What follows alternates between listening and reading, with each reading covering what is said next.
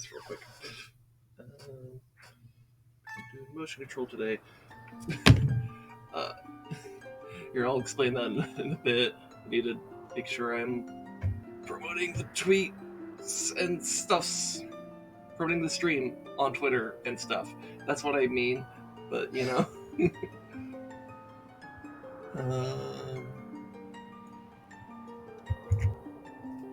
Okay.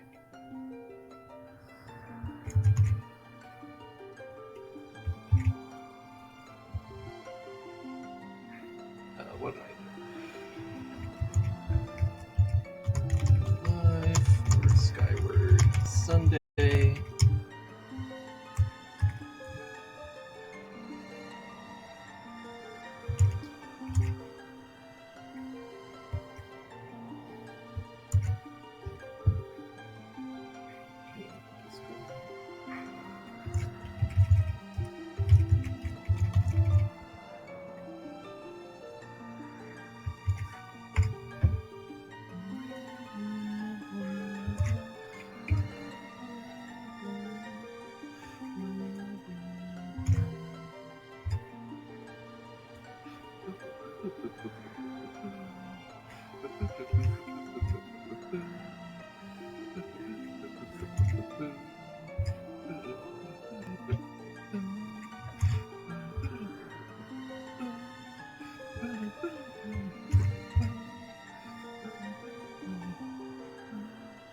I think that's all the Discords that need to ping.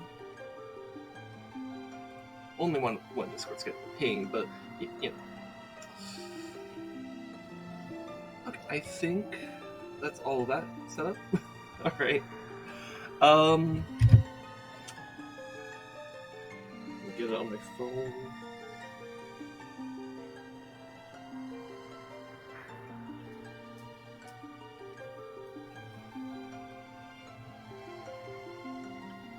I really love this rendition of the Fairy Fountain music, by the way. Like, with full, like, orchestra that they have for Skyward Sword, it's really beautiful. It's honestly one of the biggest strengths of Skyward Sword, is just how much they really committed to the orchestral soundtrack. So I really appreciate it here. I really love that rendition of your face. Thank you, Blatt. I appreciate it. I'm gonna take it as a compliment. Fuck you.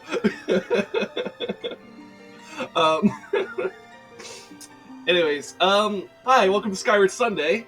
So you may notice something a little bit different about previous Skyward Sundays. There's this wavering, anxious hand over here.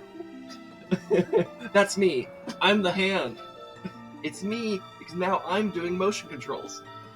Because we have we moved our Switch around and stuff the other day, and we realized, hey, now with this new setup, I could actually try out the whatchamacallit, the motion controls for Skyward Sword, which I've been wanting to do because, like, I played this on the Wii and I enjoyed it enough there, and I'm curious to see how it feels on the Switch, if it feels any better, if it feels about the same, or if it somehow feels worse. I don't know. I did a little bit of... What? Okay, my wife's just barking at me. Okay. But yeah. I'm just shaking. Yeah, that's like, if I... Hold on, let me just actually try to hold it still. This is sincerely me trying to hold it still, and I feel like it's getting worse.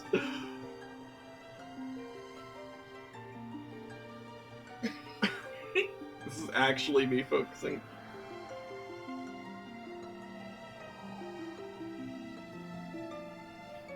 Yeah. So... my old Xbox controller is like that. I can't stand still in the game to save my life. Yeah.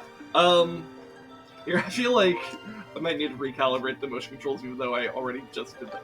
And that is one thing I noticed, when I was... Because we tested this out the other day. And I wanted to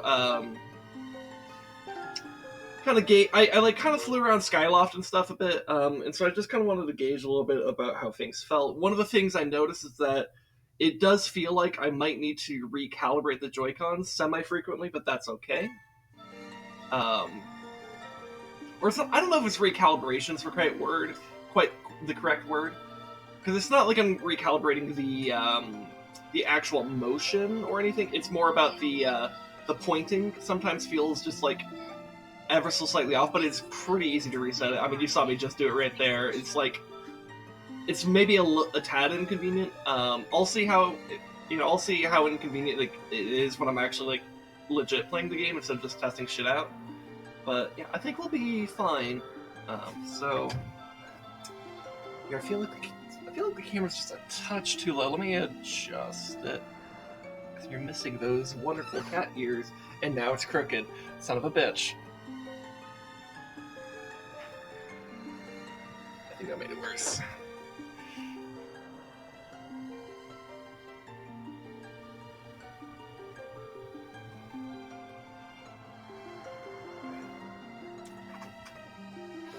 That's still crooked. You know what? I'm not gonna fuck with it anymore. We're just gonna be a little bit crooked today. It's fine. Okay, no, it's not fine. I'm sorry, it's bothering me.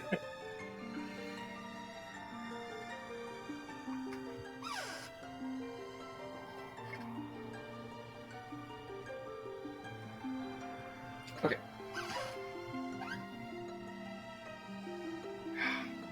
Every time I'm like, it's okay, then I notice something. Alright. Sorry. Alright, yeah, like I said, in that process, I feel like I got it let's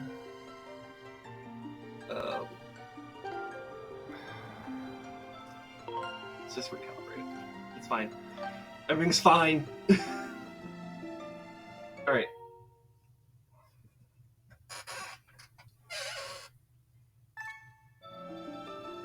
Okay, we're gonna continue. So today, we're gonna go to the Lanayru Desert.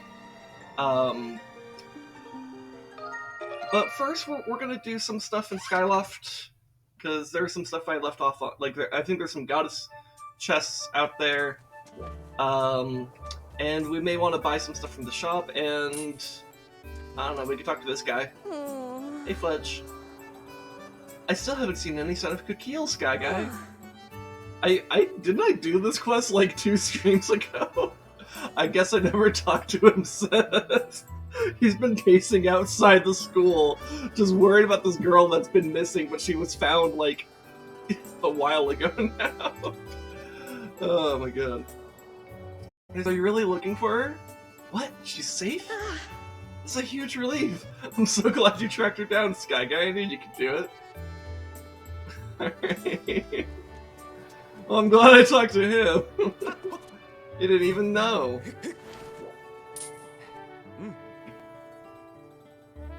Could there truly be a world below the clouds? Should it even exist? I imagine its terrain to be the exact opposite of our lush green world. Probably nothing but dust and rock. I mean, the place we're about to go is kind of like that. But like, Fairy Woods is very green. But he doesn't know that. What does he know? He's just a sky nerd. I'm a sky guy. Alright, let's catch these butterflies. Oh. That's not what I... Hold on.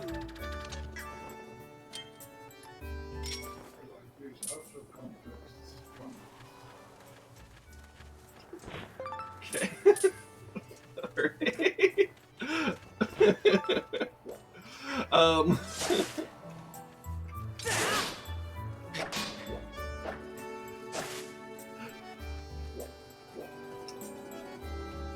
Forgot what I was saying.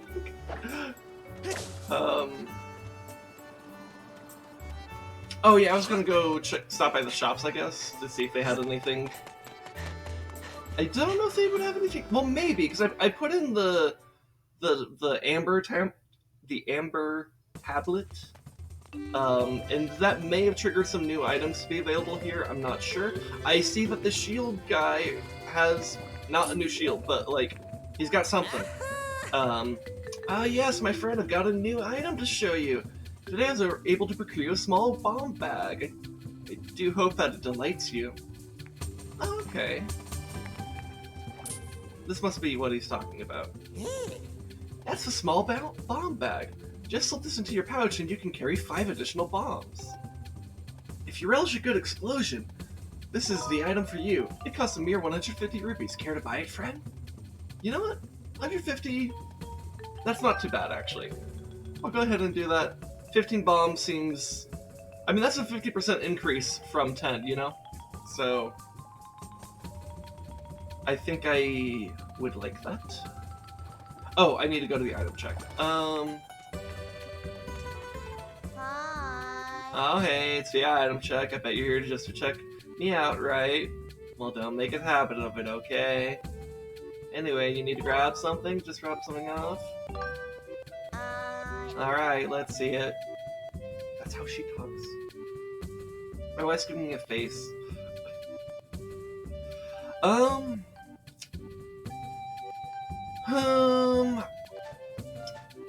I don't know that I need extra seeds, really. So I think this is fine.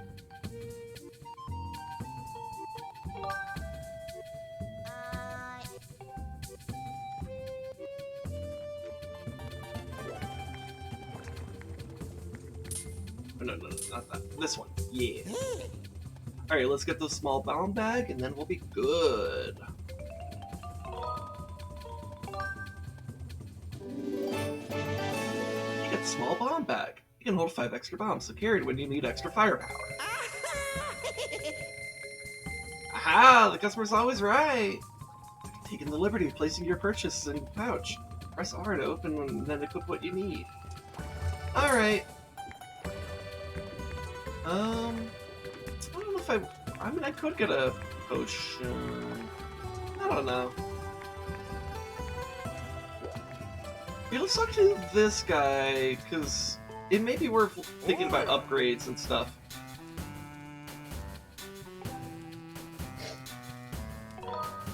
So let's look at our upgrades, see what options we have. So, like, for the bug net, we don't have any of the things we need for it. Okay. We will find tumbleweeds and ancient flowers in Lanayru. The evil crystals are kind of rare. You only get those in special circumstances. Though I think you can find them in like a chest and stuff. This one requires dusk relics, which I think are not available until a good while into the game.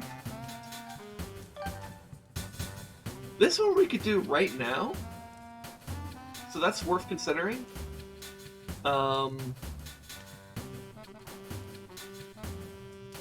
It will take both ornamental skulls and monster claws we have, so that would be the main thing that would make me hesitant on that. And then looks like we could upgrade the bomb bag, which all we would need is another ornamental skull. That actually is probably better than a healthier shield, to be honest. Because having a upgraded shield mostly matters for its durability. So I think I'm gonna hold off on the upgrade and then maybe look for an ornamental skull when we're down on the surface, and then use that to upgrade the bomb bag. Sounds like a good plan to me.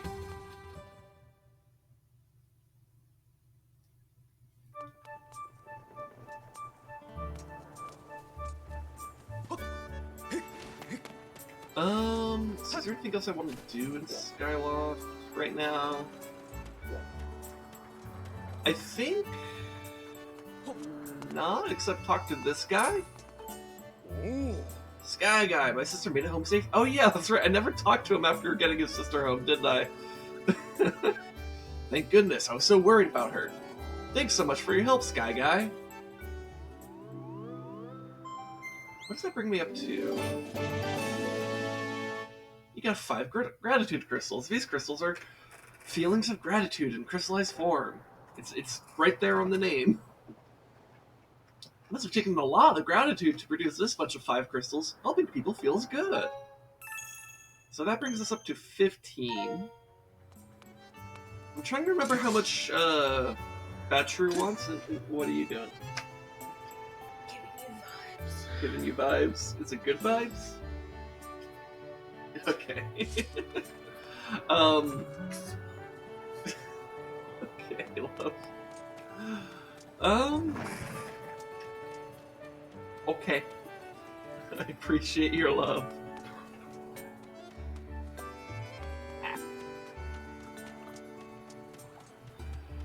Anyways, so if I remember correctly, the 3 Goddess Cube chests, because I think we got 3 from the Elden region. I seem to recall they're kind of vaguely in the northeast part of the map. So I'm gonna go ahead and... Oh, that's right, I fly with motion controls now. Okay, so there's one out that way as well. So maybe I head to this one first, and then kind of like do kind of like a big loop, and then maybe head back to Skyloft with that, depending on what I get. I didn't check with Beetle's shop actually, so maybe I will head back to that. So let's head over here. What? Oh, in Breath of the Wild? That's okay. I mean, you can hold on to them, so it's fine. The beetles will be fine, and Beetle will be fine when he gets the beetles. He'll also be fine if he doesn't get the beetles, but he's just really excited when he does get the beetles. Because he loves beetles. Beetle loves beetles.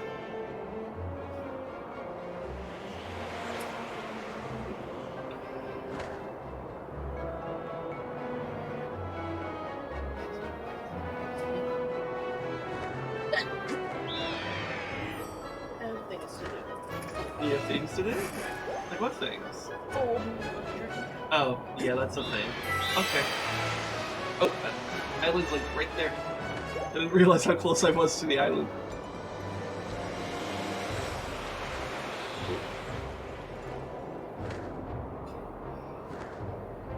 Okay.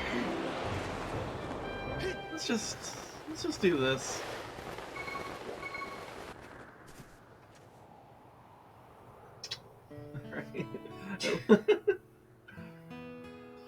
Bless the sinner. Thank you for blessing me, I guess. Love the sinner, hate the sin. I love you, babe.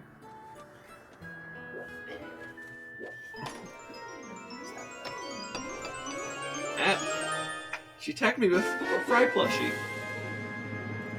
And I got a silver rupee.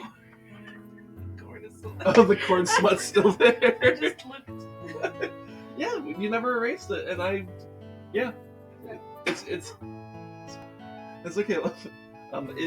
It's fine. So, all right, love you. Maybe he's got 100 monies.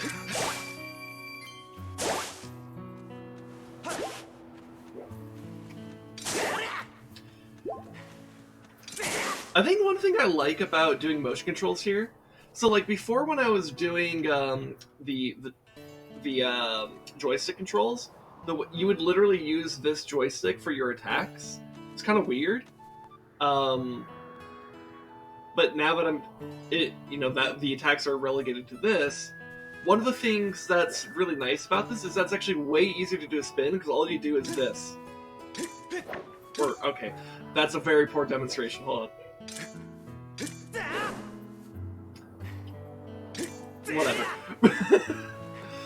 I don't know why that demonstration was so poor. Because I was trying to demonstrate that it was like a lot easier to do a spin.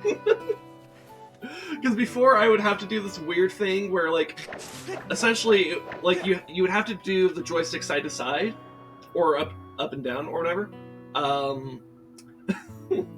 And that's how you do a spin. But that's awkward because those are also your attack directions. So that'd be like if I'm doing this, right? But now it's actually a lot easier to do this motion, for example. Like if I want to just attack repeatedly like this, it's a lot easier, you know? But if I just want to do a spin, I mean, maybe it was something about lifting it up here that made the motion confused, because when I do it down like here, it seems pretty consistent. I don't know, man. Maybe I just need to, like, scoot back, like, all the way to the wall. I am against the wall.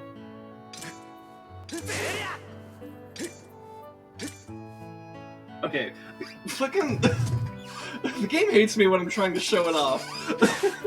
This must be how Nintendo felt when they were actually showing this game off at, like, E3 2010, 2011? Fucking goddamn it. I know it works. It just was being stupid when I was trying to show it off. Son of a bitch.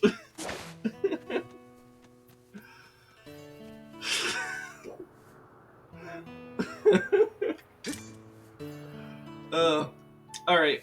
Well, whatever. Point is, God hates me, but then...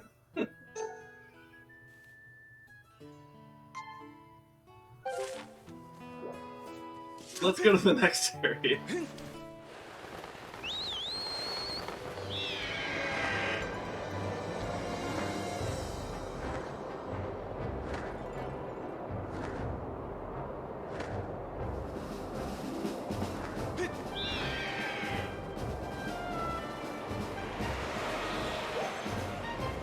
So I think this is the bamboo cutting area.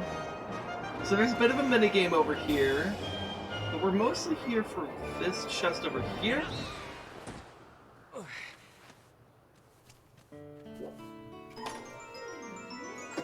Which I don't quite remember what's in here.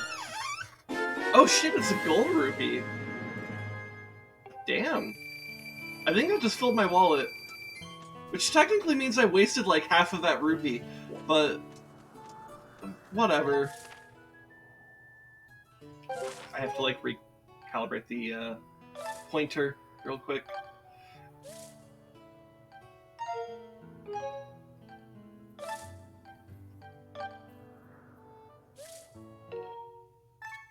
There we go. Yeah, that recalibrating is gonna be a bit annoying. Anyways, let's do this little mini game. This is Pieter. Whoa, is that you, Sky Guy? Thought you'd never run into... Fuck. Never thought I'd run into you here. Wow, why was I having such a hard time reading that? My eyes are up here, Pieter. Oh my god, you're right. Look at him. He's like... It's not even that he's like staring like at like... Okay, so here, what's weird is like based off the angle here, it doesn't really look like he's like looking at like Link's dick, but it also doesn't look like he's like looking at like his like tits or anything. It looks like he's looking at Link's elbow. It's like, damn, that is a fine elbow. A swordsman elbow. The elbow of a swordsman. Nothing's hotter than that. God, Pieter, stop it. What is this place? This here's my secret spot where I come to work at the kinks out in my sword arm. Oh my god! Whoa! Whoa! That bit worked too well. I was making a joke, so you see how this guy, he kind of looks like he's not looking Link in the eye, right? So, but he's not like looking at dick level, he's not looking at tit level. So I made a joke about how he's looking at elbow level. And then he said this. This is where he comes to work out the kinks in his arm. He's got a thing for elbows. Okay. On your jacket. Oh. Got very warm in the bathroom. I don't even remember leaving it there, but thank you. Anyway. Love you. Damn. I've never had a bit. Well, actually, I've probably had other bits like that worked, but wow, that was maybe the weirdest bit to immediately get confirmed by the game. Pieter is into elbows, swordsman elbows.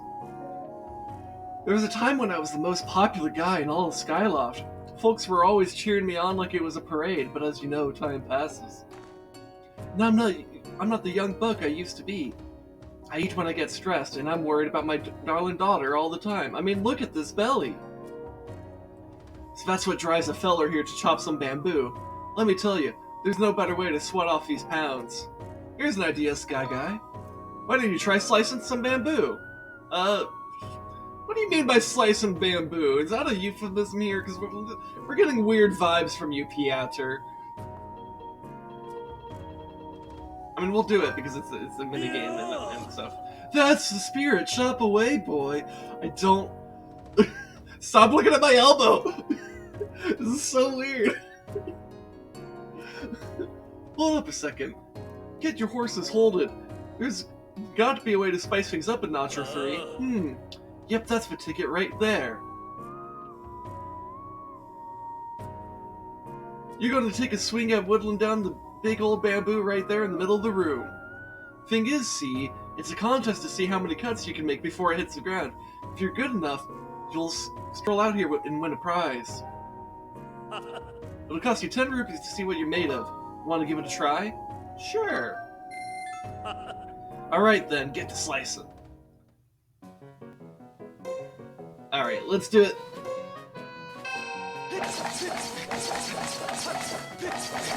Oh no, oh no, no, no, no! Well, I pushed it too much to the right.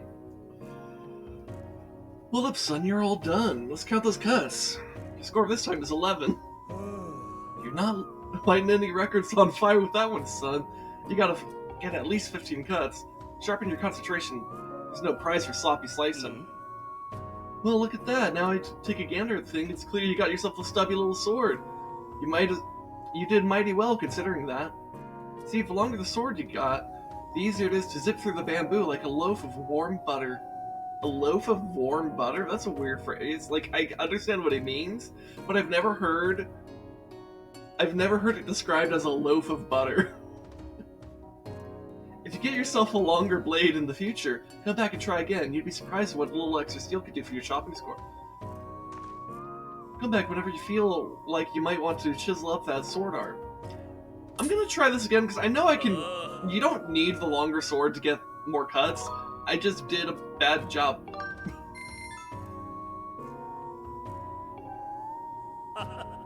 So let's try again.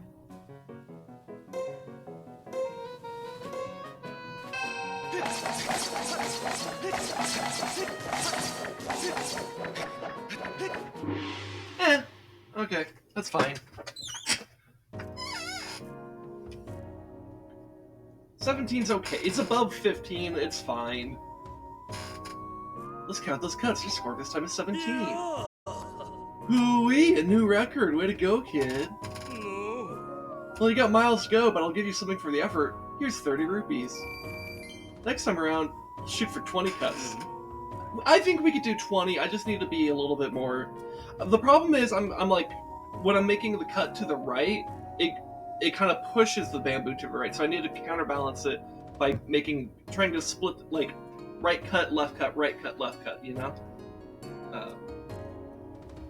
Anyways, I don't need his whole speech about having a longer sword.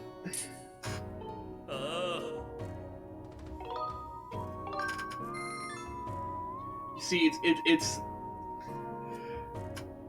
not the size of, it's not the size that matters here. It's the motion to the ocean, you know.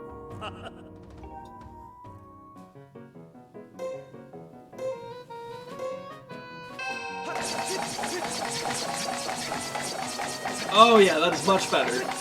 Oh my god, yeah, that was so much better. Yeah, 28. That's much better. Versus talking shit over teeny sticks of butter when my man Piater needs a thick loaf. Then he makes things about your short sword. Yeah, what the fuck is up with Piater?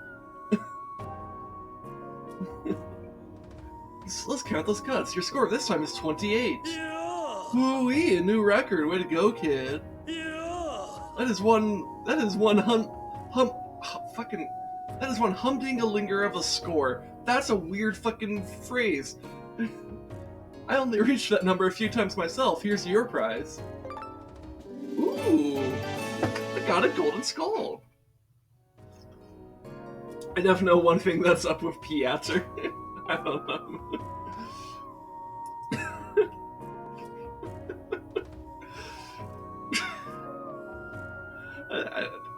Yeah. Look, Piatr is weird. I think we can all agree on that. We're gonna walk out now. We got a golden skull. That's good enough. We're gonna take the golden skull before he gives us a golden shower. Yeah.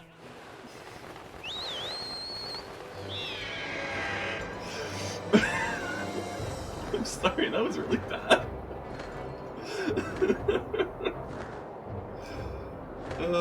Alright,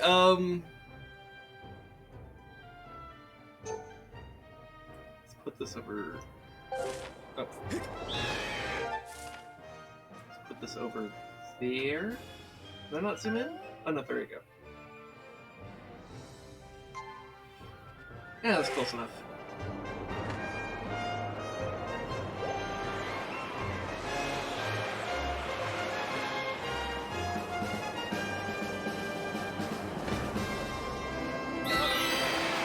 You know, one thing that's interesting is that because I did play this game on the Wii years ago, so many of the motion... Oh, shit.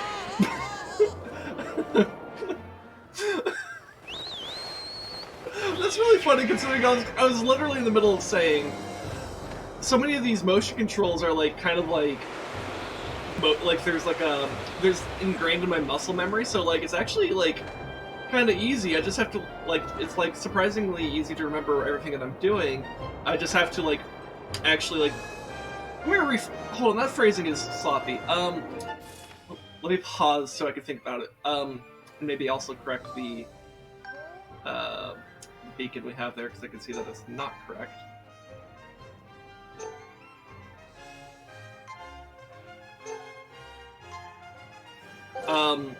But like, sorry, the tornado really did throw me off, literally and metaphorically. Because I played this on the Wii, there's like some muscle memory back from when I did do that, and so the motion controls that exist on the Switch are very similar, if not identical. And so it's actually like kind of surprising to me how much I can, how much I just instinctively know what to do. That's what I was trying to say. And then I ran into a freaking Skynado. A small seed satchel. With this, you can carry 10 extra Deku seeds. I don't really need that, but okay. I forget how old I am, but I can point you to endless chests in the Borderlands that I only played through once or twice a decade ago. I get it. Yeah.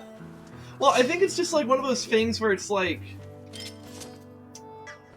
if you've played a game before, especially if you played it like when you were younger, or especially if you played the shit out of it when you were younger, you'll just remember all sorts of things about it. Like, eventually, one thing I want to do,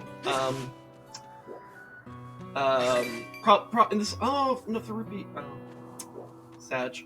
But like, one thing I want to do, probably after Tears of the Kingdom, because like I'm going to be doing this, but I'm going to be doing Breath of the Wild, and probably by the time I'm done with Breath of the Wild, Tears of the Kingdom will come out, and so then I'll be doing Tears of the Kingdom. But I think maybe after Tears of the Kingdom, maybe that might be a good time to do Twilight Princess. Because that's my favorite, not just my favorite Zelda game, that's just straight up my favorite game. I fucked it. That's fine. But, I did not fuck Twilight Princess, I fucked the... out of context. Anyone who was just listening, I didn't... That's not what that...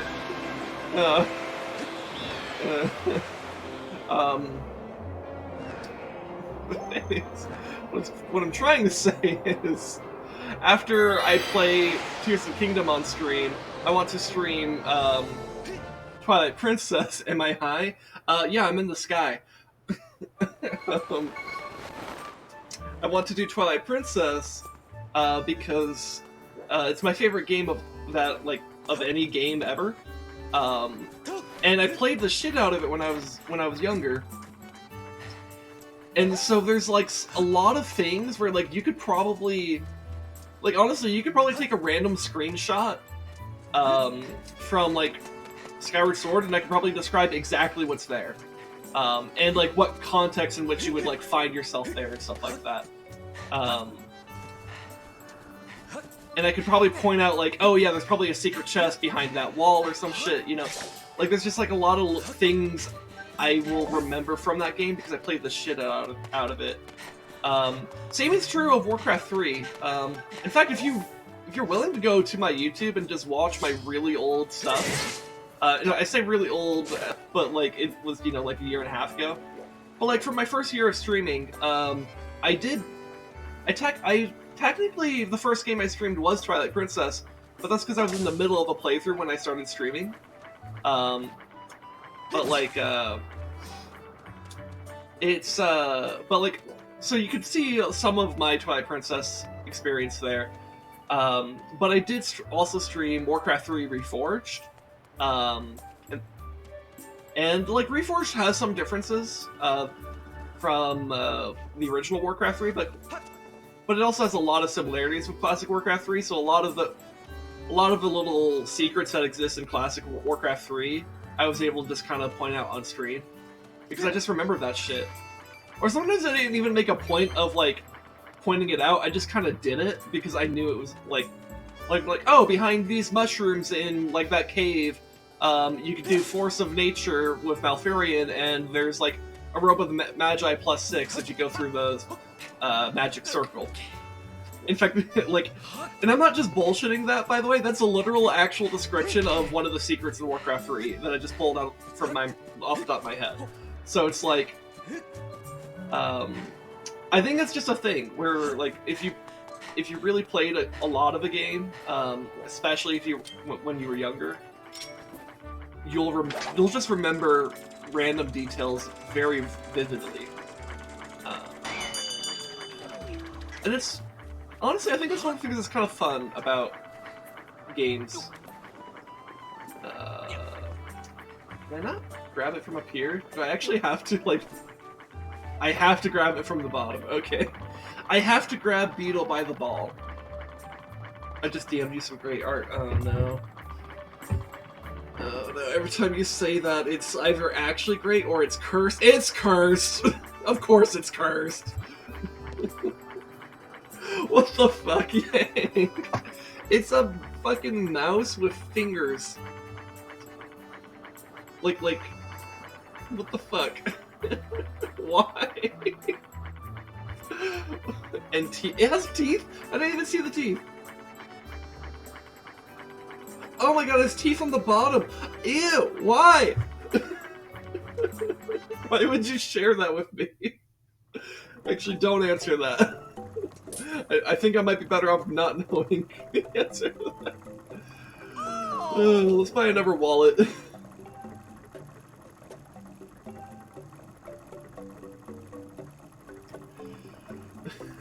Oh my god.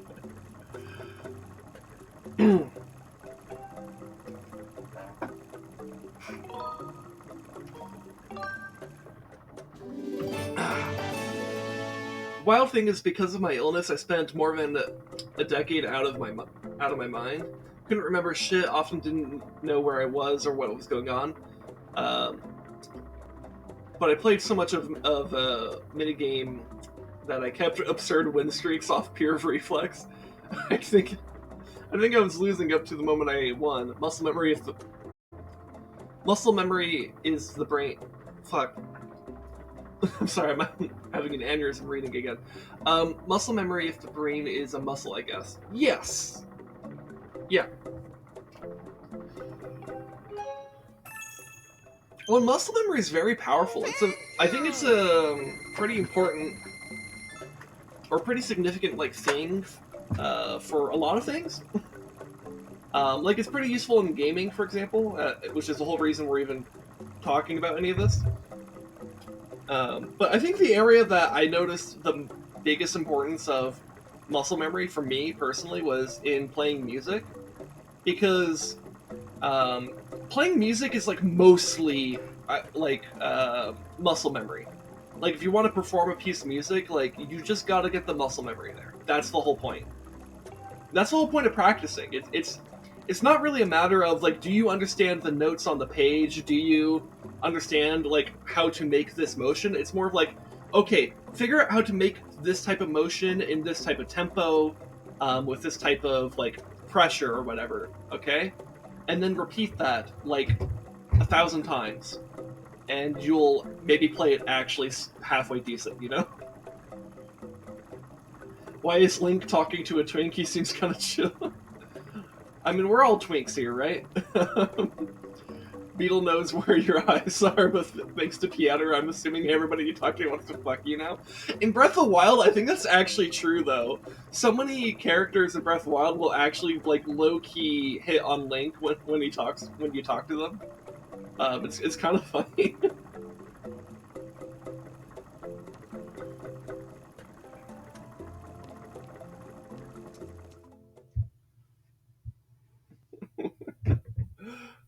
Hey, look. This is, I think, the right type of chat to go straight from, like, deep philosophical discussion to, like, some dumb shit. I think that kind of summarizes me in a nutshell, where it's like, I love talking about some, like, philosophical shit, but I also love talking about dumb shit. I also love getting philosophical about dumb shit. You know? Why am I back in here? What was I thinking of? We're multitasking here. Yeah. I guess I could buy a potion. I don't know. I don't know what I want to get here.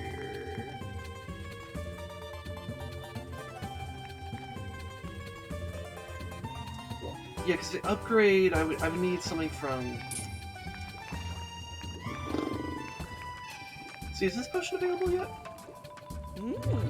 That is the Guardian Potion. This stuff makes you feel invincible. It's a potion that reduces the damage you take for a little bit of time. If you find yourself facing an opponent who's a little out of your league, this is the potion for you. This kind of potion doesn't come cheap, though. It's 200 rupees. How about it? You know, that's an interesting one. I'll go ahead and take that, because maybe if I'm up against something that I think might kick my ass, this might be a good thing to take proactively. And then the fairies can act as backup. Zelda's been getting fuck me eyes all stream, found a dude and 2 weaknesses. No, that's not Zelda, that's Tingle.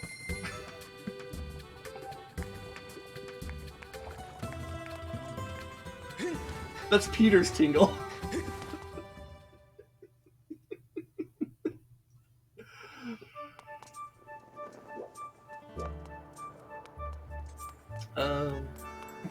Anyways, I think that's all I need to do in Skyloft. I think I'm gonna head out to Lanayru Desert now.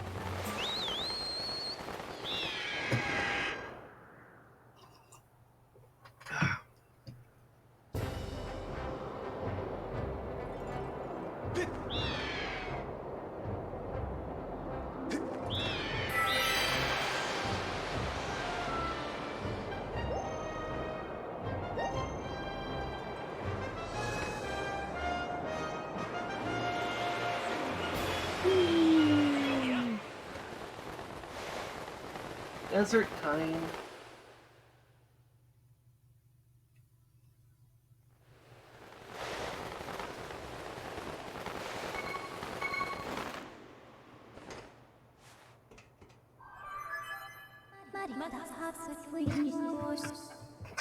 Report, Master Sky Guy.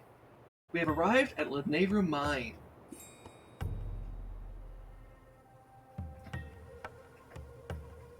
Yeah, checks out. Lanayru Mine. This arid region was transformed into a desert over the course of several hundred years. Only 100? Only several hundred? Wow. Normally, it takes much longer for that amount of climate change to happen. Though, to be fair, this is a very industrial area. We can beat that, yeah. I was kind of about to make that point, is that this is a mining facility, which means it was a this is a very industrious area, which can have the side effect of a fuck ton of pollution and man-made climate change. Or it might be better to say artificial climate change, because it's not necessarily just, you know, humans that did this, per se. And it's got a goddess cube. Are they mining lithium? No, they're mining... what's the best way I can describe it without saying what it is? They're mining the future. Anyways, I have to be very careful with the cicada. I remember these are very sensitive to your motion. You basically have to get this on the first try or it dips. Yeah! You caught one sand cicada. The larvae of these bugs stay underground for 10 years or longer. No bug is harder to catch. And I got it first try.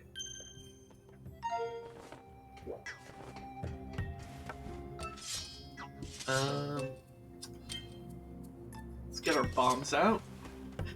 Oh my fucking god. What the fuck? Why was that so effective? You rolled like a nat 20 on that shit. Oh my god. I think it might have been because I literally just pulled out a bomb in the game. So it was like...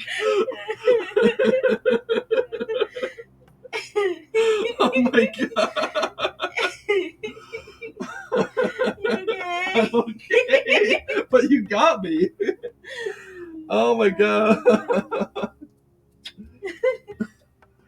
Show her the computer mouse. I said, oh, it's pretty cursed. What the fuck? Yeah. Oh my god, babe.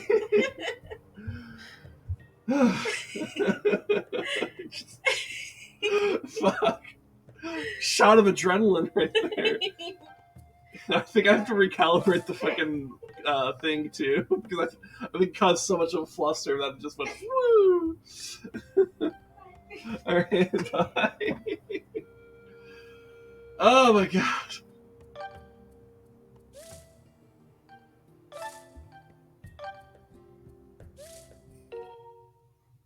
Okay. Oh, fuck. I love Sin Life. I love her too. She's pretty cool most of the time. Anyways.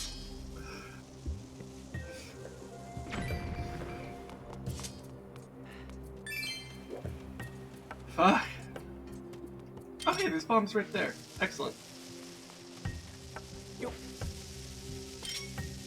Oh wait, no, that's not how you put them away.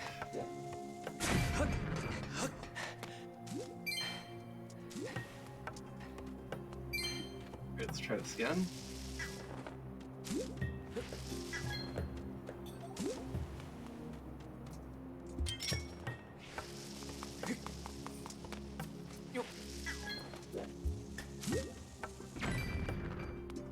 Okay, liver rupee.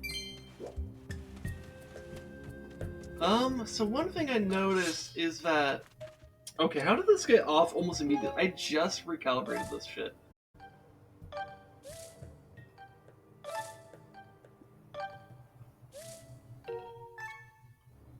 There we go. So one thing I'm wondering is...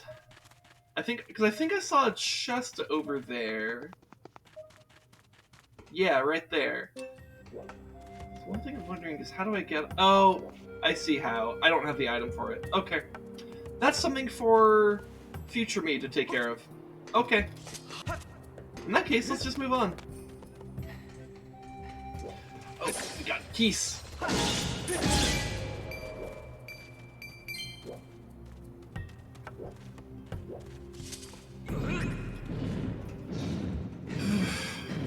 can't believe my wife just got me like that, like a fucking, like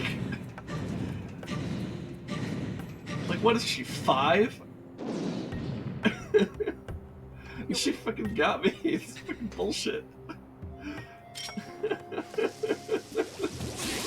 Oh god.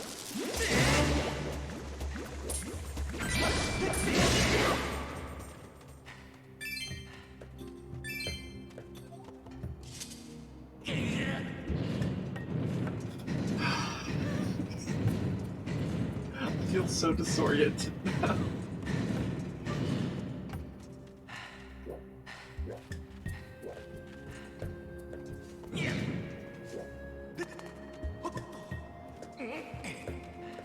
Okay. Alright, so what do we got in this? So I see stuff over there, but there's also a thing here, and god damn it.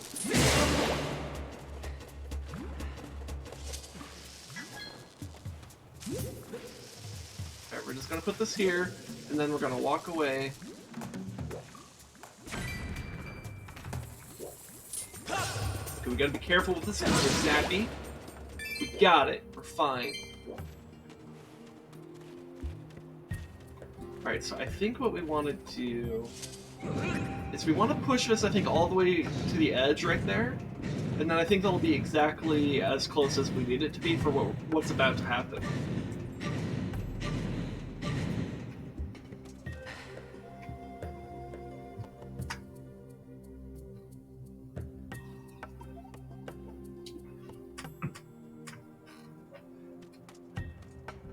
So, Yang, you said you wanted to...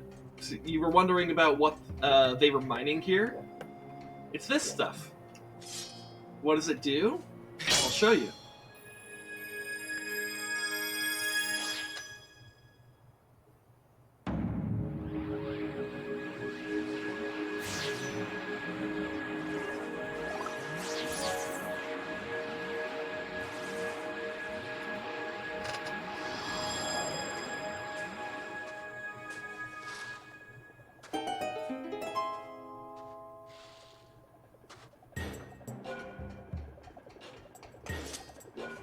Alright, so now we can talk to these robots.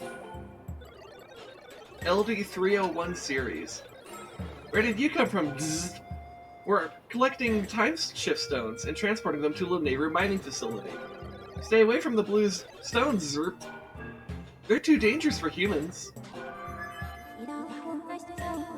I'm able to confirm that a time shift has occurred within this space. Any impact to the blue stones causes a sustained temporal disruption field in the surrounding area. Readings show that this area is in a past time state. So we've gone to the past. That's a minecart for transporting time shift stones, Zerp. They're not for human use, so get lost, Vrr.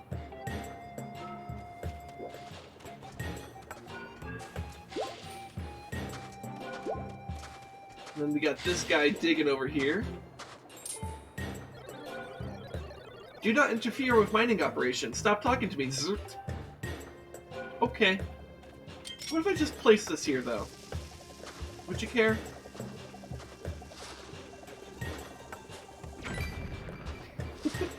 Not a single fuck given.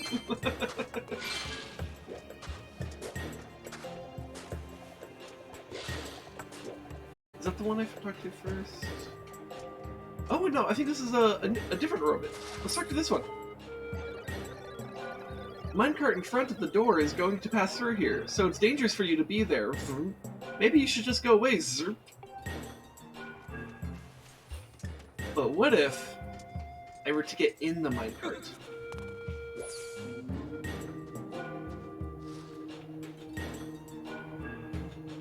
Wait, I probably want to get in that minecart to the right, actually. Hold on, let me redo that.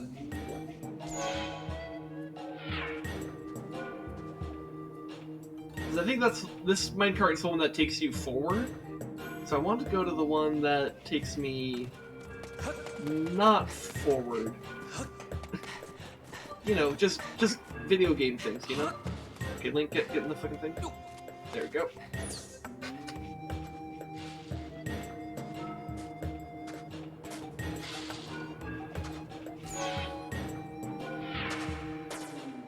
Oh, there's a chest here.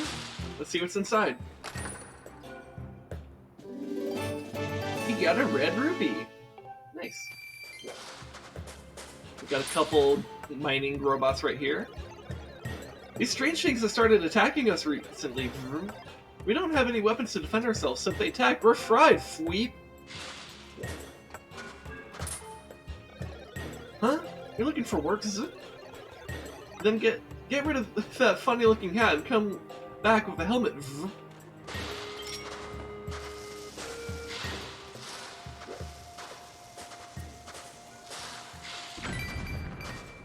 Alright, a rupee and a rupee. Alright.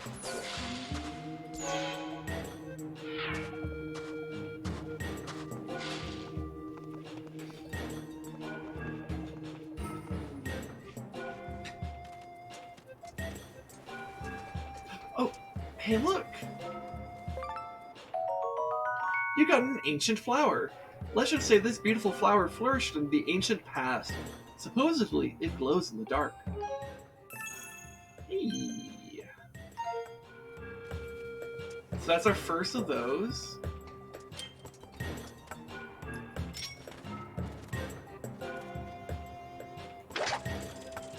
Alright, so let's collect these rupees over here. Oh, if I could control better. Okay, I need to be more stable. Flat.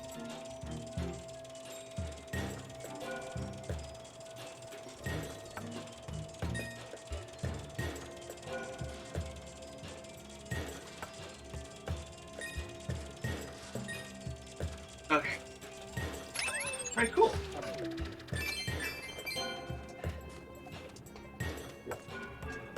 So I'll have to get used to how flying the beetle works with motion controls now.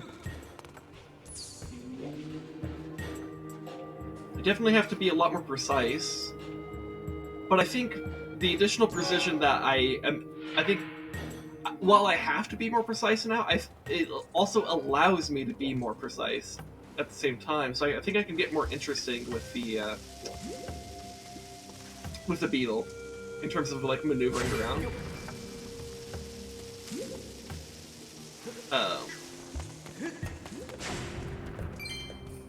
Which is pretty good.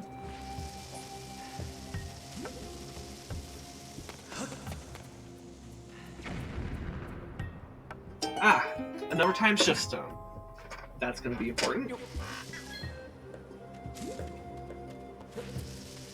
Anyways, how do you guys feel about bomb basketball?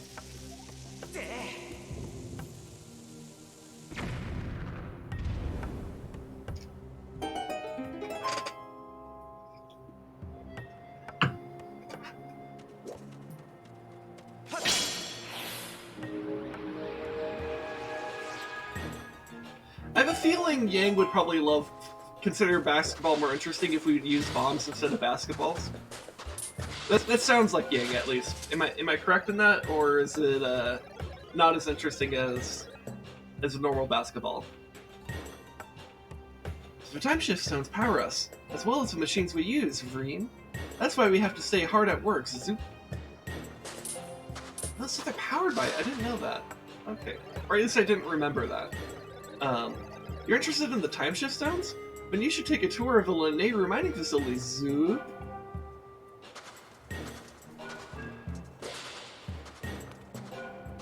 Some Molotovs, but for sport? Yeah. Yeah, why not? What could possibly go wrong with that?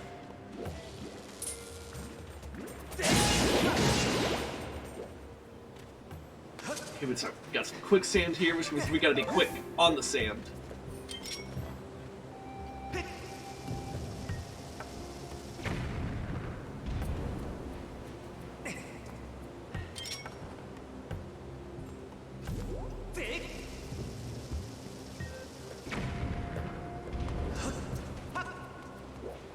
Okay, rupee. And a freaking bat!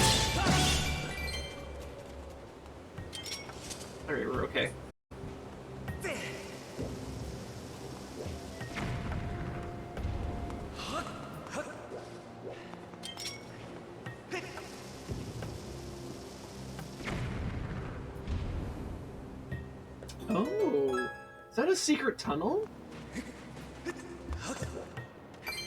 Secret tunnel! Secret tunnel! In the mining facility! Secret, secret, secret, secret! Tunnel! With a red ruby!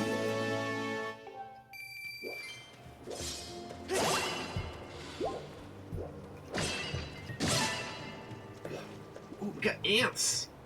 Okay. Let's grab the ants. Got him! Got 2 Lanayru ants. It said these ants store water deep in their nests, allowing them to thrive even in the intense heat of the open desert. Nice. So there's what, maybe 4 bugs we haven't encountered yet? Oh, there's another bug. I didn't even see this one. Yeah.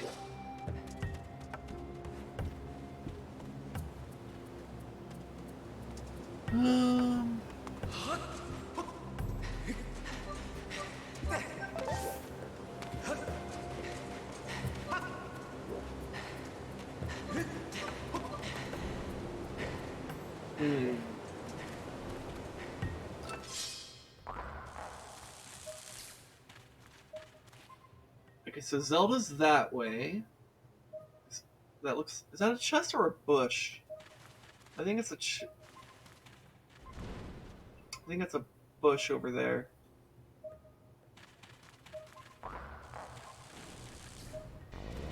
Anyways, that for sure is a chest, but it doesn't look like you could reach it from this end, so I almost wonder if maybe you go that way and then back.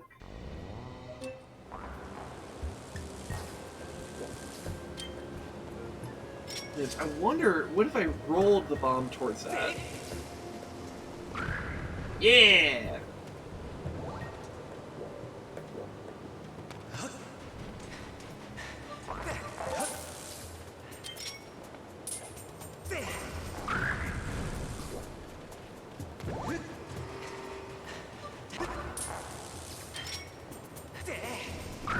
I appreciate that if you land the bomb directly onto those creatures, they just instantly explode the bomb. Why does this plant over here look weird? I'm very confused about it.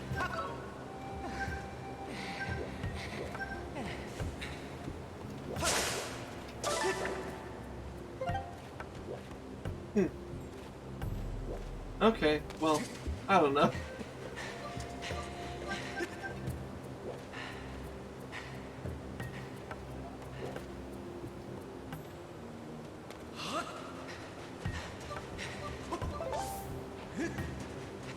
What's with these bushes?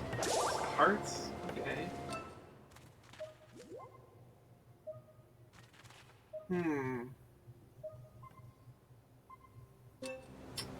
I don't know. Don't know what's up with that.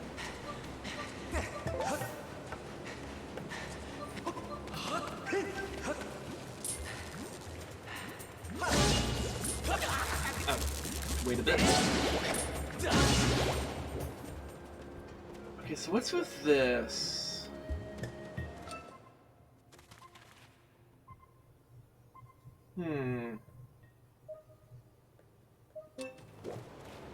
It's kind of sus. I'm gonna pull it out because it probably leads me somewhere, right? Or there's probably gonna be like maybe some kind of time shift stone. I don't know. I'll figure it out.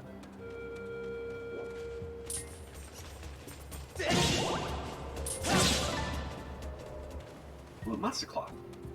We need more of those.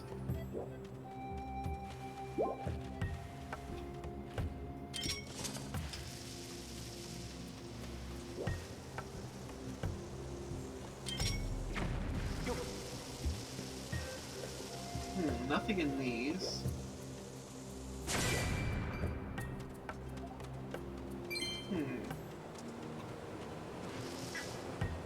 More bombs.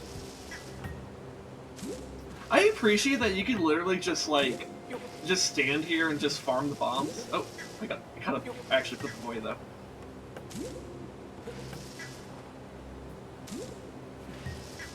Like, it feels like it's an exploit, but it's literally intended game design.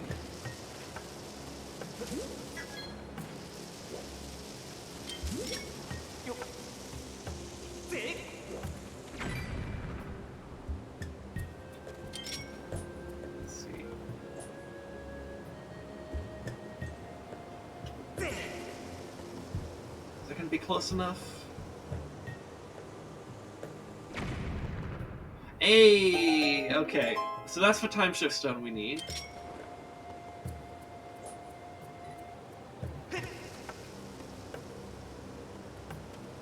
While that goes off, I'll grab a couple more bombs, and then we'll be on our way. There's a pretty wide range on the time shift stone there.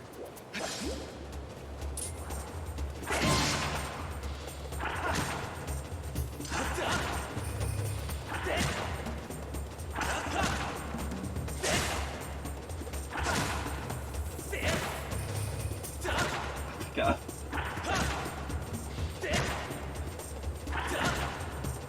I'm just gonna keep doing downward strikes until it, like... Okay, well...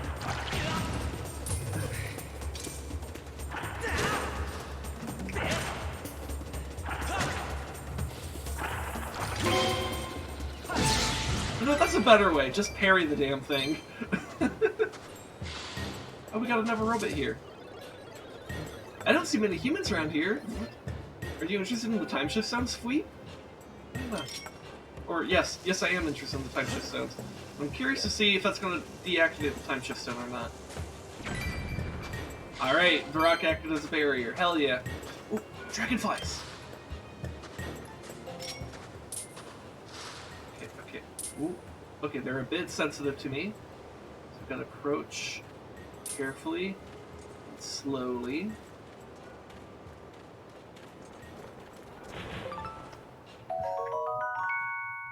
Alright. 2 Gerudo dragonflies. These stunning insects have compound eyes, more beautiful than rupees, and wings as transparent as glass. Interesting.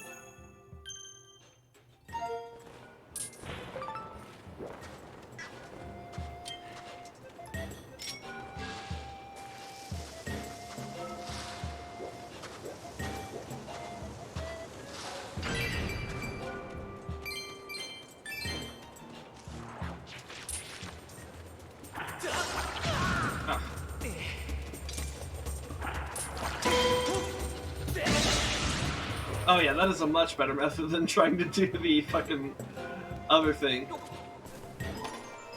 Alright, so what do we got in here? The golden skull. Not bad, not bad.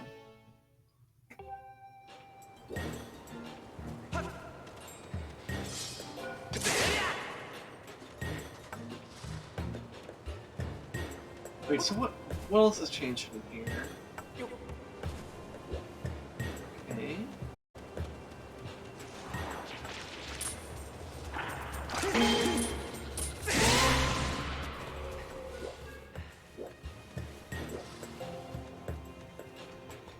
Well, I guess we can get in this. I was right to... My instinct about this one was correct.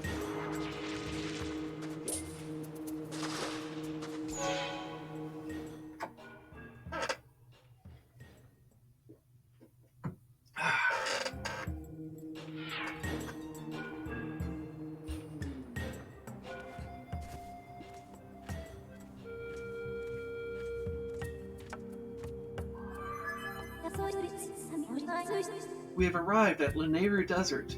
The terrain in this area changed dramatically as climate forces rapidly turned it into a desert.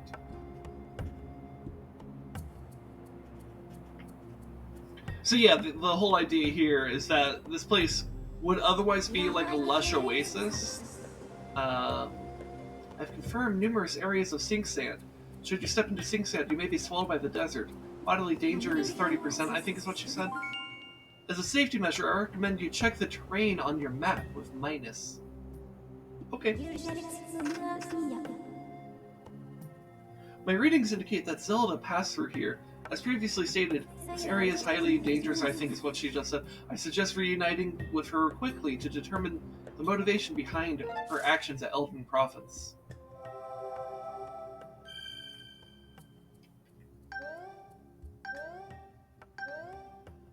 Alright. Cool. Anyway, so as I was saying, this place would otherwise be a lush area, but because of the mining industry that was going on here and its side effects, it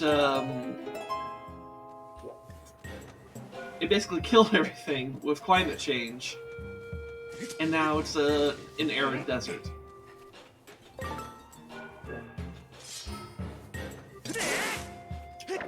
You may take whatever messaging you want from that.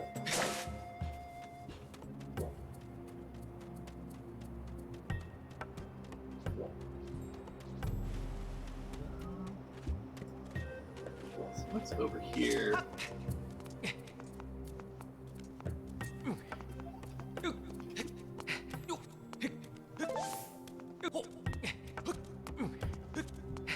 God, how bold would you have to be to actually, like, do a leap to the side while rock climbing like that? Some dangerous shit, Link. Oh, I know what this is, but I don't have what I need to grab this. Okay. Let's see, what's in here? Ooh, a chest! What do we got? What do we got?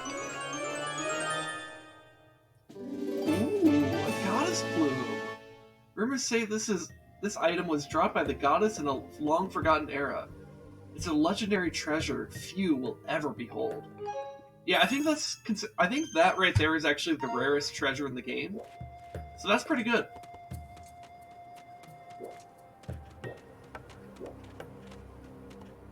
Oh, an ant. Gotta get the bugs.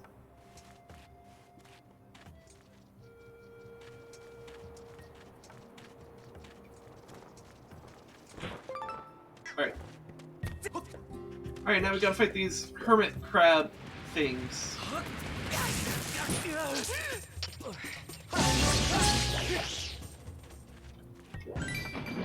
I think that was a good trade. A little bit of damage for their life. That's fine.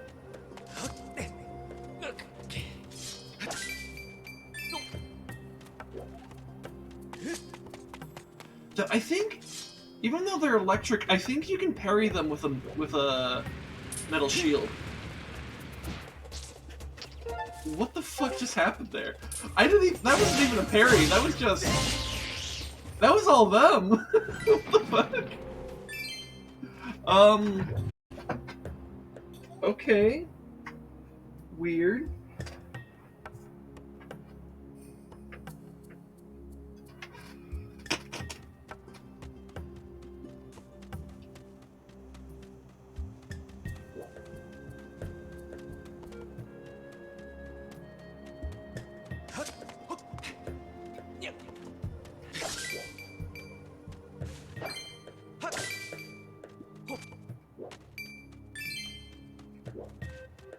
Tumbleweed, that's right, tumbleweeds are a thing. Okay. Yeah, okay, I was right. So if you parry the electric hermit crab snail things, whatever they're called, you don't get the electric effect. That's really good to know, because I wasn't 100% sure, but I seem to recall that being a thing.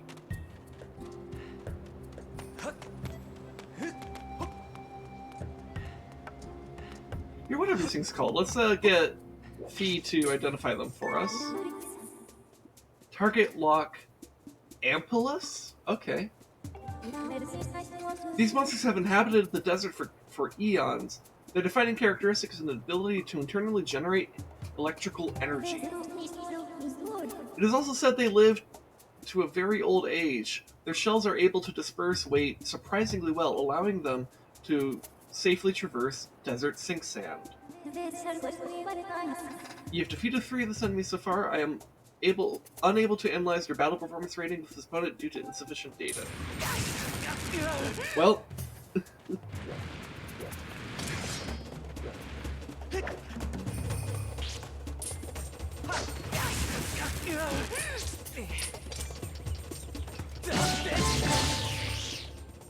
I mean, battle performance might not be great against them, but I'm winning, right? So it's gotta be something. Oh, we get more cicadas over there.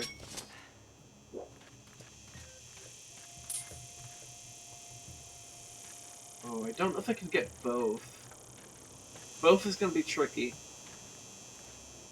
Maybe if I'm very gentle about capturing them? Like if I just basically do this? Okay, that's maybe too gentle. Okay. Alright, no, but that was the right idea. Okay. So if you're very gentle with the cicadas, gentle but firm. Right? Alright. Excellent. Well, that's very good. So there's a goddess cube over there, there's some stuff over there.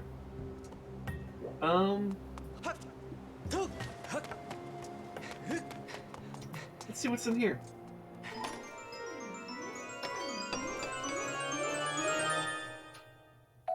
A tumbleweed! Who stores a tumbleweed in a chest?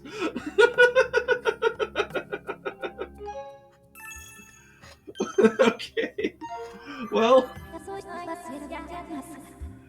tumbleweeds sometimes roll across the sand in Lanayru Desert and other places. Tumbleweeds are used as material to upgrade a variety of items. You can collect them with a bug net. You know what? That's probably why they have this here. It's probably not because there's like some lore of this guy who really liked tumbleweeds, though maybe there is, I don't know.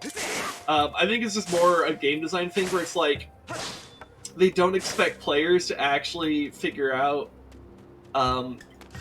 that you're supposed to collect.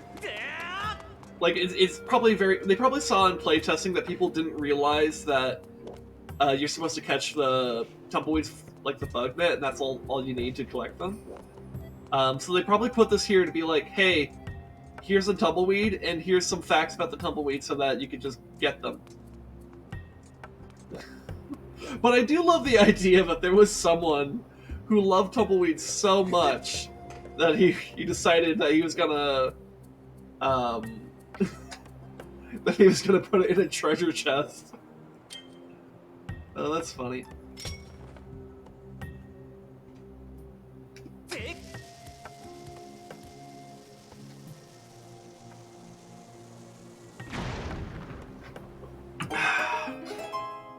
Right, another time shift stone.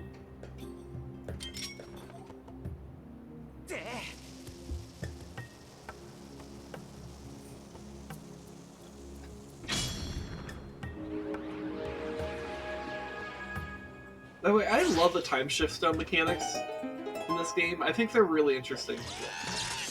Oh, he's got a zappy weapon. Oh, well, that's unfortunate. Help, Zert! Yeah, I'm a little bit busy here. Oh. Okay, I need to be careful.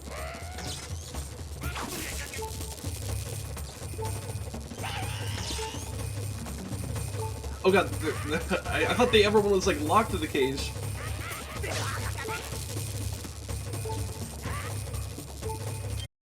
Here, have this.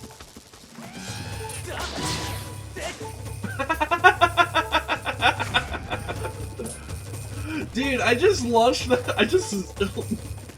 I stabbed that guy out of existence. It's not that I stabbed him and he died, it's that I stabbed him out of time. Like, how wild is that? Alright, I think I need to parry these guys. I think I also killed that guy, but he also went out of existence. What is a worse fate? Actually being, like, stabbed to death? Or, like, being shoved out of existence? Like, literally, like, just physically pushed out of existence.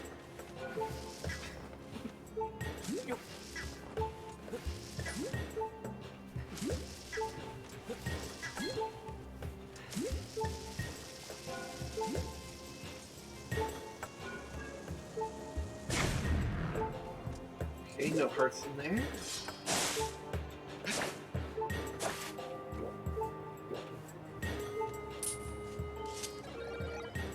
Thank you, Zert.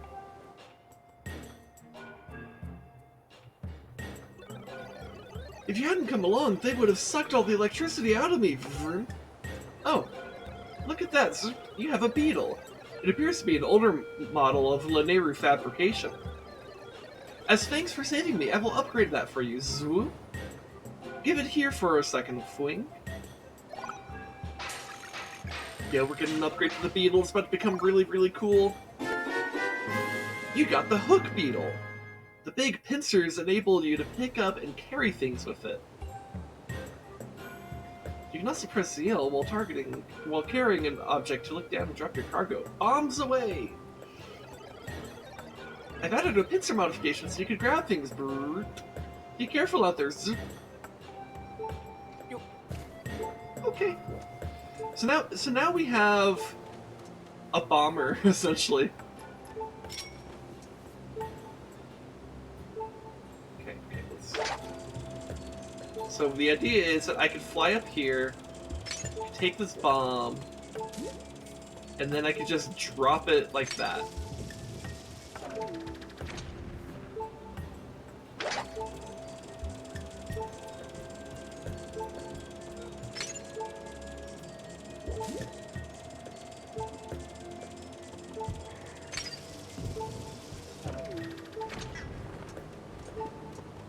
And I think that's cool.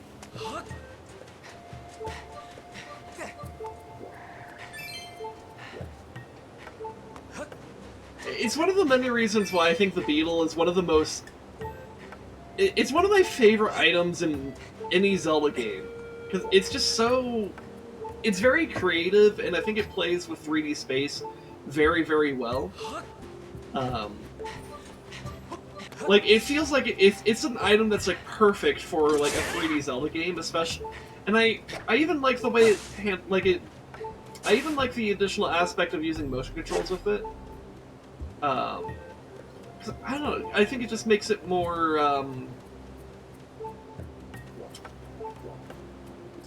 I think there's just something about the level of control that you could have. And the fact that, like, you're literally just, like, taking this through 3D space and, you know, like, dropping bombs, or I could also do this. I could kamikaze that shit.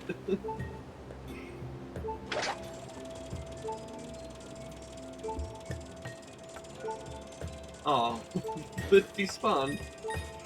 That's a bit rude.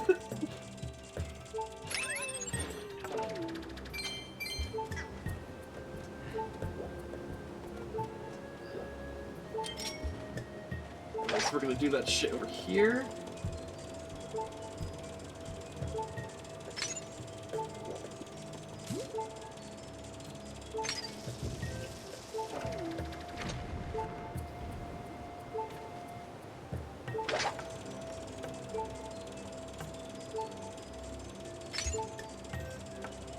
I appreciate that the grabbing range on that is pretty generous.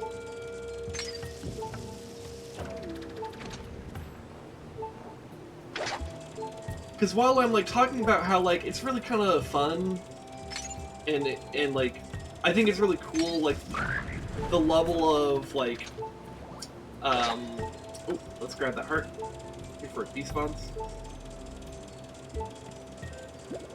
Like, I think it's really cool, the level, like, how much you can maneuver through this 3D space and stuff.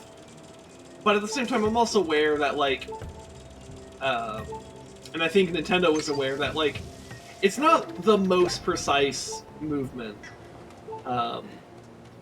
So they make a lot of things pretty generous. Because especially back in 2010, 2011, that kind of sensor technology was pretty new. And there's still, you know, even now in 2023, there's still just... There's a lot of kinks to work out with finite, or not finite, with fine-tuned motion control.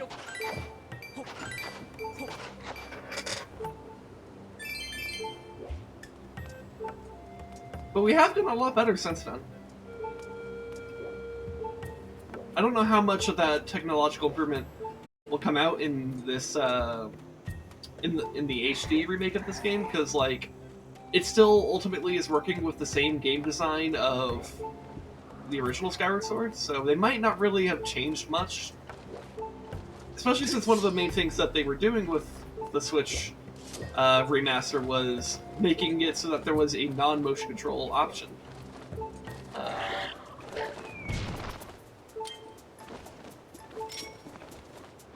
See, can the beetle itself hurt these?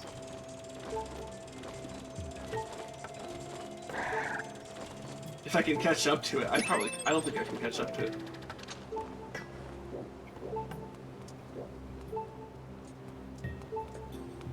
But what I can do, while it's perched on that tree,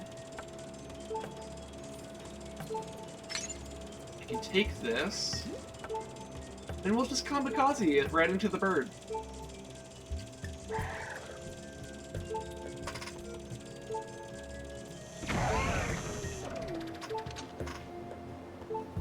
Ooh, that's a red ruby.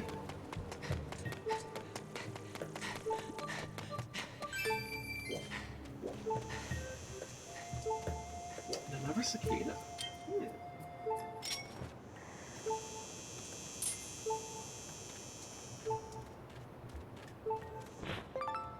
There we go.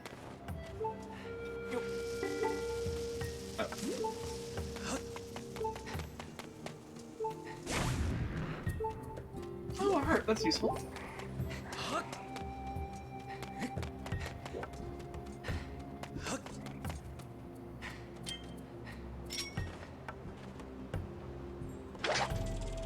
So I know one other thing you could do that's really nice here. Grab the bomb, and you can kill these ahead of time.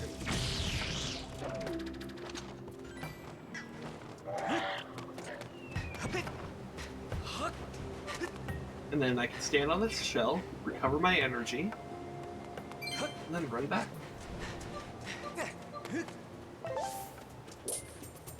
So now I have to worry about this. Wait. Do that. There we go. I want your heart. Some more ants. Got 4 ants over here. Is that one gonna kill itself? Oh, it can walk on the sand. Okay. Hearts. That's good. That's very good.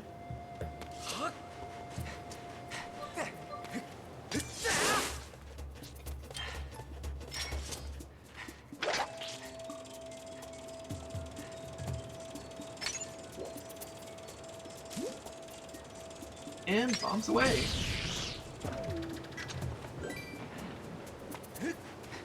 Ooh, I might just barely reach this though. Ooh, yeah. Great. Let's go get the goddess cube and dig up whatever is in these.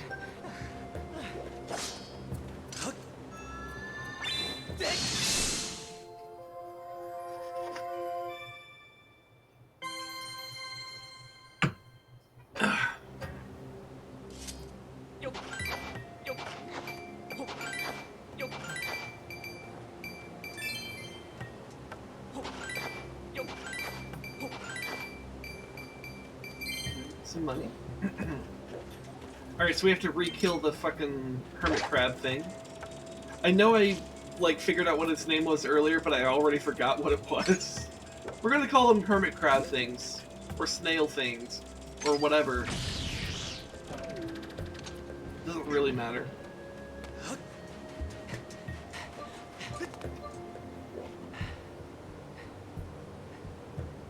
Wait. Oh no, okay, yeah, no. We're in the right position. Okay.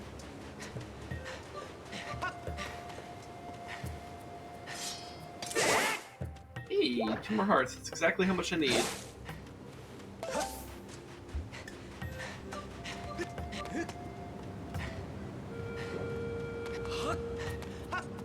Right, so what I want to do here is I want to run back this way.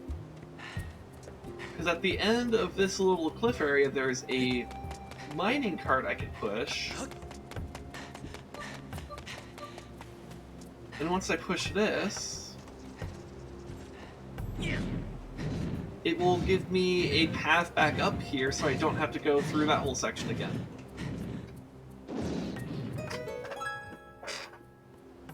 Great.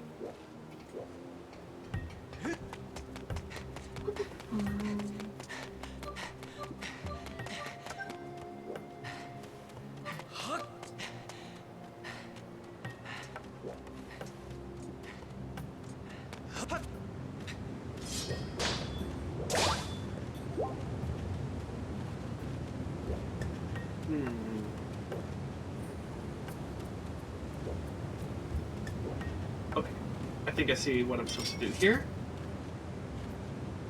Which is fairly obvious what I'm supposed to do at any given point in this game.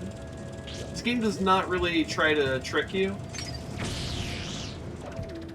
Some Zelda games definitely try to throw some pretty, like, obtuse logic at you and without any ocelots to back it up. Which is kind of rude if you ask me. If you're gonna throw obtuse logic at me, at least give me an obtuse ocelot. But this game generally doesn't do anything too strange in that regard. Which some people have criticized the game for, because some people will say it's, like, too simplistic or whatever. Which, like, maybe... but, like, I don't know, I'm not that bothered by it.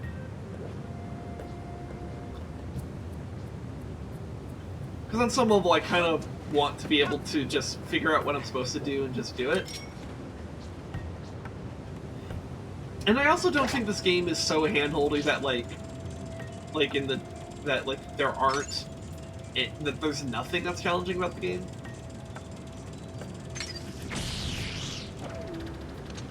Like, for example, I think the dungeons, for the most part, are pretty well done in this game.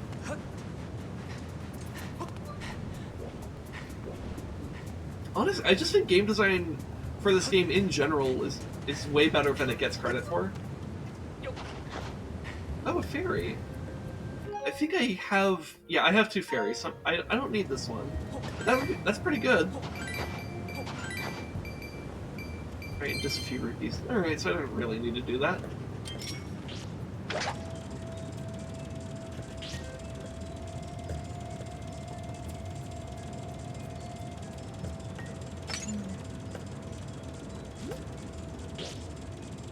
Let's get this snail creature again.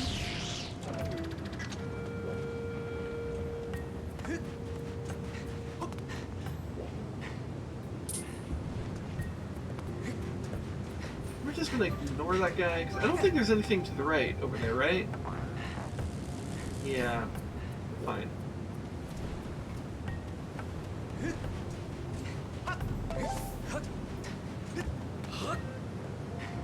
Oh, this little ledge is here. I should probably climb these up. I bet that would lead me back to where that minecart is over there on the other side over there. Which it looks like it does. Which means I don't have to do that little section again. You see, that's good game design. Like they want you to accomplish, you know, the little challenge they made for you, but once you've done it, like they're perfectly content just giving you like a little shortcut so you don't have to do that ever again. Because like it might be fun to do once, but if you have to do it every single time you're walking around here, it can get tedious.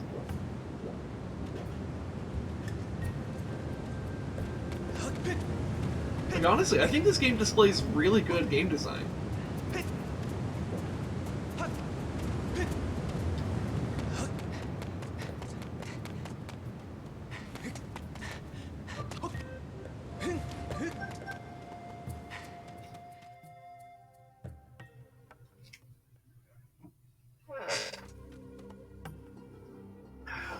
Yes, the Temple of Time.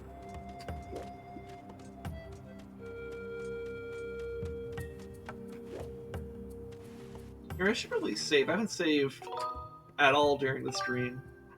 Which I'm not generally that worried about it, because there is an autosave feature that exists in the HD remake, which is a really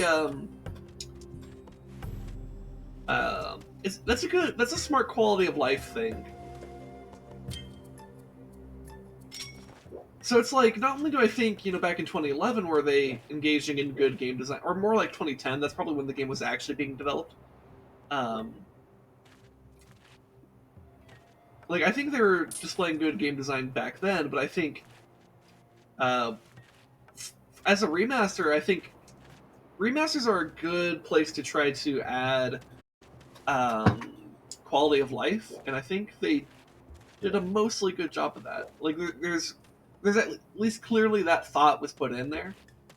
And autosaves, I think, are definitely one of the more significant ones.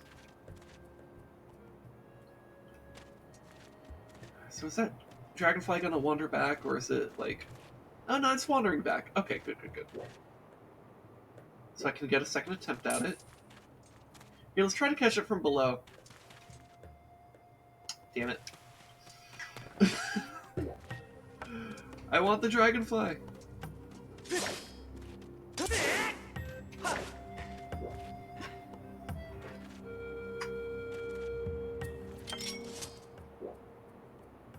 Right. Third time's the charm, perhaps? Ooh, it's a little bit shy. Okay, it's making its way back.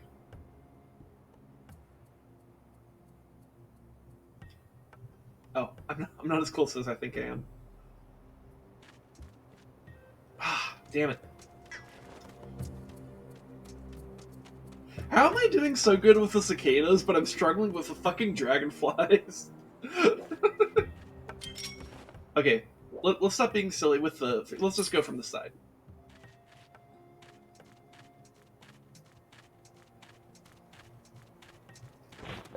There we go.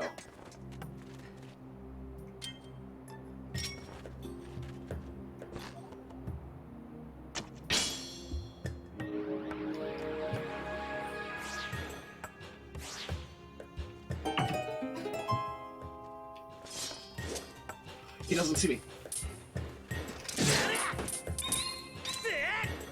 Got him! Ooh, and I got a skull from him. And we got an ancient flower. That's really, really good. Awesome. Let's go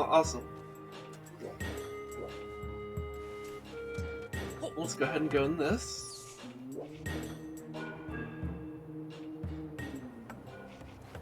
God, I love the time shift stone mechanic here, dude.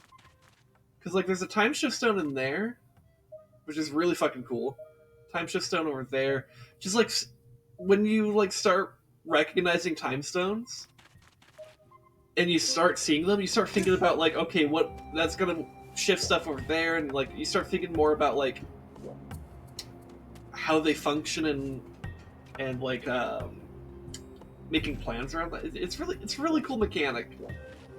It's, I think, one of the best, if not the best, like, time travel based mechanic they've done in a Zelda game.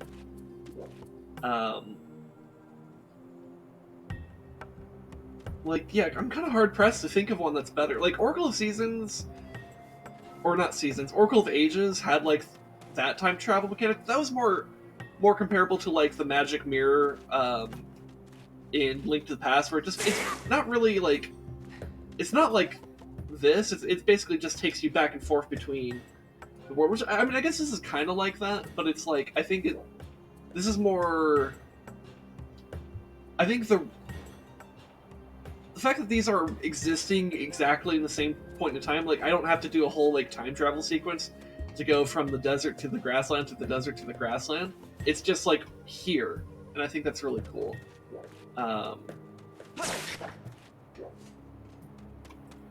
Anyways, I see a bomb on this cactus, which is a really weird place to see a bomb growing, but I think it's here for a purpose, because I probably have to bomb the time shift stone inside of the trunk of this tree.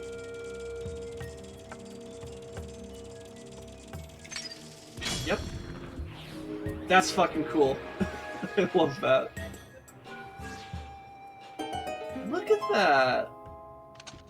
I think that's the other thing about this. It's like visually really cool to see.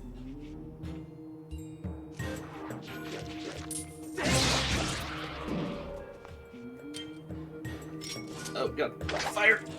I think.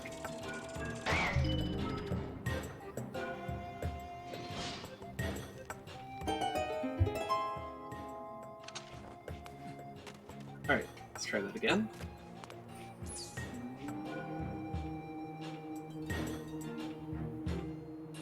Anything over there? No? Okay. Alright. Oh, we have these guys. Yeah.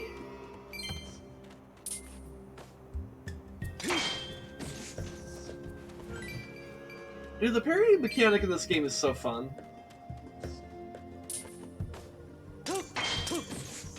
Very, forgiving, though. Maybe a bit too forgiving.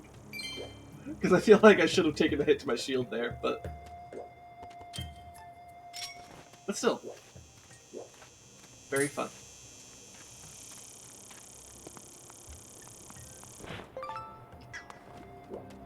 Damn, I've done a great job with the cicadas. Also, we have a Goron friend!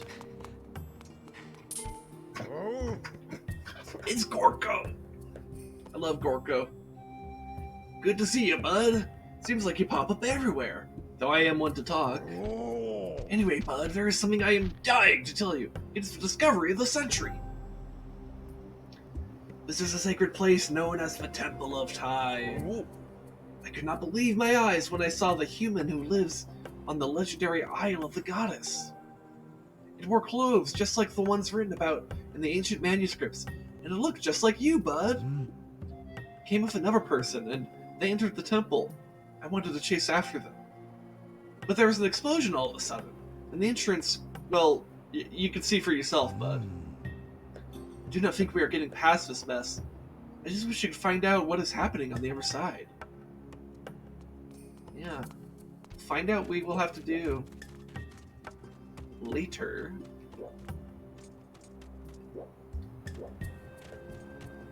Alright, beetle time.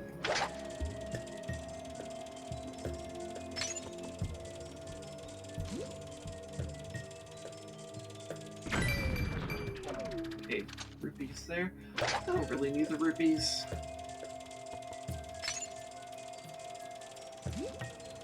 I think this one has the time shift stone. Yep.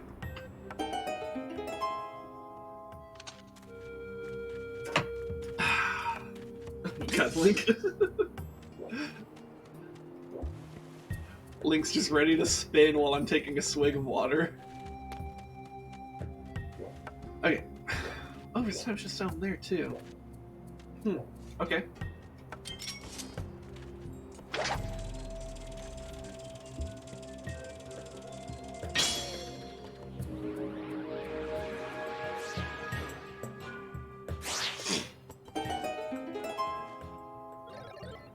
Help! Sir?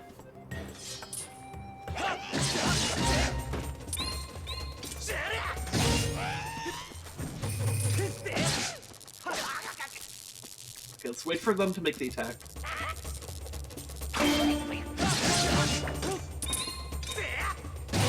Hell yeah.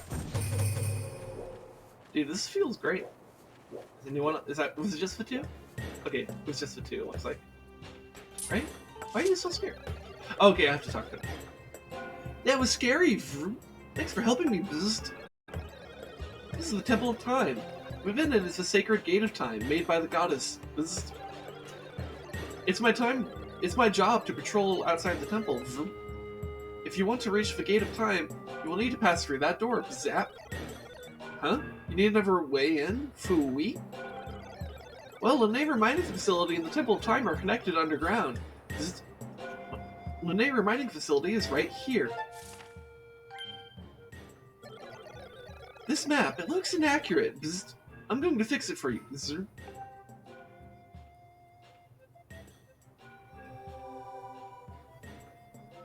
So, he just updated our map to what it looked like hundreds of years ago, when it was, you know, all lush and green.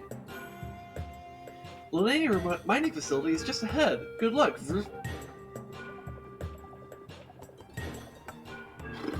Okay.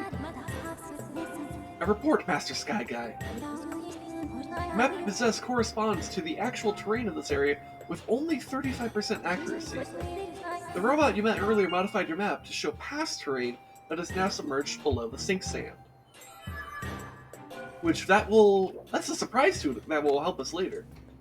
I wonder, now that I've activated the time shift stone, is there anything up here that's a little bit different? No. Doesn't look like it. I think that time shift stone is just to get us to move this minecart a little bit forward. That was a very intense minecart ride. Yo, speaking of intense minecart rides, y'all fucking remember the minecarts in Minish Cap? Those things were fucking insane. Oh hey, an ancient flower. Like, I feel like minecart rides in other Zelda games are generally pretty chill. Like this game and, like, the Oracle games. But in that game, they just, like, zoom you by, and it's like, whoa. It's an intense experience. Alright, let's see if I can do this. Ooh, I barely got it. Timing.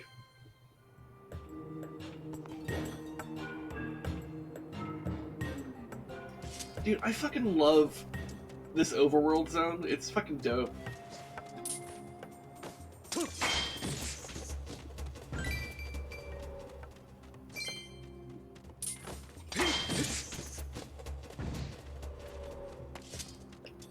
Alright, and I see the time shift stone over there, so I'm going to hit it.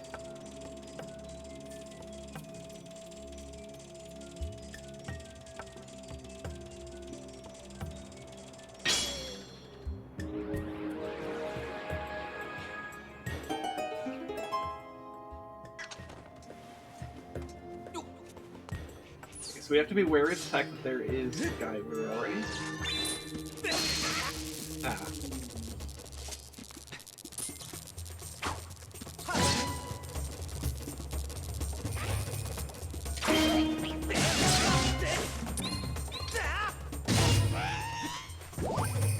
Alright. I feel like I saw an ancient flower over here when I was... Oh, you know what? It was probably activated by this time shift stone. Yeah, that makes sense. Because I had this time shift stone activated earlier. And now there's an ancient flower. Boom! Big brain.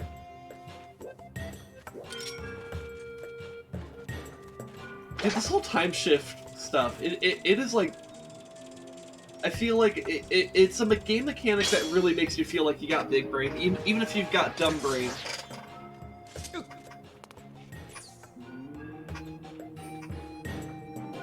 And who doesn't love that? What's better than knowing that you're dumb but feeling like you're smart, right? That's what we all want, right?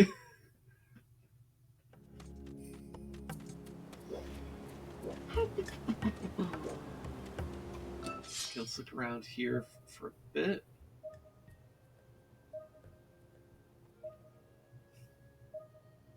Okay, hold on. I think I may need to recalibrate the pointing a bit.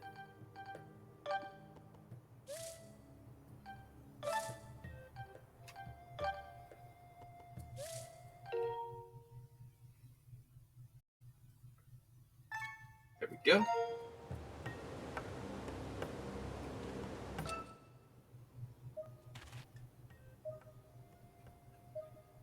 I see that little area over there. If I look on the map, okay, so there's a walk path there.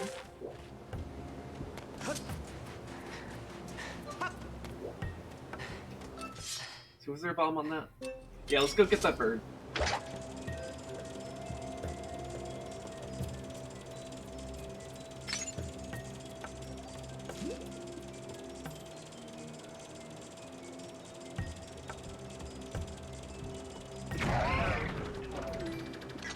Got him.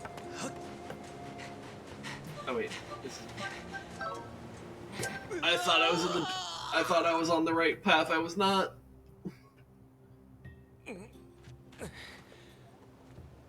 Okay, you know what? I see. Yeah. Okay.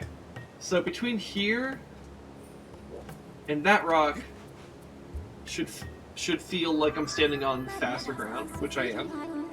Master Sky Guy, I have information to report. I can confirm that you will not be consumed by the sink sand in this current position. I suggest verifying your location on the map. So look at the map. Readings indicate that there is a submerged path beneath the sink sand. It is possible to walk along the route above this path without submerging completely into the sink sand. Simulation suggests that placing beacons to mark a safe zone along these paths before proceeding would significantly reduce risk. I recommend placing multiple beacons, which means now I have the ability to place multiple beacons. So if I want one there, and there, and maybe there, there. I feel like it'd be best to place them at like intersections. I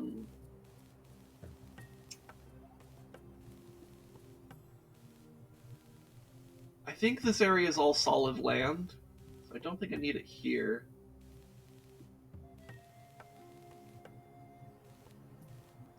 I guess I could just place it there, that's fine.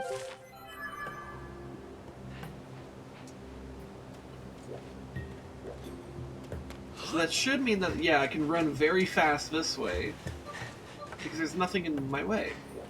And there's just a couple dragonflies over here. Okay. Well, let's get the dragonflies.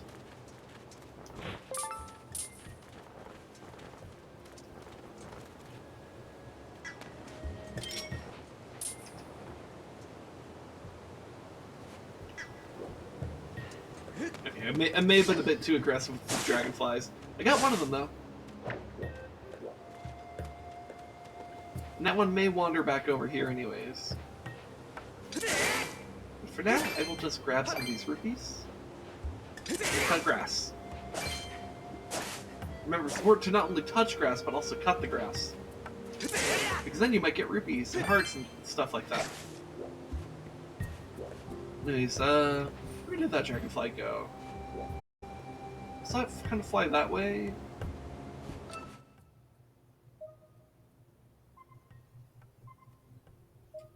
Did it fly all the way back? No. You know what? It's fine.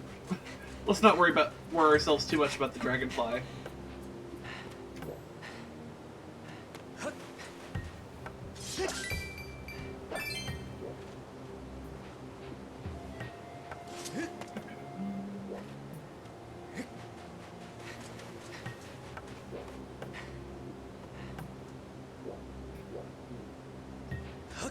Let's just get up here.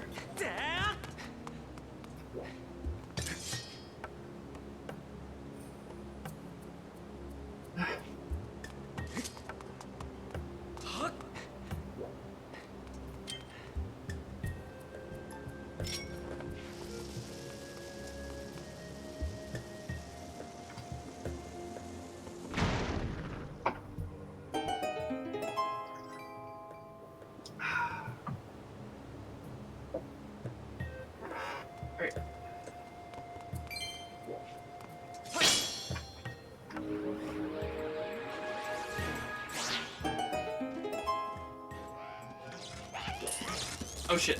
Hello.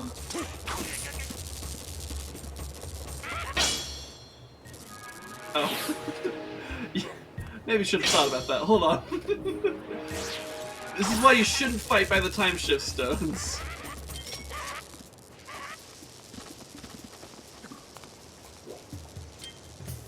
Here, let's do this.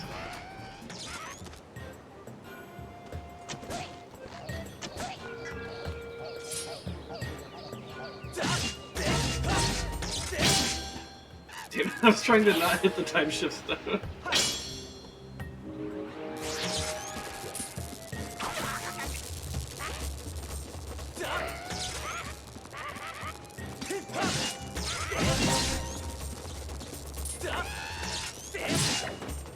Oh. Well, that works.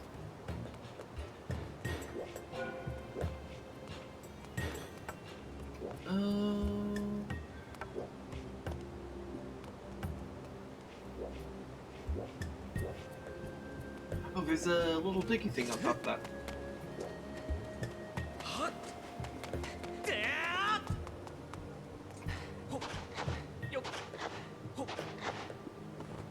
Damn, I really ran all the way over here for nothing. Oh, that happens.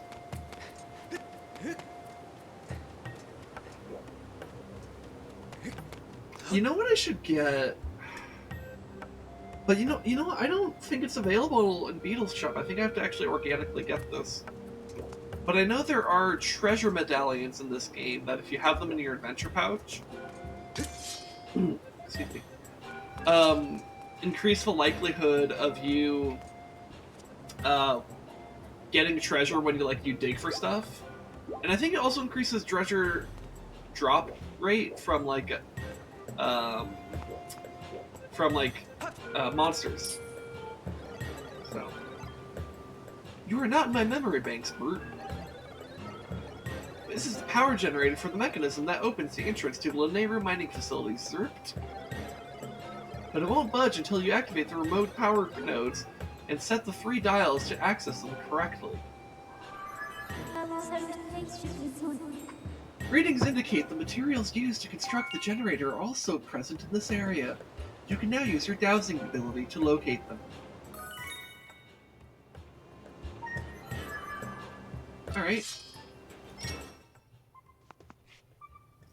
So there's one over there. One in there. Oh. I guess it counts this as one of the things. But that's where we're supposed to take them. Yeah, I think the last one is in that building. Okay. So let's do them one at a time. There's one over here. Got a bird. That's going to be a problem if we don't do something about it. So we're going to take this bomb. We're just gonna give him a high five.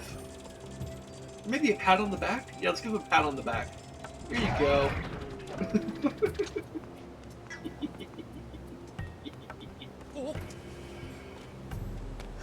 Alright, since I've marked the intersections with beacons, I can trust that I can just run straight over here.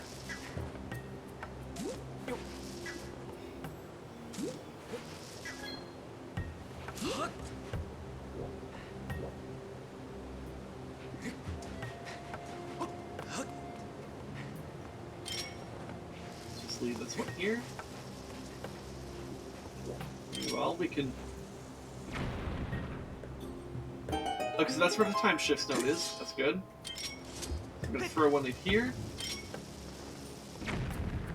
One in there. It's got the bomb midair. Alright, that's a pretty good toss, though. Ooh, an amber relic. That's good. Definitely need more of those. Oh, son of a bitch.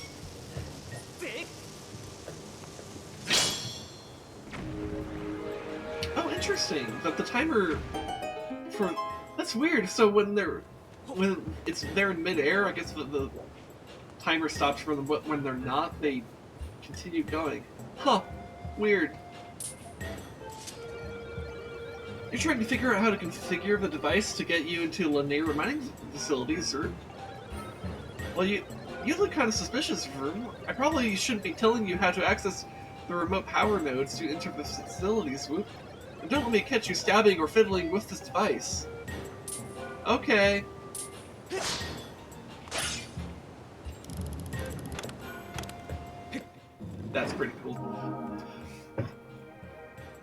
don't care what anyone says. Motion controls makes this more interesting. I really like it. I think it's a lot more fun to actually do the stabbing and the turning, and I like that.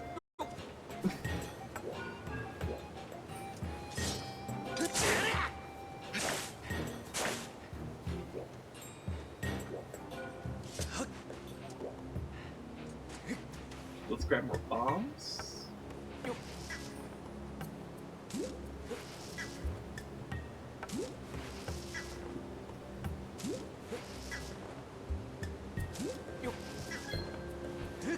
Okay.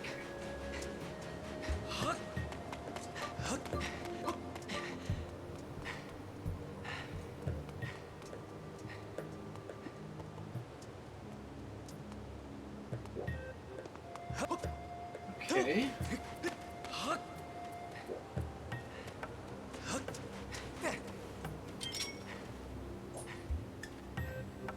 Yeah, it's not close enough, so we need to go here.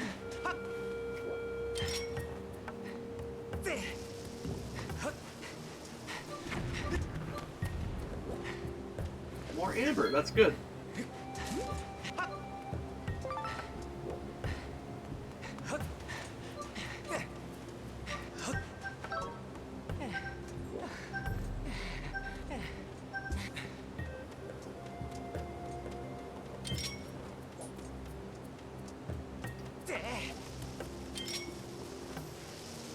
Oh, tumbleweed. God, you gotta be like ready with the bug net for those tumbleweeds. I do seem to recall,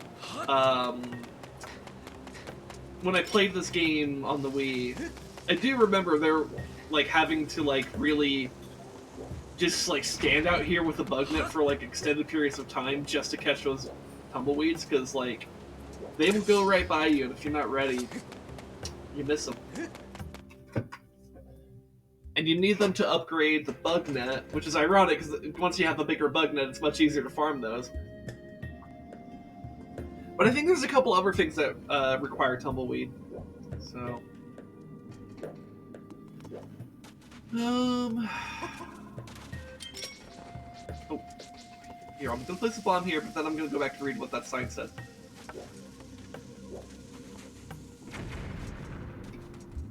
Oh my god, Link, you're too short to read those. Come on. Avoid workplace accidents. Room safety first. Desert floor supervisor. Well, at least they I guess they might have been bad when it comes to climate change, but I guess they had OSHA, so that's good. Well, actually, that doesn't necessarily confirm that OSHA exists, or that there was an OSHA equivalent, because it wouldn't be called OSHA, because I think the A in OSHA stands for America. Because what is it? It's the Occupational Safety Hazard? No. Hold on. Actually, maybe I don't know what the. Let me look it up. OSHA. Occupational Safety and Health Administration. Actually, so you could still call it OSHA. Okay, so it's not. It's not that specific. Okay. So yeah, so we could still call it OSHA. But we don't know if it was OSHA as in, like, the government's, like, stepping in to make sure the workplace is safe for the workers, or if this was just, like, a private thing, and this is, like, one of the few private businesses that gave a shit about the workers. I don't know. In either case, workplace safety is important. So, this month's shipping quota, 150 containers, floor supervisor. Okay.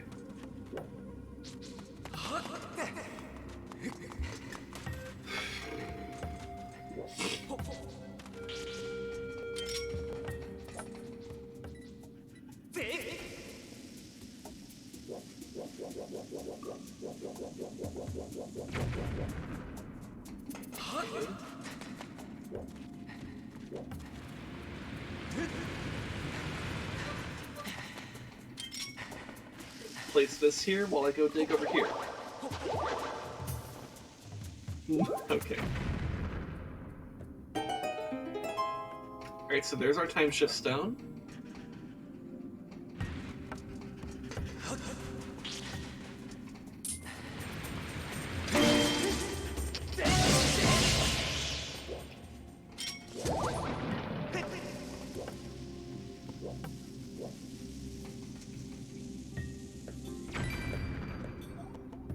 There's some money. I want to make sure that I got all the rocks exploded before I activate the time shift zone, because I think that will matter. Also, hi Destiny Rose, how's it going?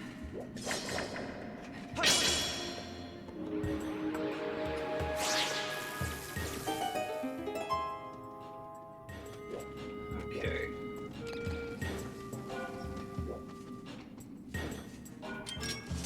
See if I can bomb this guy.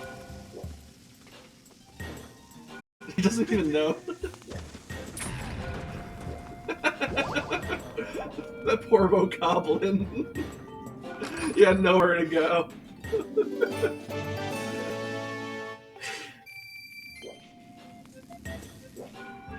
Doing alright, feeling not the best again, but I took a short nap, and at the end it kind of helped. How are you? Oh, yeah. Well, I'm glad your nap helped you. Sorry to hear that you're needing naps to help you feel better. I'm doing okay. Like, I don't know, it's like, I'm having fun. I think I'm doing okay right now. Like, I'm doing good right now because, like, I'm playing Zelda, having a good time. But, you know, life's stressful and shit.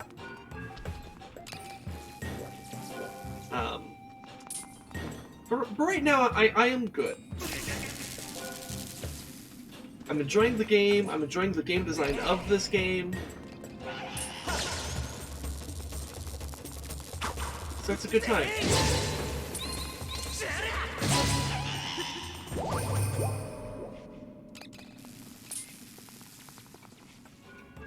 Wait, hold on. Can I just...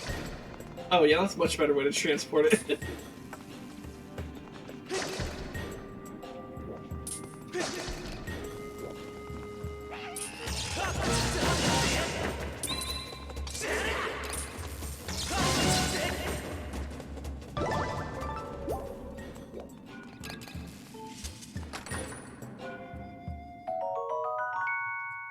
I got a blue ruby. Not to be confused with a bluebee, which is a very different type of creature. And not in this game. I maybe didn't need to transport that one all the way over here, but that's what I did.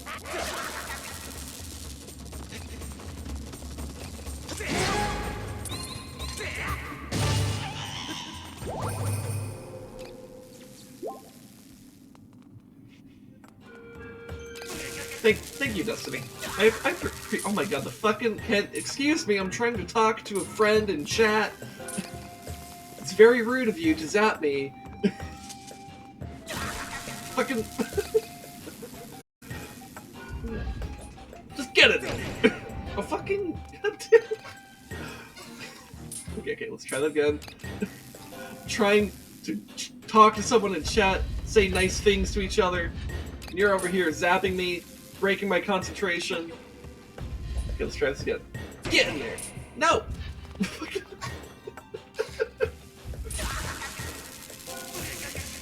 Oh, God. There we go. Fuck me.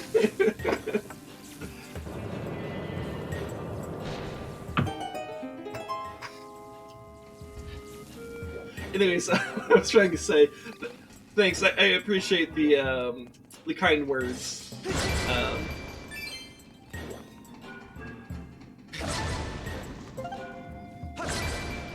And it's not like there's any. Though, like, to be clear, like, there's nothing like specific really going on per se.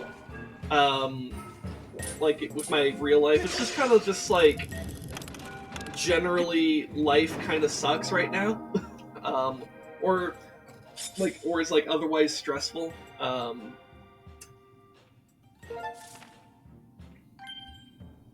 And I, you know, every day I have to face existential dread of the existential dread of the reality of mortality and the finite time we have on this earth. But, you know,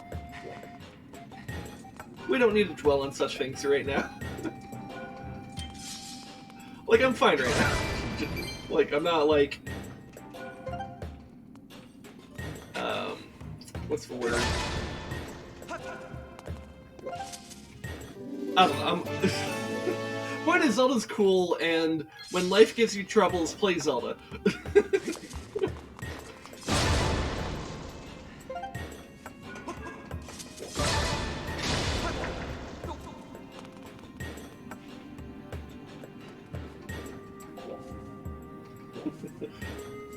Today's been a hard day for certain things. Yeah. Life really do be like that sometimes.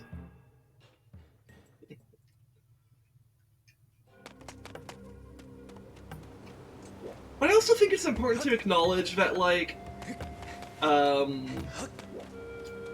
know, that is life, right? Like, or that aspects of life will be like that from time to time.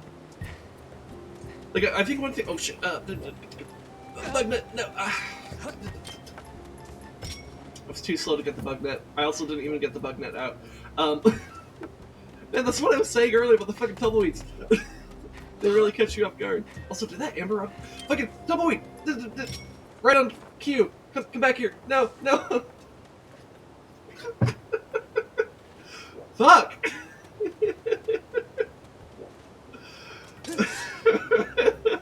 I'll just have the bug net in my inventory. That way I just have to press it.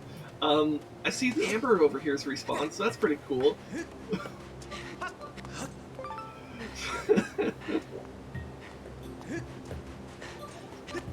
Be cool if my brain could, like, not sometimes. Yeah. Definitely feel that. What was I trying to say when the tumbleweed? Alright, I got it.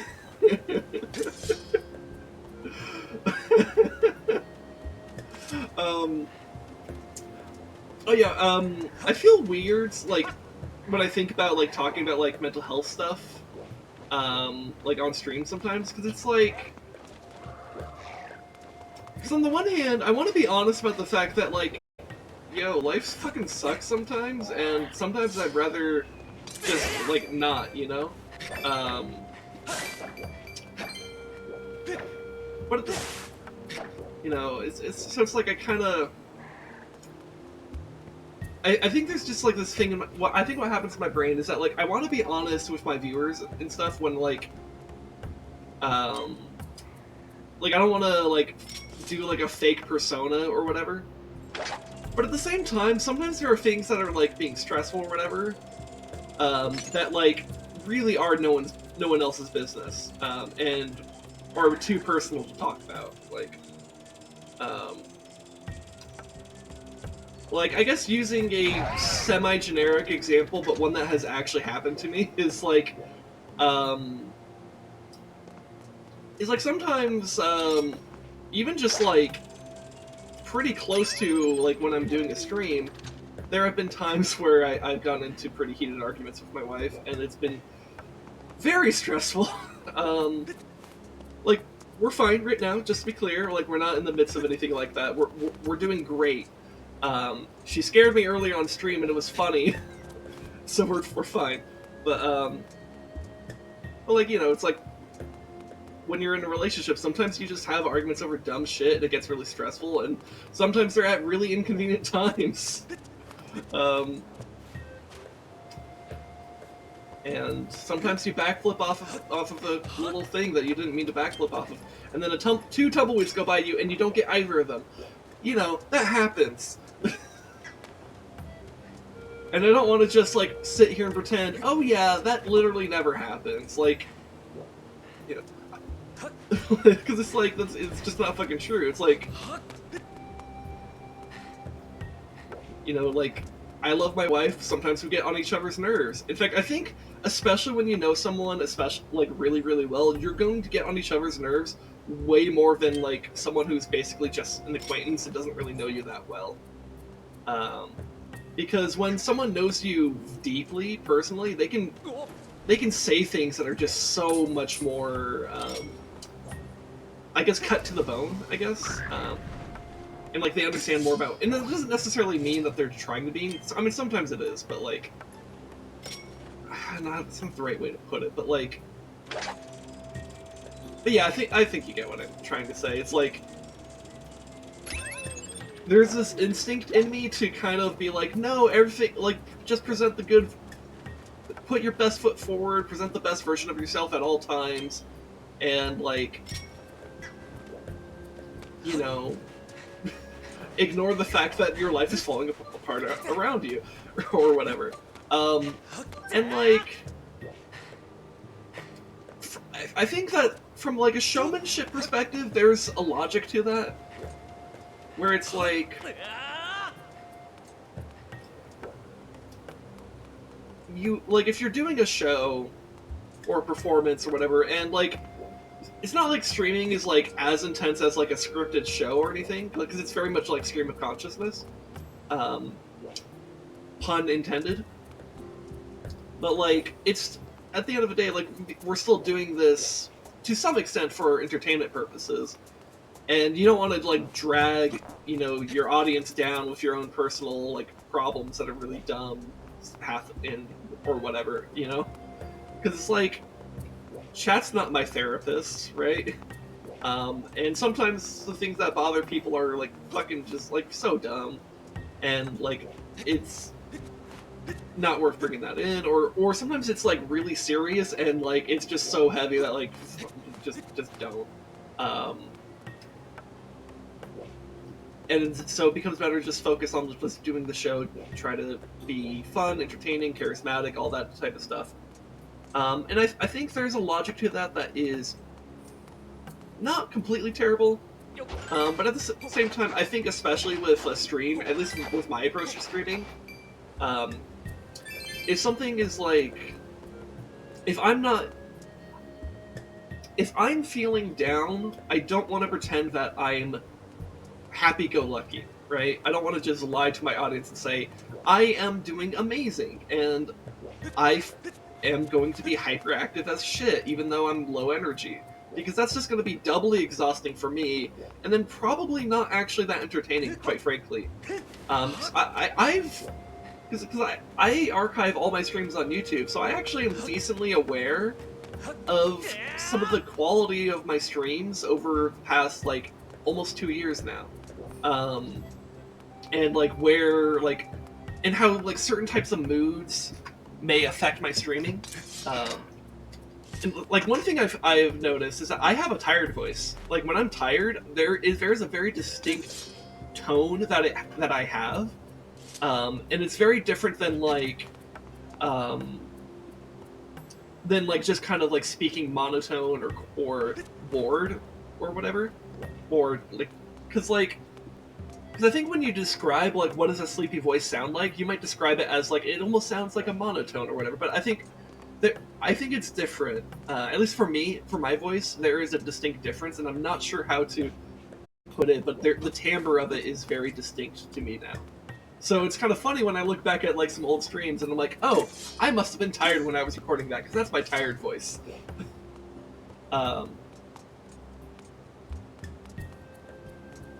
But, anyways, what the fuck was I saying?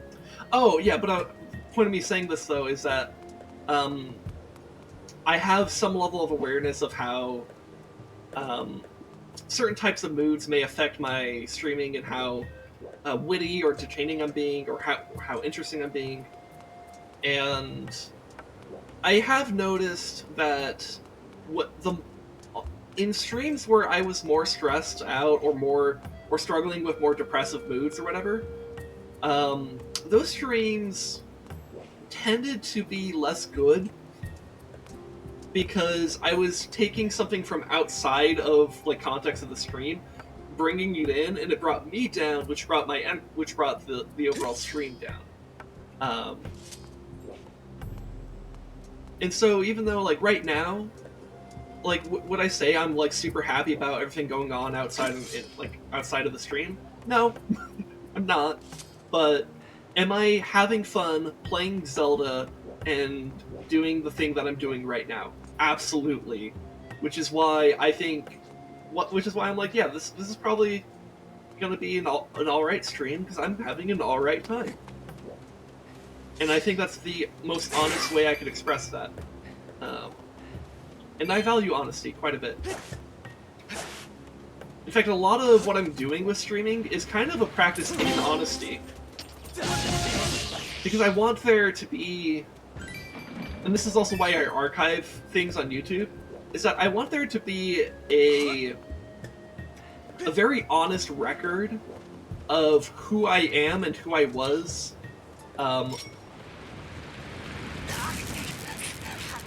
Very rude.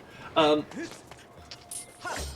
dare you run over me when I'm trying to catch a tumbleweed? I want there to be a very honest record of who I am and who I was on the internet. Because, like, you know how, like, some people, like, they'll write in journals or a diary or whatever to kind of, and then, like, maybe they'll give it to, like, their kids or their grandkids at some point to kind of, like, carry on their legacy. I failed to pull out the fucking bug net. And that's part of the honest record there, that I failed to pull out the bug net. I instead pulled out a fucking bottle. But it's like, I want there to be a record on the internet that says, I was here on this planet, and these are the things that I did, these are the things I talked about, these are the things I cared about, and I want people to see that. And I think a video record is much stronger than, like, a written record, especially from, like, a journal or a diary, because, like, those are going to be inherently biased, right? If I write like a journal entry, I'm going to be writing from my own perspective, with my own biases and all that stuff, which, like, there's nothing wrong with that inherently, but if I want an honest record, this is pretty much the best I could do. And it's not the only reason I do streaming, but it's definitely the reason why I archive. Because, you know, most streamers don't bother archiving, or at least a lot of streamers don't bother archiving their stuff. A lot of people just kind of let them disappear into the ether, which is fine. In fact, I think a lot of people prefer that. They could just, like, go on the internet, do some dumb shit, and then not worry about that existing. Especially, I think, for people who are, like, who do maybe edgy content and then are also worried about, like, cancel culture. Because, like, we've seen examples of people who get, like, you know, someone digs up some, like, tweet from 10 years ago. It's like, look at this really edgy joke that you made. We should probably cancel you or something. And it's like, yeah, that's not a great part of the internet, like, that specific aspect of it. At least not when it comes to, like, yeah, I don't know. But, like, I'm not as worried about that because, like, look, if I'm gonna say edgy comments and shit, like, that's me, right? You know, I am gonna be careful in the sense that I'm not gonna do anything that breaks Twitch's terms of service, at least to the best of my ability. I'm gonna try not to do that, right? So it's not like I've never held back my tongue. But, like, for the most part, I kind of let stream consciousness go because not only do I want there to be an honest record for, like, preservation and archiving purposes, there's also the practice of honesty of I just say things without being overly concerned with the, with, like, I guess I don't know. I guess increasing my ability to just say things, and yeah, that's it. Just increasing my ability to say things, communicate, and be a more honest person through that. Because I can engage in, like, self-reflection on here openly. I can talk about things very openly. And by doing so here, I think that can help me in, like, relationships, for example. Like, I think that actually has helped me in my relationship with my wife, for example, where doing this has allowed me to kind of just word vomit a lot more. Because I remember years ago I don't even remember what it was, but, like, we were talking about something and she was upset with me, and I was upset about something. I don't think I was upset with her. I think I was upset with something else. And then that caused me to be a very poor communicator. And that caused her to be upset about something. Again, I don't remember the details, but But I remember she said something along the lines of, like, you need to learn how to just word vomit. Like, worry less about, like, exactly how precise you're being, and just say things. Because I have the instinct to overanalyze everything, and I try to be very precise with my language, which is a good instinct, I think. Like, it's good to try to be precise and accurate with what you're saying, because it's very easy to just kind of blurt something out and then, like, wait, that's not what I meant, you know? And so the more you engage in the practice of speaking carefully and precisely, the easier it'll be to actually consistently do that in a more casual setting. But paired with that, you also need to be able to just speak, let your brain, the thoughts that in your brain just come right out your mouth. And I think if you can pair that stream of consciousness with careful, thoughtful communication, you can become a very efficient communicator. And I want to do that for, just for personal growth reasons.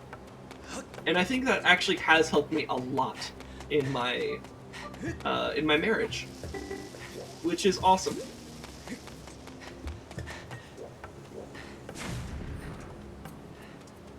Anyways, let me read what you said, because I was just going on a huge fucking rant there and deliberately didn't read so I could continue my stream of consciousness.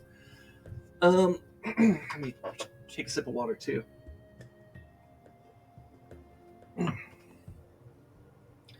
I get stressed out when I'm super tired on stream because I have tired voice too, and I'm afraid I come off in a different way than what I mean to when that happens.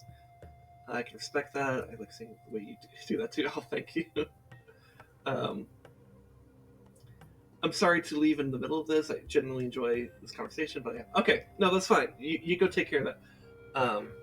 Thank you for indulging me for a bit, though. I really appreciate it. It looks like the timing was pretty good there, because I wrapped up my thoughts like right when you needed to go. So, awesome. Alright, let's go over here. I'm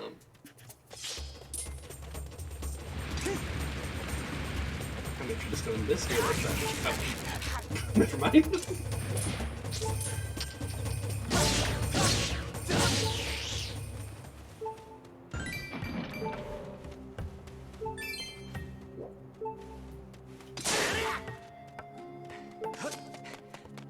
Oh, that's right. We're going to pull this down, because that'll open this gate, which means we have more open traversal in this area. I love that about this game.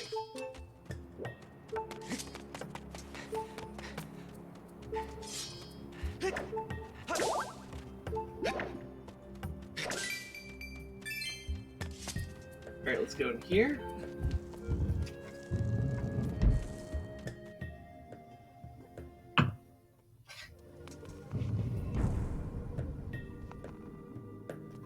Okay.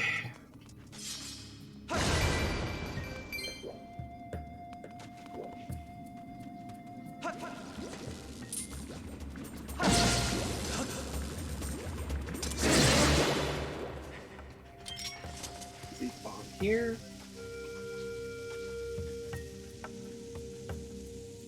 This layout looks a little bit more complex than the other area that was kind of built like this.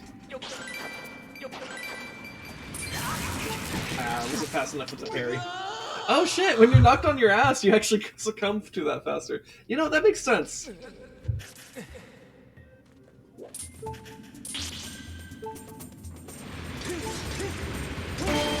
There we go. Oh, Link! Okay, if I'm fast here... Okay, Link. Come on. Oh, there we go. This is a little bit embarrassing. Well, let's do this. And then let's roll this bomb that way. Okay, so that's where the time shift stone is.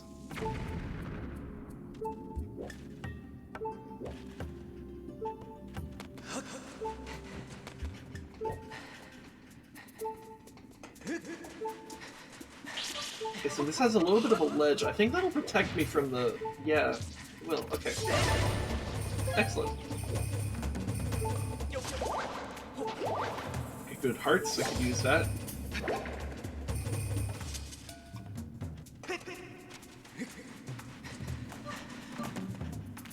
Okay, don't notice me, don't notice me, don't notice me, don't notice me.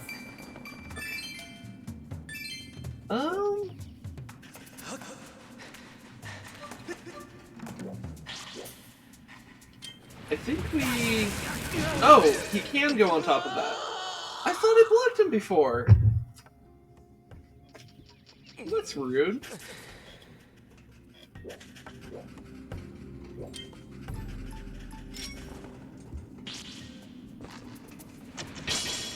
Okay, we shifted time. We're fine. Can't roll me over now.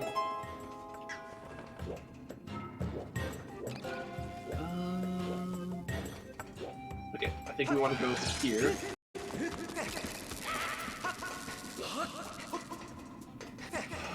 Oh no, I can't though. Okay, then let's look around.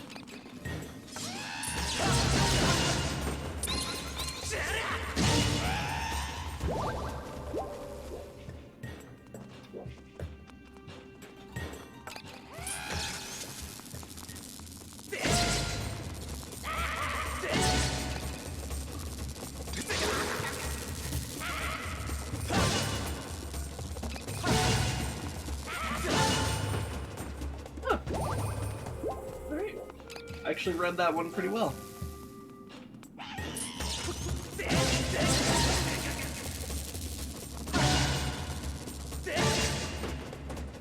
Nice.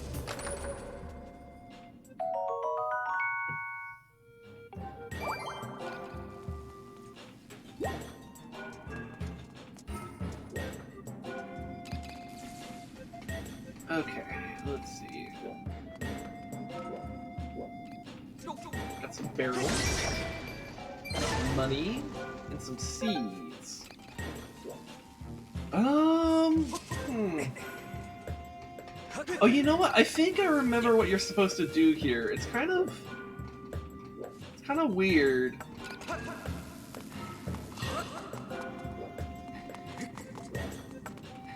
But first, let's get this. I'm trying to ignore you, so I could grab this. Thank you.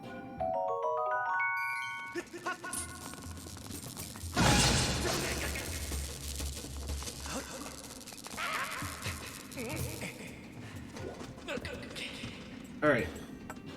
I think I know what I think I remember what I'm supposed to do here. It's a pretty big brain. If I didn't know what I needed to do here, I'd probably struggle with it, but what I'm supposed to do...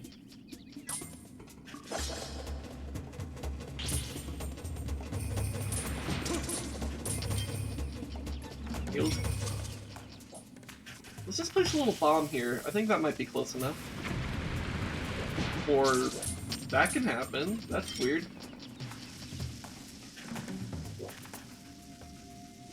Rude!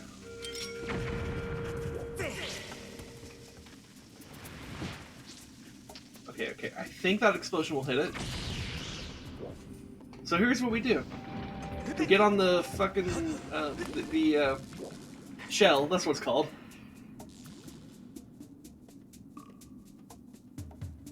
We take it all the way to the end here. Place the bomb here to destroy the rocks. Destroy these barrels over here. These are not actually critical steps, it's just what I'm doing.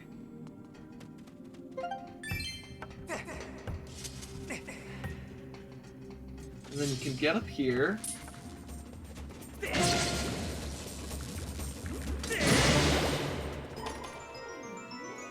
And then we'll get whatever's in here. I'm not sure what's in here. Oh, some ore. Okay, that's not bad.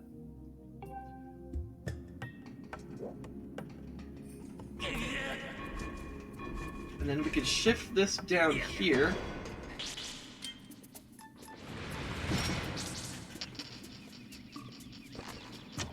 And then shift time. So now, in the past, we can go up here. But what we actually need, specifically, this would probably be dead. So that we could grab this after it's electrocuted. Throw it up there. Miss. Try again. Wait for it to go electric because I don't want to get zapped. We just keep throwing up here. I think we might be able to stand up on the box. I'm not sure. Actually, you know what? I'm just gonna... will it not land?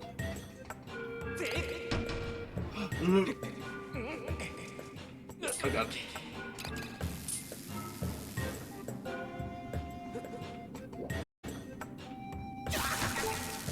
Ow.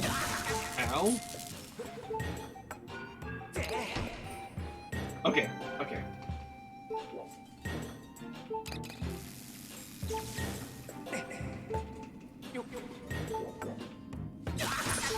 Oh, you know what? I don't think we can do this.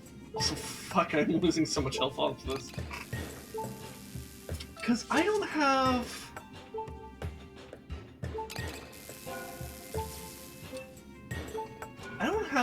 enough height to actually throw it up to the top one. Also, this is a very awkward position. Here, what if I... Oh, you know what? Because I I got zapped. Good thing I have a fairy. I remember what... I just remember what you're supposed to do, and actually it's a very good idea for me to move the block like this, because it'll make doing this easier. Because you can grab these with the beetle, and the beetle doesn't care about the electricity. Alright, so classic me, I overthought the situation, but I also underthought it at the same time, but then I thought about it enough. I don't know. I did some thinking and came up with the wrong solution, but then I did some more thinking and then came up with the right solution. So, make of that what you will.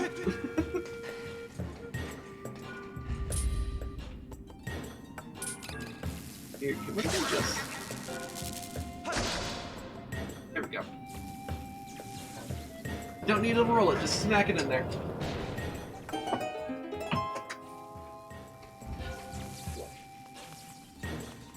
We got some chests in here too. So we'll probably get some pretty cool treasure from this one. A horn. Alright. That's something. Is that actually our first horn? Oh. Huh. I think it's just a bokoblin horn. Those are not that rare, but I guess it's the first one I found, so... Oh, because you know what? I think one of the ways you get it is from... I think it's specifically the bokoblins that actually call reinforcements. So I think it's that horn. Okay. So I guess it's moderately rare.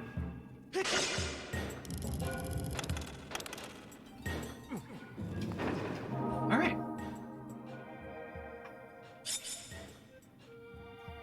And that's all three of the thingies.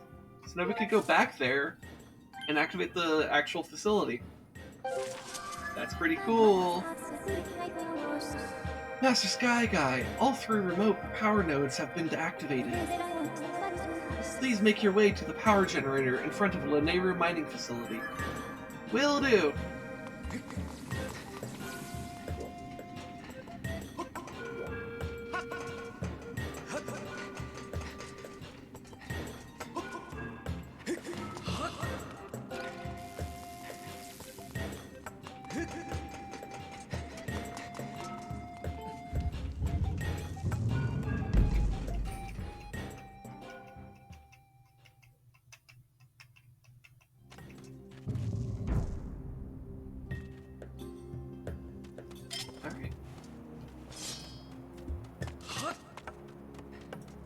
Oh, you know what? We could go back out this way. Is this a faster way?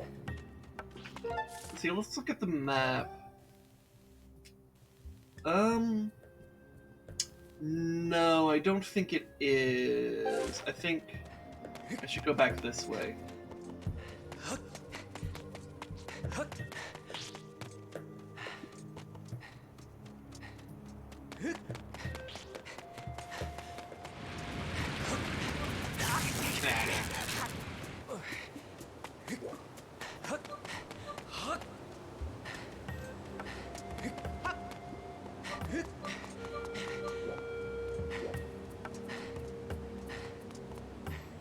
Okay.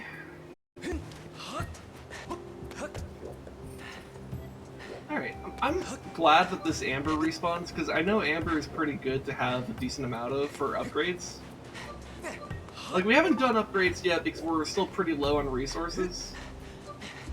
But as we get, like, into, like, the mid and late game, upgrades become pretty useful. Hi, Red, I see... How's it going? Why you gotta pee yourself?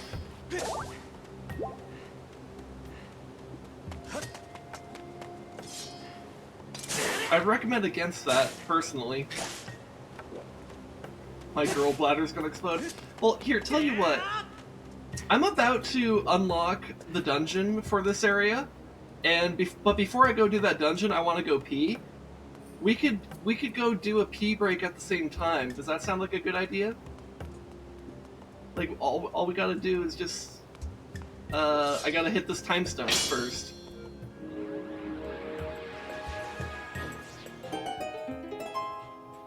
OMG, can we hold hands? Yes, through the power of the internet, we can hold hands. I'll just reach out to chat, and then I'll walk to my bathroom, you walk to yours, and we can both... we can take a pee together, I guess. Alright, oh wait, I'm supposed to look at something. Report, Master Sky Guy. The symbols on this power generator correspond to the symbols on the 3 remote power nodes. Do the thing. Okay, so we got the teardrop to the left, lightning to the top, fire at like southeast. Okay, so which one are we moving first? We're moving. Okay, so this is the water drop, so we want it here, and then this is the fire, so we want it all the way down here, and lightning at the very top. Hell yeah! Big brain puzzle. Well, it's not that big brain, but solving puzzles makes me feel like big brain.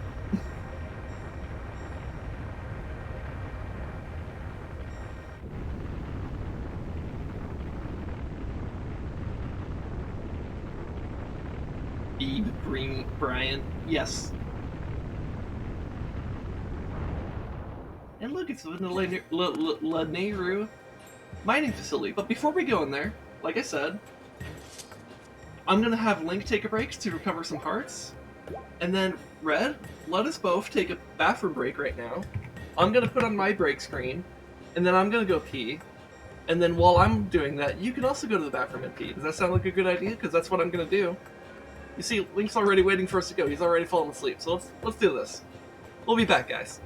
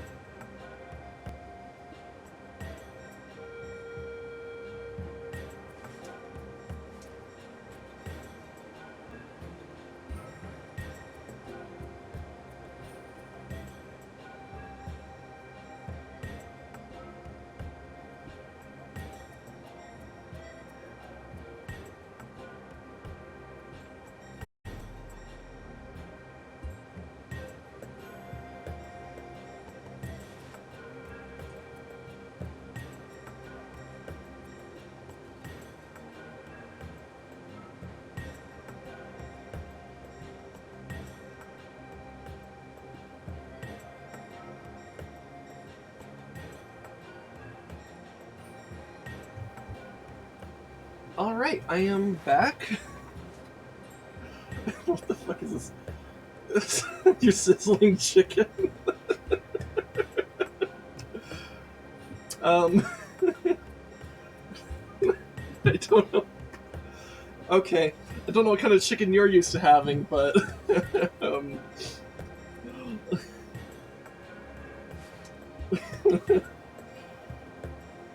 Yeah, also, if you feel anything other than your soul passing through your urethra,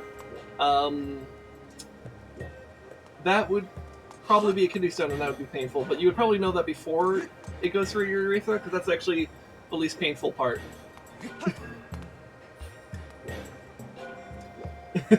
When you pee hard, it sounds like sizzle chicken. I mean, yeah, I just never consciously thought that. Like, you're right. I'm not disagreeing. I've never thought about it in that exact way. But yes, it does kind of sound like that. When the pee hit extra hard.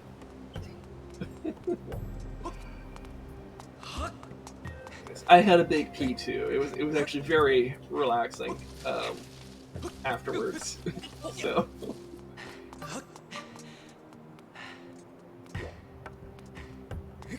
I think there's supposed to be something at the top of this facility. I hate the pee that won't come out. Yeah, that always happens to me like right before I need to go to bed.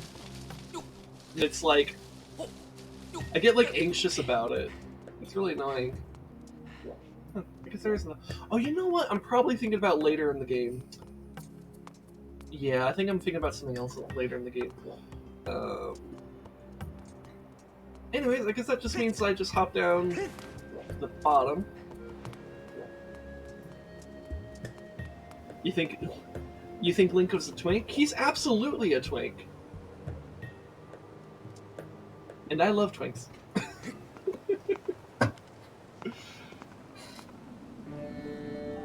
What a thing to say right before you go into a dungeon.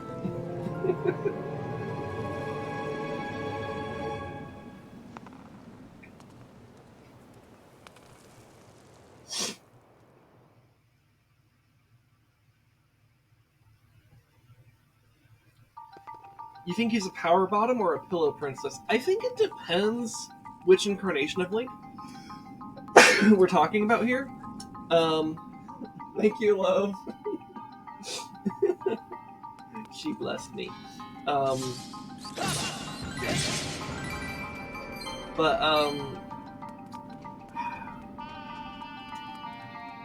I think most incarnations of Link would probably be a power bottom.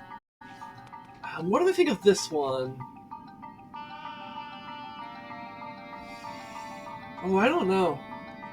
You know what? Maybe this... Maybe... I shook the soap too hard and now it looks like cum.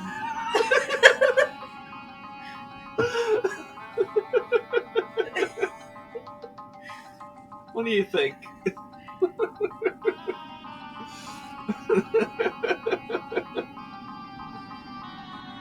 Also, okay, so Red asked a question. So, do you think Link is a power bottom or a pillow princess? Depends on the food. Depends on the food. I think that's a good. Yeah, I've seen Art of Zelda, Link and Ganon, a poly relationship. Yeah, I really appreciate those as well. They're very wholesome and and enjoyable.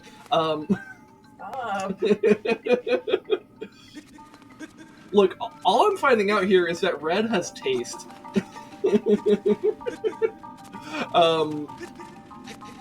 Oh my god, look, I can perpetually jump forward and fall back. What if somebody it was bubbles? Like, it was full. I think if you're coming bubbles, you should probably talk to a doctor. I've heard of coming buckets, but never bubbles. You said that was soap, though, right? Yeah. Yeah, it's soap, not lotion.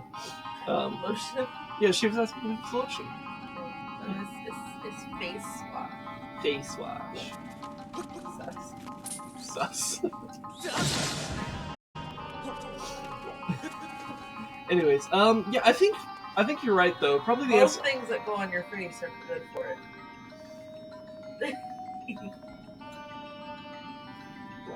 I don't have enough experience to know. But I would love to have that experience. There was a thing on TikTok for a while, like on makeup TikTok, where people were using cum as face primer, and it was working. Okay. Oh wait, no, not cum. I was thinking about it. No, lube. Lube. Okay. That makes more sense. I mean, I'm sorry. I'm sorry. The fact that you just said okay though when I said cum, like you just. Look, you accepted it immediately. I mean, is that even the craziest thing that's happened on TikTok? Like, let's be real. That dude's dick was pretty wild. I'm not gonna go back to that. Okay, anyways, so they were using lube, like a water-based lube, an oil-based lube. Like the Silicone. It like covers the floor. They were using primer and it would be like sticky so that your makeup would stick better. And it was like making your face look smoother. Okay. Not cum. Not cum. Okay, if you say so. If it comes from a furry, is it still not cum? What do you mean? Is it still not cum? With a K. Oh, as in not. Okay, I was like, why would you still come with a K?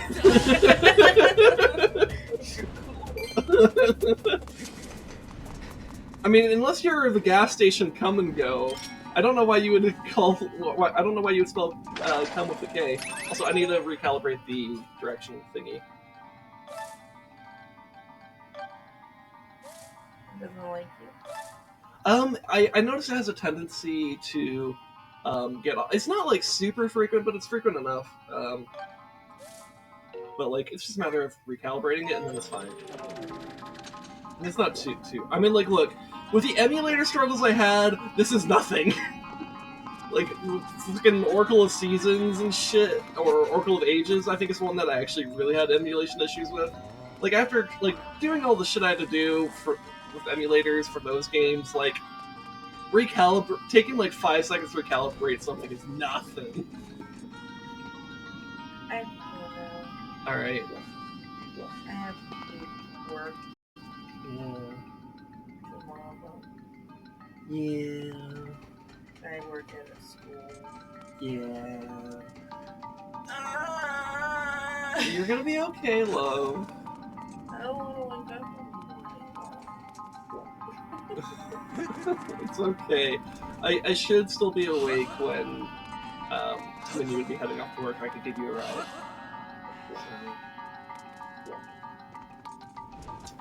I love you. Bubbles.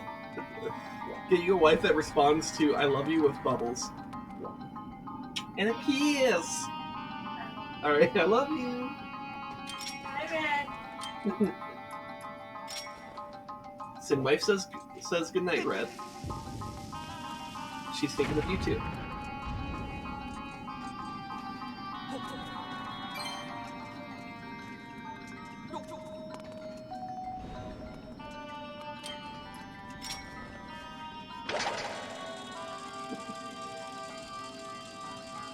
Anyways, what am I doing here? So I'm just clearing this room, really, that's what I'm doing.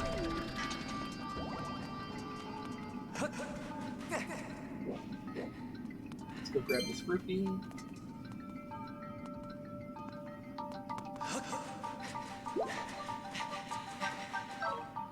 Ooh, just enough energy to get across. That's a nope room. You know what that is? You look in that room, and you see that? You look at that and you go, nope. That's what you do with a nope room.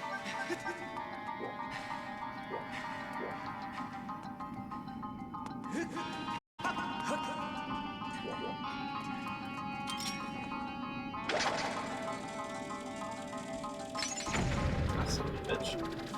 Let's try that again.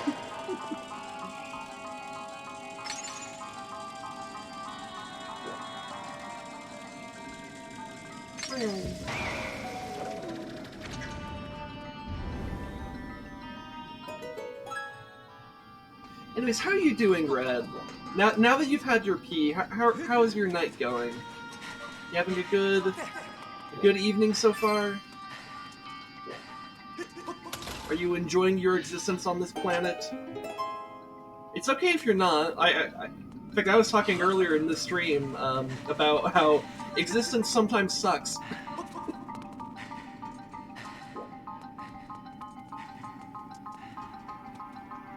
Oh, chest. Yo, we got a red gusher, cherry gusher, also known as a rupee. Hey, Mr. Goose, what you doing with that goose? Hi, H-Kills, how's it going? That's one way to say hi.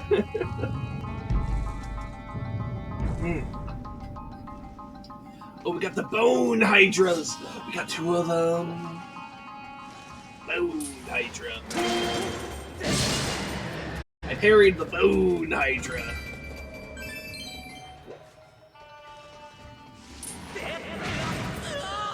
I did not parry that one.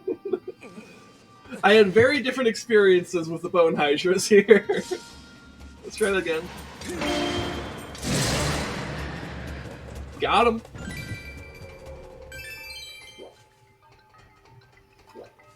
What's the saying? Second time's the charm?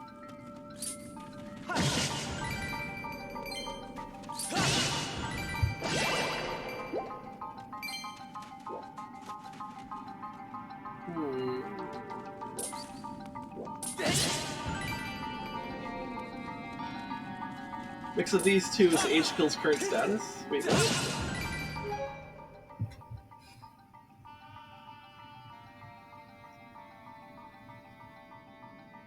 Piss and blush.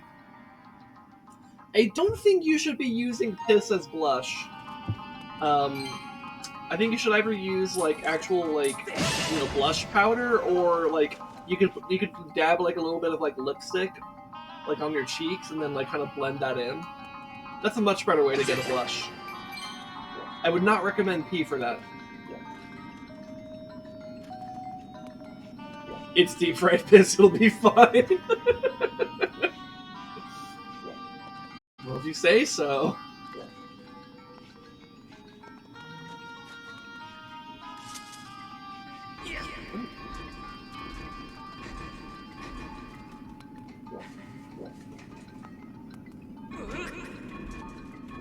I don't know if it's gonna get me high enough. Ooh, I might be able to just barely reach that. Oh yeah. Okay. Cool. We'll go in here then. Wait, is that what Red was talking about earlier with the fucking fried chicken piss? Was Chief deep frying her piss?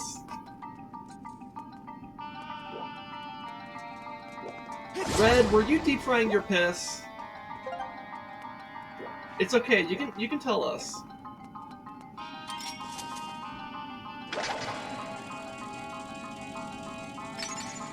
We're all friends here, right?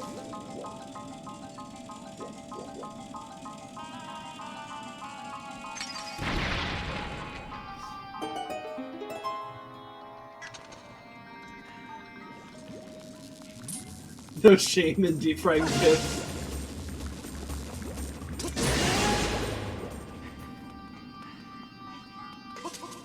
I've seen that.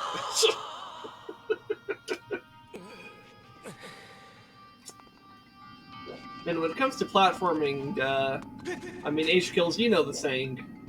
You know what I have. When it comes to platforming, I have a skill issue.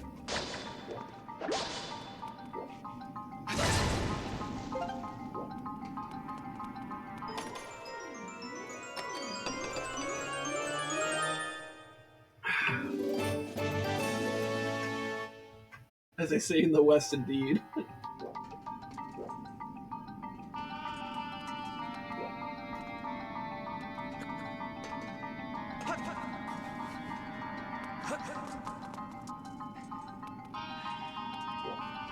So there's a locked door back this way.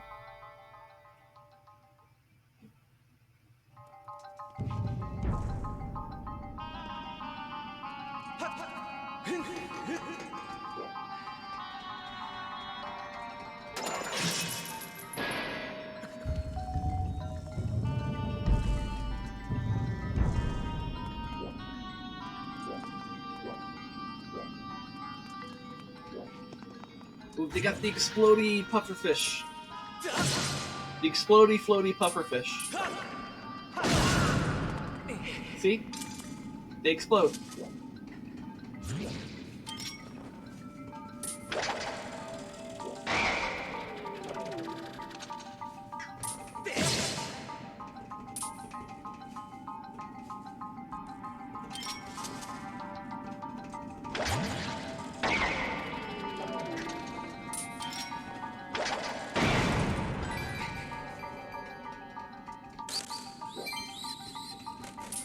First full demonstration of the effects of pufferfish explosions in chat. Yeah?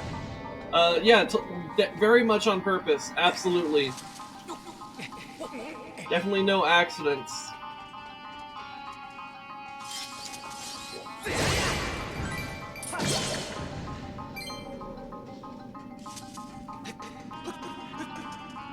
Oh, there's a box in the way. Oh.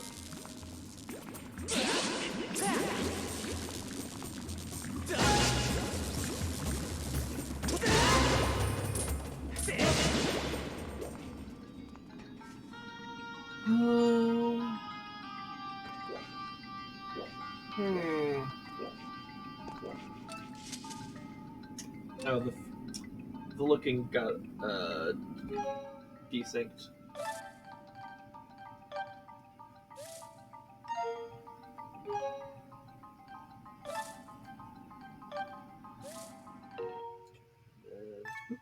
There we go.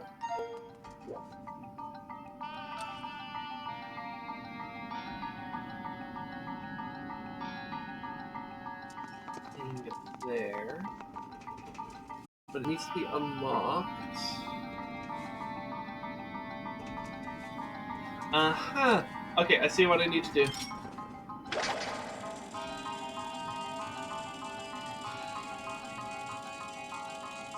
So I need to grab this and try not to hit the wall right behind it. That would be a smart thing to not do.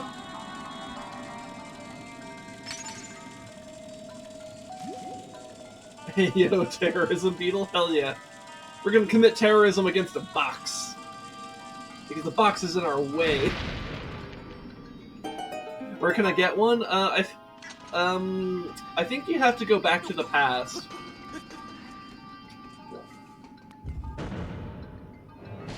And pretty far in the past, too. You know, before climate change destroyed everything.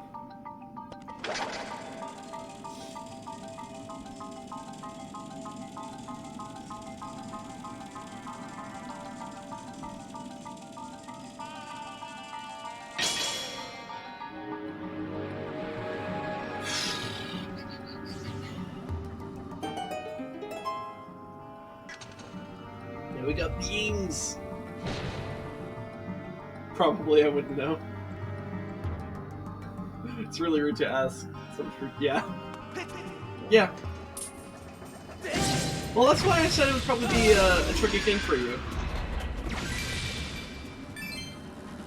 Oh god. Woo.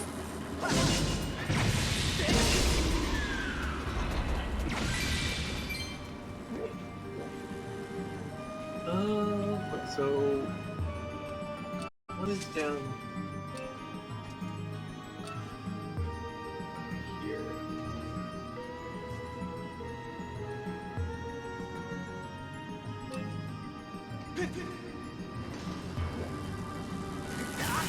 Ow, shit.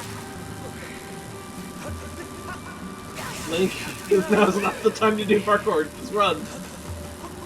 There we go.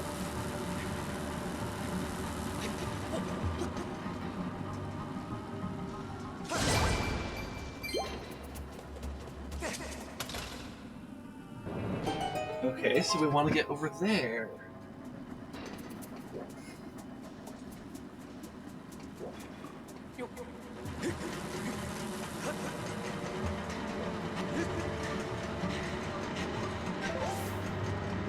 We got this, we got this, we got this, we got this, we got this, we got this.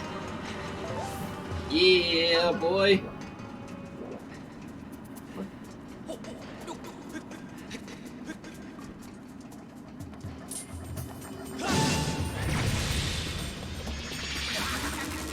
Stab, stab, there we go.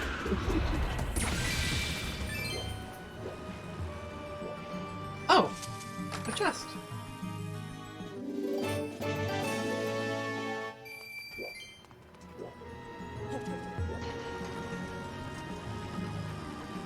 Okay, so I may want to run like this. There we go.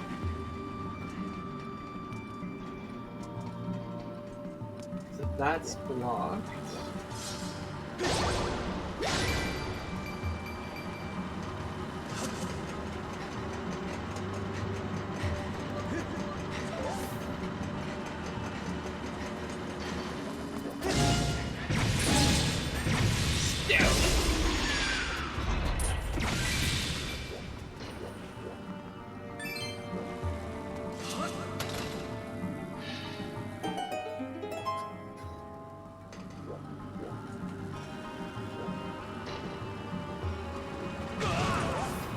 I really just walked right into that. Oh yeah. Link is so comically built different. Yeah, he really is.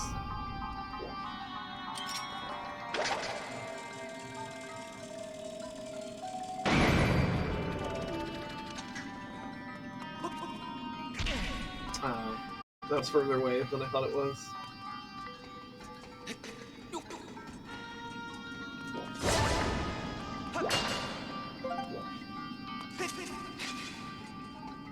Link really is a twink like no other.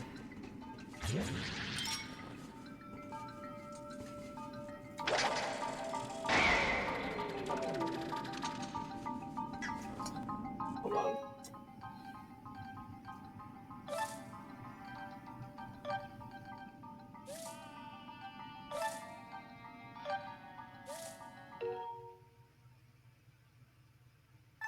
There we go.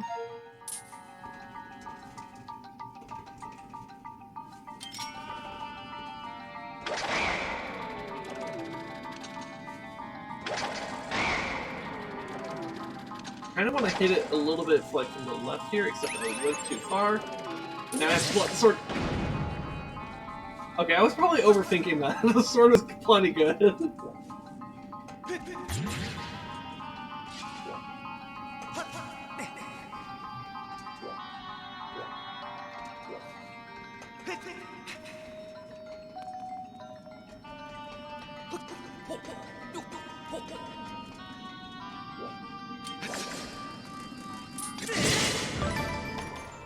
Alright.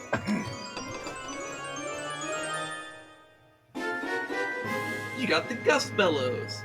It is an ancient and mystical device capable of blowing an endless gust of wind. So we got the dungeon item. A little bit of jelly. So here's what it does.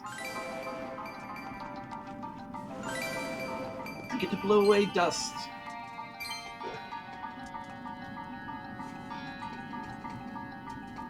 Not gonna lie, I'm pretty unenthusiastic about this item. Like, from when I played this, you know, back on the Wii, when it was on the Wii, I wasn't a huge fan of this item. I'm gonna give it an honest go at it for the Switch here, because maybe time has passed and maybe I think differently now. Now that I'm an adult who's had growth. I remember thinking, like, when I was younger, that this item was kind of I don't know. I guess underwhelming might be the best way to describe it.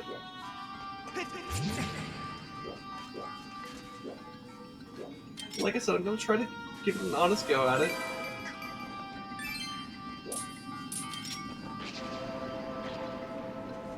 It is kind of fun to push these guys, though. Where's the chest? Oh, it is like right down here. How does one spell dust sucker? I don't know. The way you just spelled it? That's how I would spell it. That's how you would spell it, apparently. I got a bluebird feather. That's pretty good.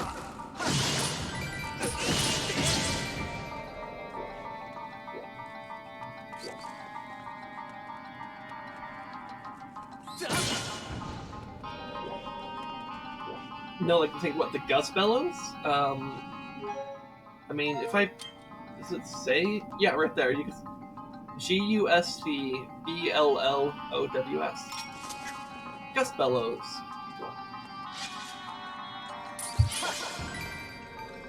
The spike itself killed it. That's funny.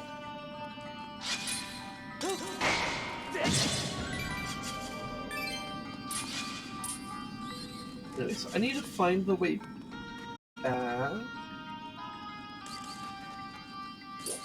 Oh, I go up here. That works too. Nice. So I noticed that's a bigger pile over there. Is that actually something? Ah, it's just me. Who cares? Household item that one uses to suck dust and dog hair or whatever. You mean like a vacuum?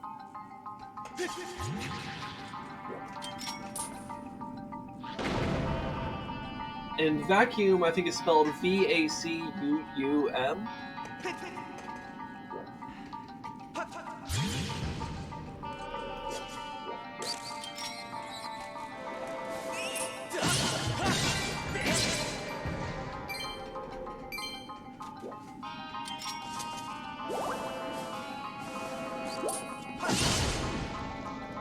Of course it's it's Cume.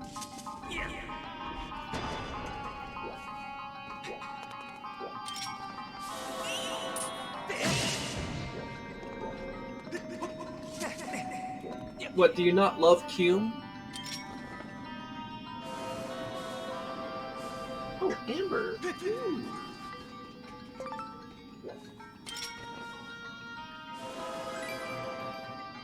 It's just rupees. Who's cared? Just 5 rupees is not worth it. You thought it was CCUM for some reason? I mean, it could still have 2 C's. No, it's 1 C. Yeah, it's VACUUM. Okay. Yeah. Okay.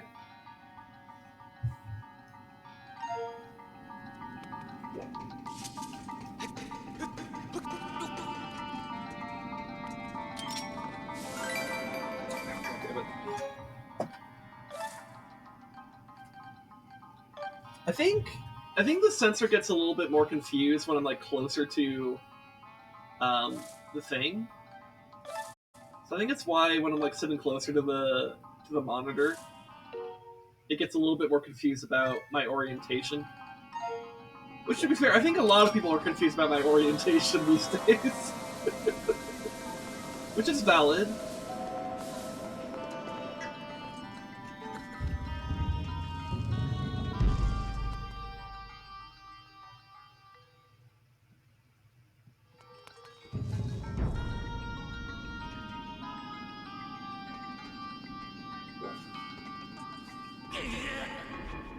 Oh, so we're here now. Okay, I see. Didn't I just calibrate it? How are you already off? I just calibrated you.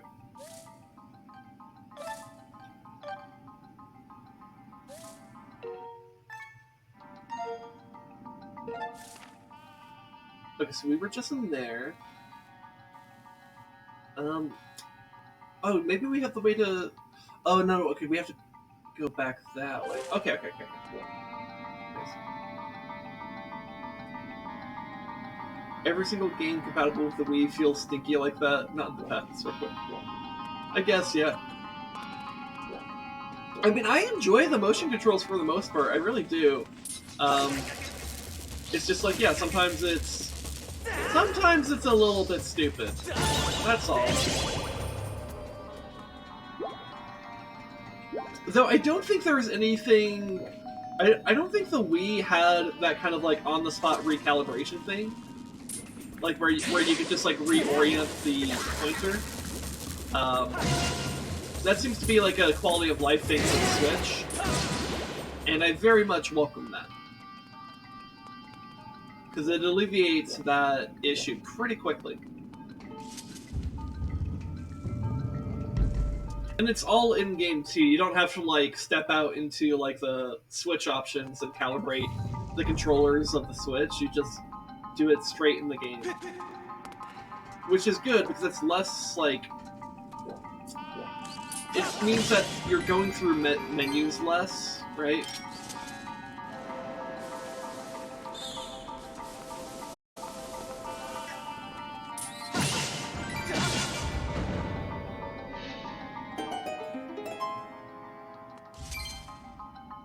And the more you could, and I think a good thing with UI design for game designers is like they need to be trying to think about like what is the way we can maximize the player's time. I can maximize the percentage of game time spent doing gameplay as opposed to navigating menus.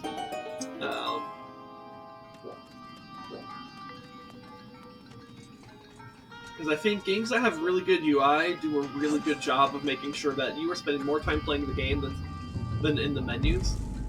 Of course, there are some genres of video game where, like, sometimes the menus are the game, but that just depends, right?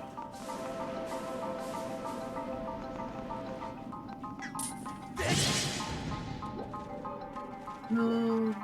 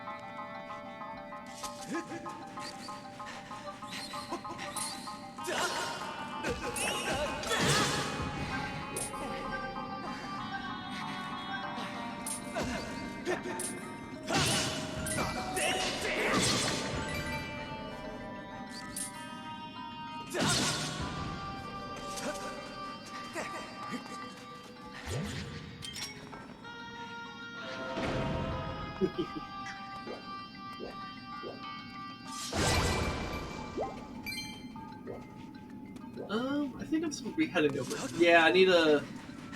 I bet there's a time shift stone underneath that pile of dust. Yep.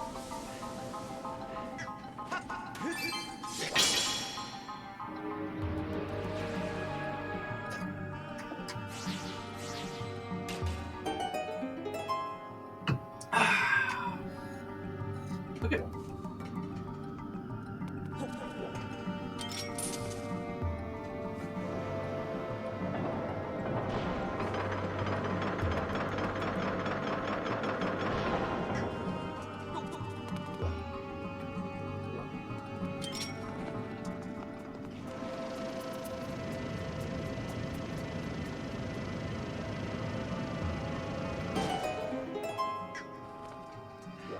You ever blow a door open?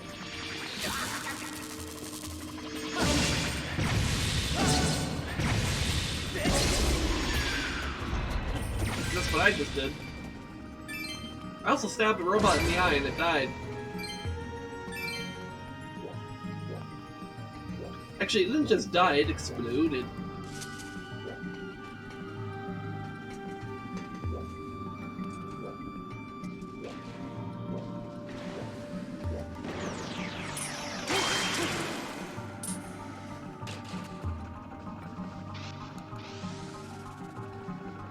But sending out little drones.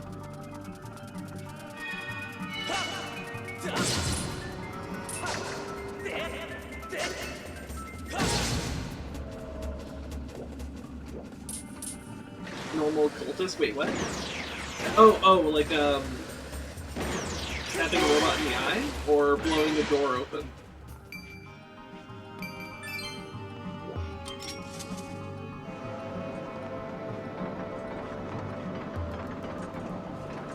Oh, I just realized something about the, Hold on, let me check something here. Yeah, okay. Okay. I just realized something about the design here. So, red. Sorry, my brain is short-circuited. I'm stupid. But my dumb brain just realized that the colors here actually mean something. And that if I want it to go this way, I should aim on the red. If I want it to go the other way, I should aim on the blue. I don't know why my brain just figured that out, and I feel kind of silly for not having figured that out earlier. Like when I was younger and shit, but oh well, it's fine.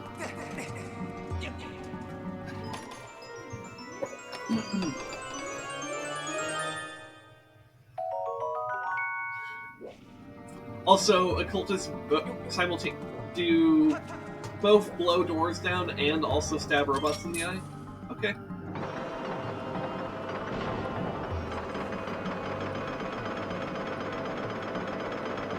That's cool.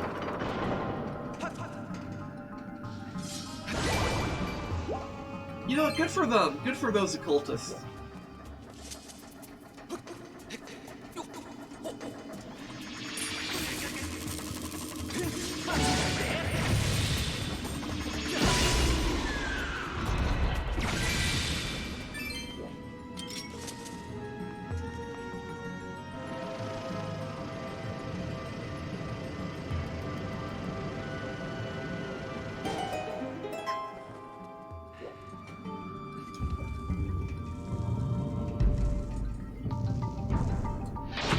I'll add occultist to my vocabulary now. Alright, good for you.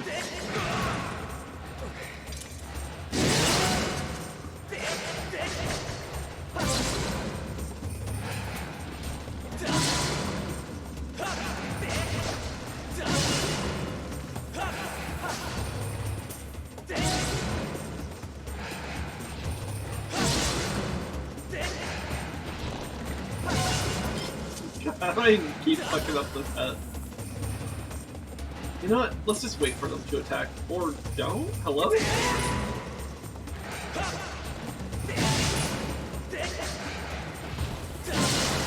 There we go.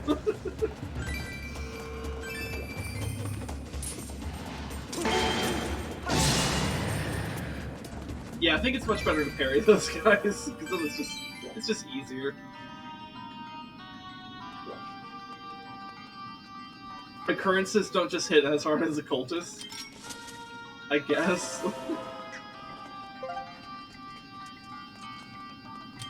I mean, those words also mean different things, so yeah, I guess an occurrence would have a hard time hitting as hard as an occultist. I don't know. I don't know what you want me to say to that. What I do know is that occultists do a lot of poison and acid damage, and vitality damage in Grim Dawn, because I played an occultist. And those were the damage types I remember looking out for.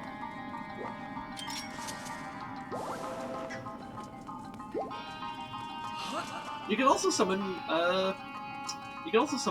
demonic pets. Like a bird that shoots lightning, or a hellhound, or I think there was another one, or maybe it was just the bird and the hellhound.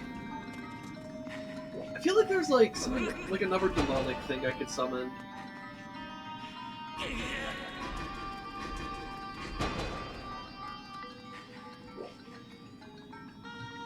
Oh wait, you're saying occult tits. I just realized that. Not occultists. Okay. You know what? That's fine. You know what you want, H-Kills. It doesn't matter. No one's gonna understand anyways. Whether you're using words that exist or words that don't exist, people are gonna understand you comparatively well. Like...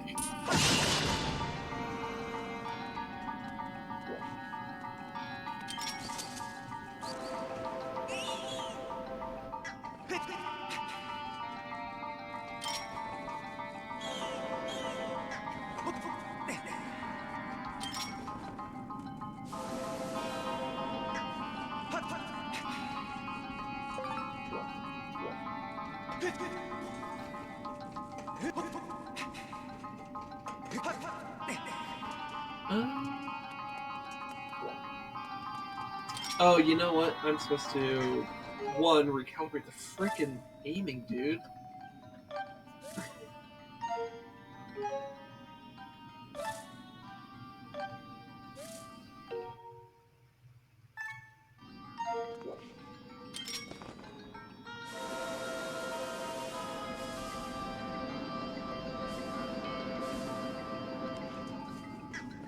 Okay, and then let's take a slingshot.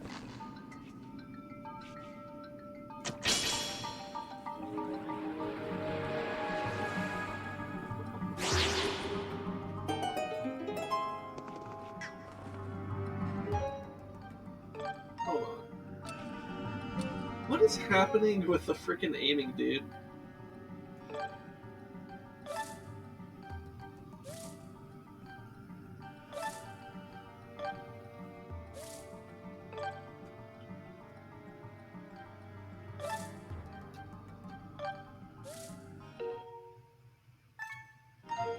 Go. Okay, so now I can go fight this.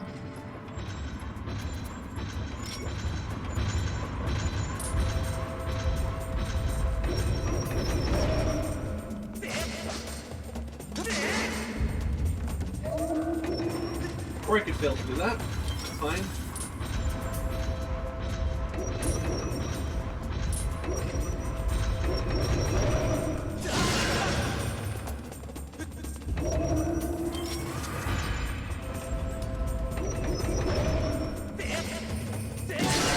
There we go.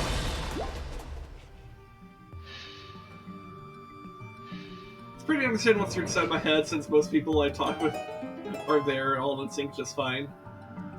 Oh my god, that statue pogs after you blow it. Yeah, you'd be surprised how many people will pog if you blow them.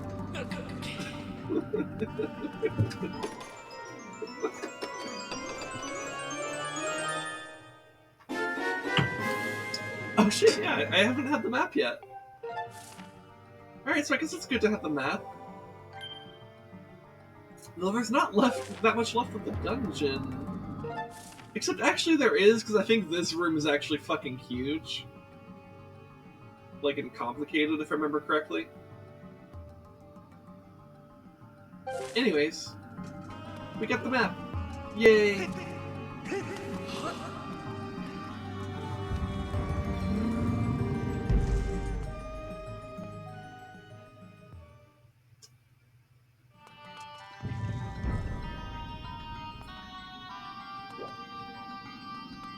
You know what? I decided something. This dungeon is... You know how this dungeon is, like, real dusty? It looks kind of dreary and kind of just, like... You know, kind of just, like, kind of not that interesting to look at in terms of, like, its colors and stuff. Let me make that more interesting. By putting a little pink filter for myself. Now, you guys don't get the pink filter, but you get to see me with the pink glasses. And that's something.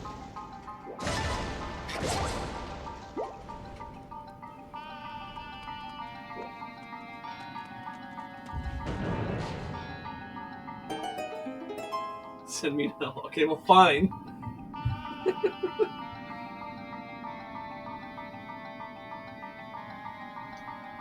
Man, maybe I should increase the price of Send Me to Hell, because that's the only one that ever gets used.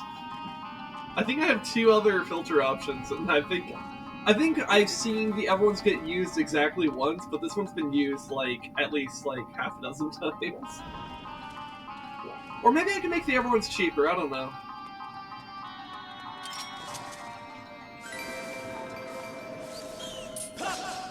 It's not like any of them were that expensive to begin with, though. Alright, I should look at the... So, this is why they gave me the map first. Because...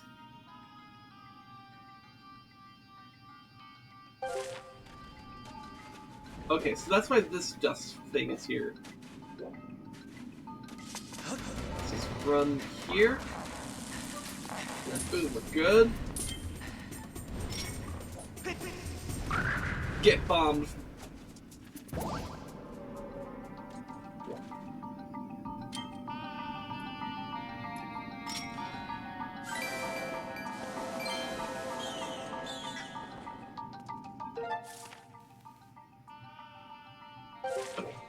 Optional tunnel. Let's go.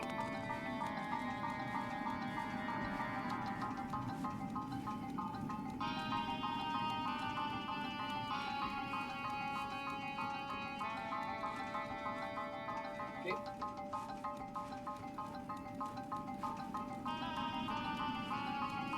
The chest. Yeah, it's just a green rupee. If there were like a blue rupee, I might have gotten it, but it's just a green rupee. Also, don't mind the little creature that fell from the ceiling right there. We got a golden skull!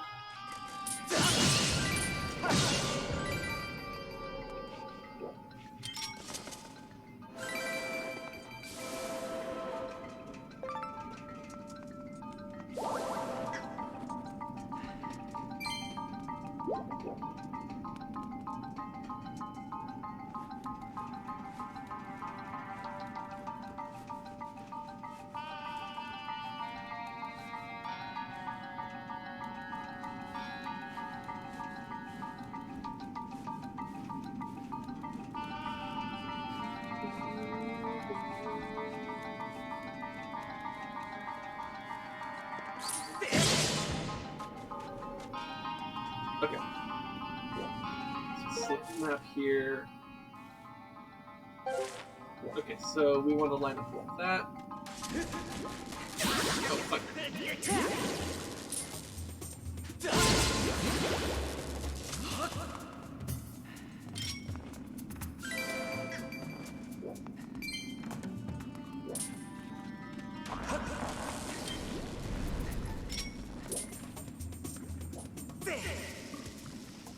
Oh.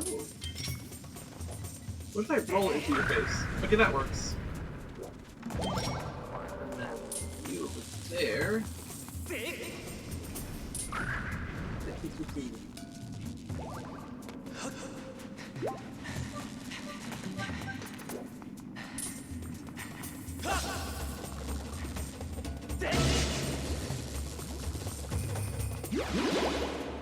They both wandered off. I fell off! Well.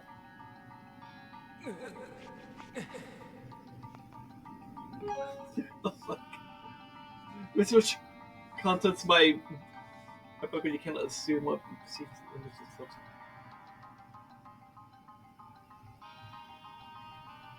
What the fuck are you talking about, H-Kills? I'm very confused.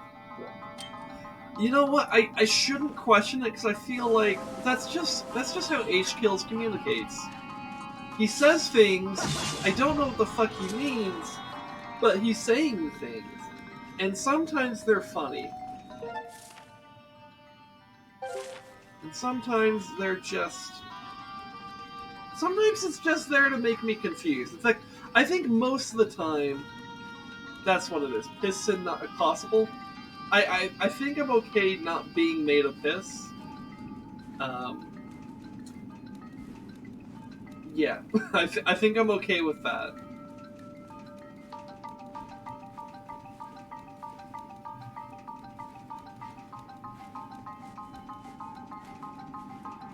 Shame? I don't think there's any shame in that.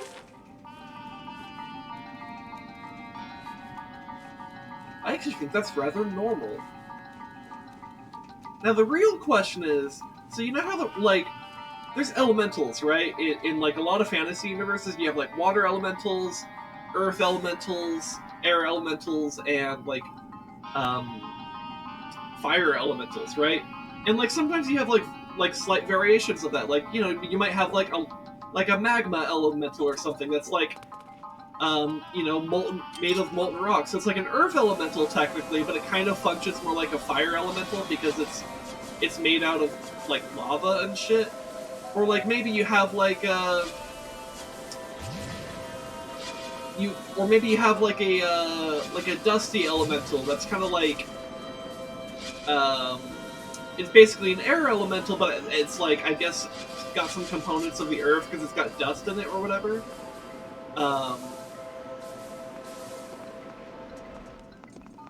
You know, stuff like that. So, perhaps one type of thing, and I wonder how interested you would be in the Sage Kills.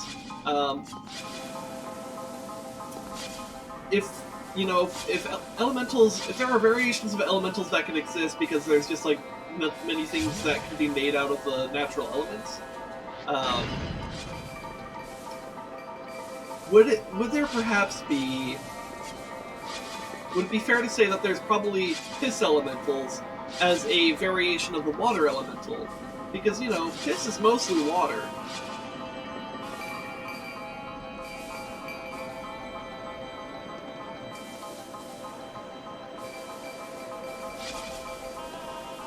Oh god, I forgot how... You know, I think this is why I didn't like a lot of this dungeon. It's... I don't like the Gust Bellows because the game makes you do shit like this, where it's extremely tedious. There's so much stuff in this. There is a lot of stuff in this. But there's water in this, so why not a piss elemental?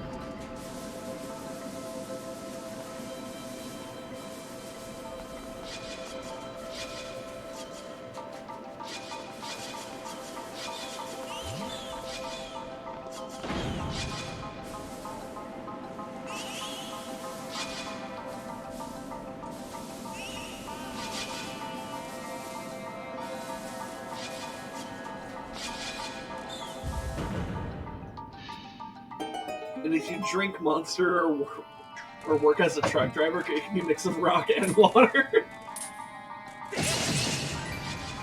Oh my god, that's so fun. If I ever actually make a piss elemental as like a homebrew D&D like enemy, I should absolutely give it the ability to like just throw a rock at you and call it, and it's a kidney stone.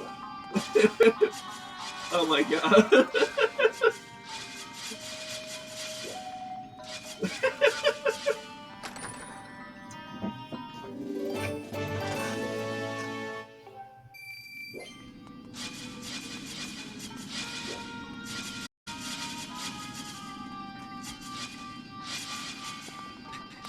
That'd be pretty rough.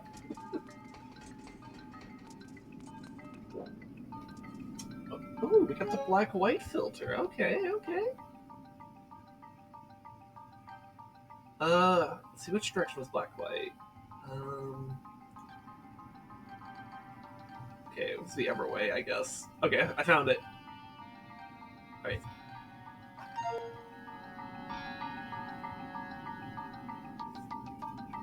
Alright. Well, here's another one of the filters, I guess.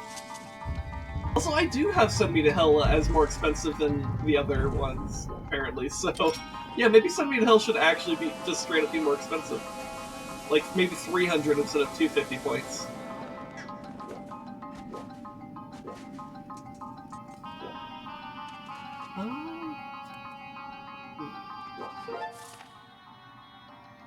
I didn't go that way.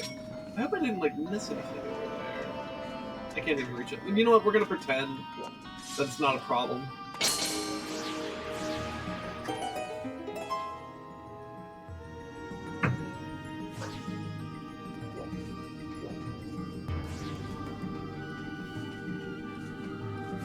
The Sid Mills economy is in shambles. Woo. No, the economy is fine. I deliberately keep things pretty cheap so that anyone who's like relatively new to the channel could still like try things out. Like the only like actually expensive thing I have is the medic, because like I do kind of want that to be viewed as like more of a treat rather than like a simple thing that you could just immediately do.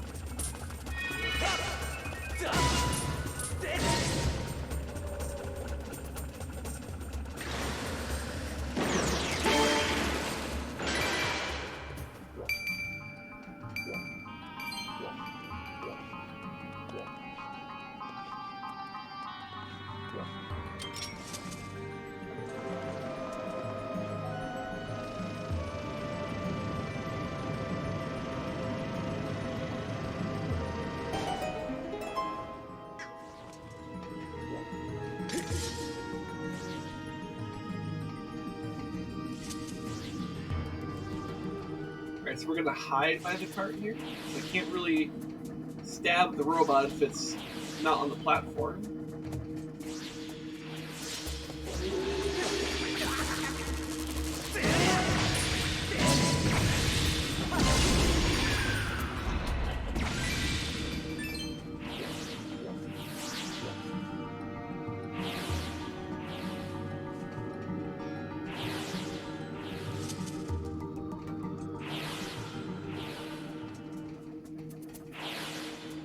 Gotta move very carefully here. And we run! Go, go, go, go, go, go, go, go, go, go, go, go!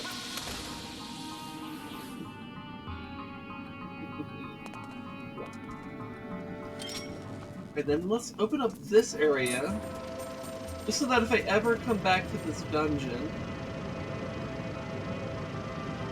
it's just a little bit easier to traverse. And I think that's a good thing.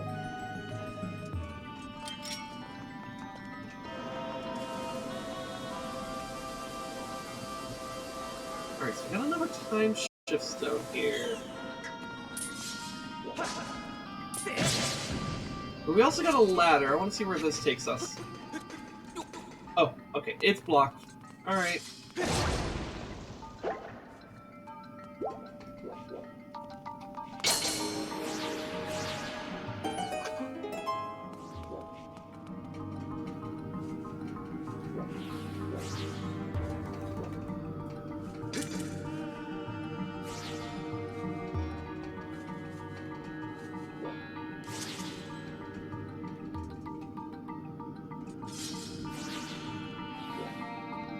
I'm ready.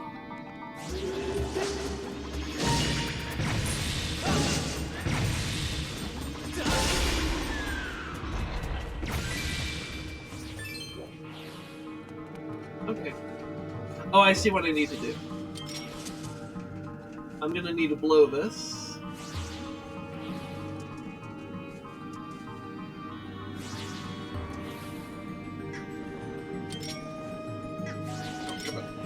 But here we go. Come on, come on, come on. Okay, I got it.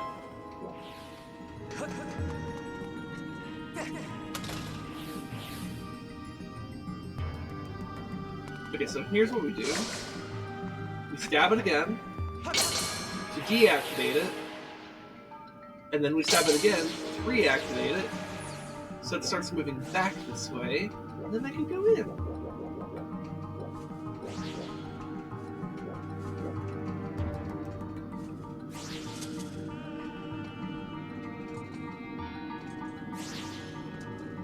As Darth Vader once said, I hate sand, unless I'm tattooing with mine. No, but if he does that, the sand will get everywhere. And you know how it is, it's rough and it's coarse. He wouldn't blow up Tatooine, because then it would just get everywhere. He wants all the Tatooine is actually doing him a favor because it's a planet that's actually containing the sand. That's why Darth Vader never blew it up. That's why they kept it under Imperial control. Because if they ever blew it up, all the sand would be unleashed upon the galaxy, and Darth Vader would truly suffer. In the same way that, I don't know, something else did when they did something stupid. Like that.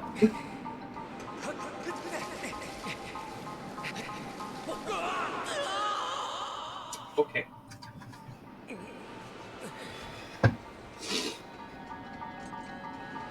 That's why Indiana Jones sold us the Star Wars verse for real. It's because of all that sand.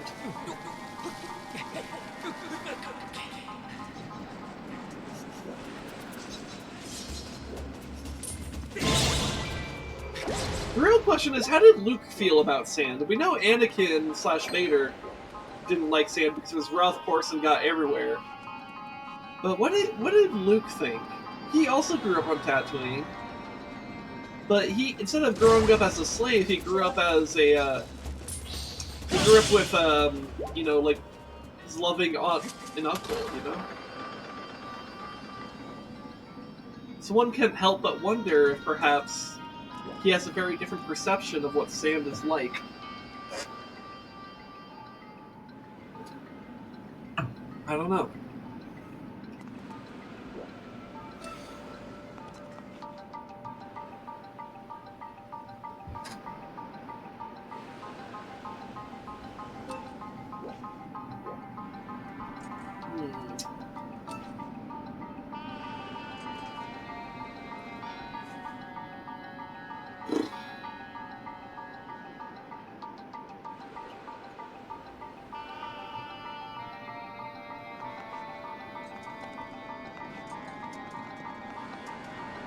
Wait a minute.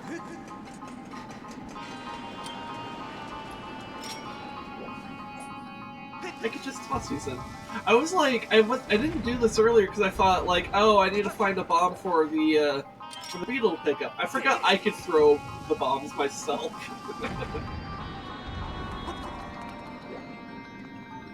Ooh, a goddess blue. Wow, that's actually amazing.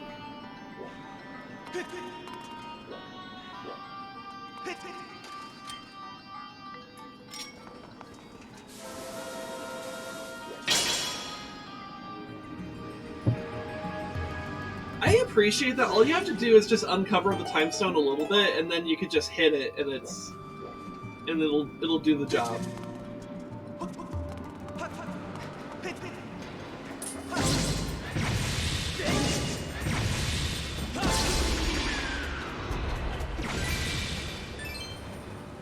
Oh, okay, but now the treadmill is running. Okay, I gotta be careful about this. Go, go, go, go, go, go, go, go, go, go, go, go, go. All right.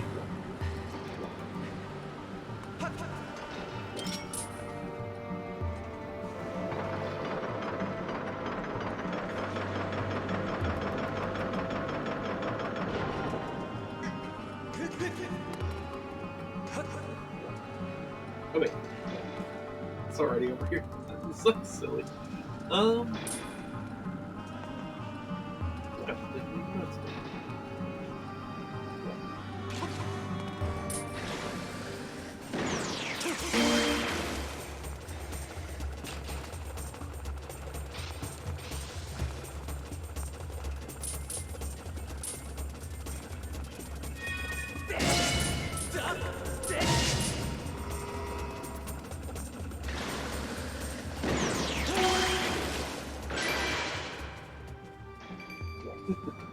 Look at all those rupees I don't get.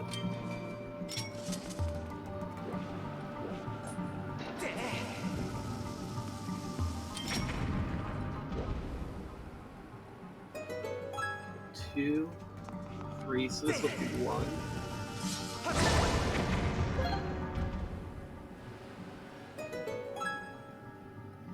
Okay.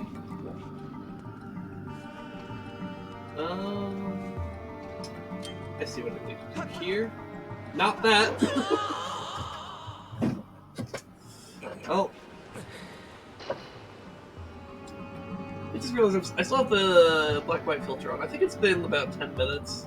I'm gonna go ahead and reset it back to normal.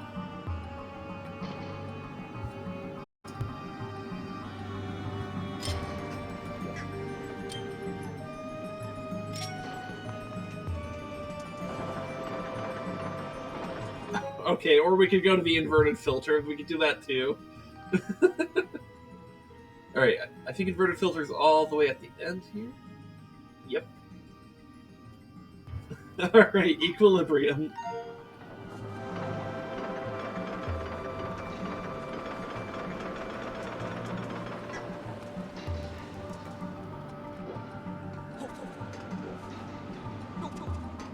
Question, how visible are these glasses? So, like, how much of a difference does it make with this? Wow, they're, like, almost invisible. Like, you can kind of see them. But they don't seem to make that much of a difference in terms of, like, how the inversion looks. Huh. Interesting.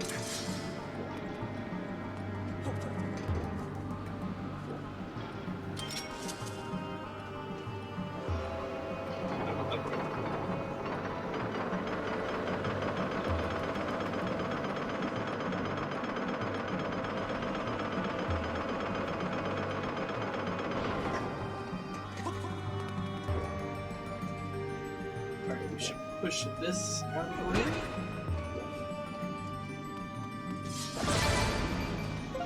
More bombs.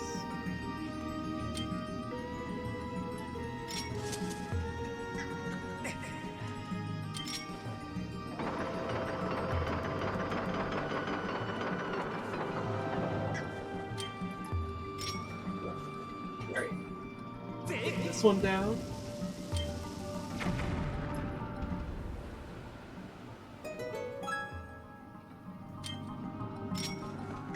So let's look at the other side. So,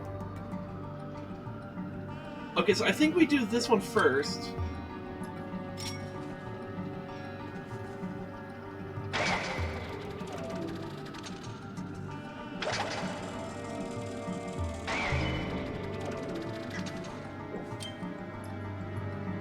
So then we want to go to the last one second.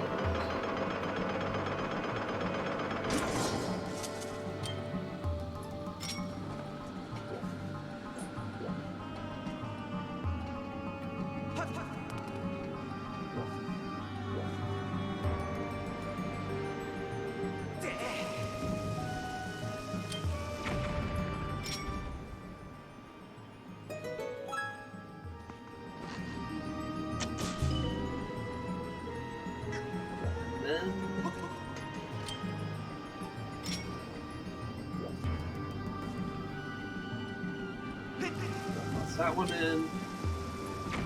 Needle out. And if I've done it right, I think I have.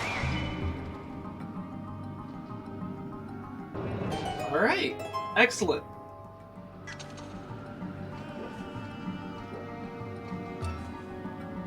I want to look around. So what's below me? Okay.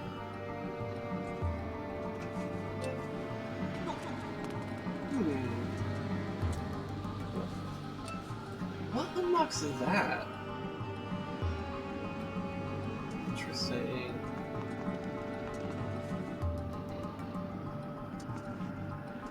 Huh. Maybe something in there will?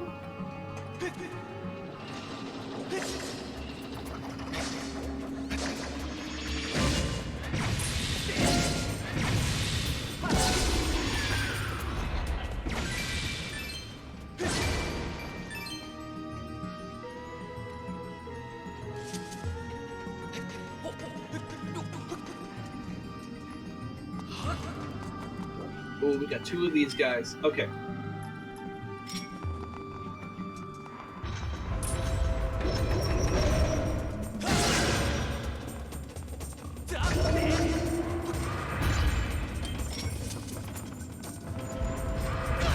Ow.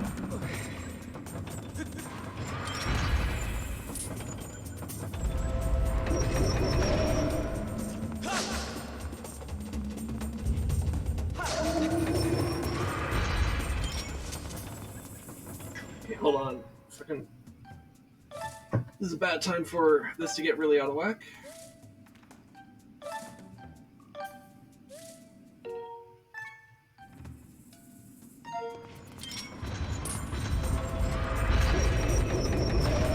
There we go.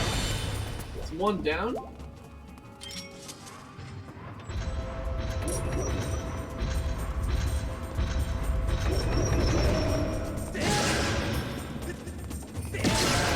Hell yeah!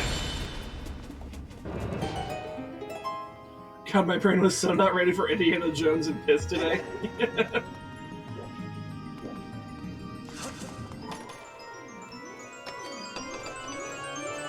I mean, sometimes that's just the way life goes, you know? Oh, that opens that. Okay, cool. Alright. Alright. Okay,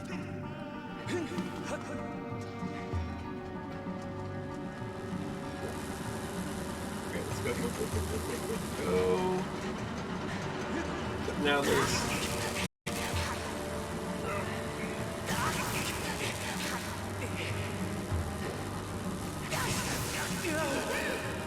I'm not doing great here.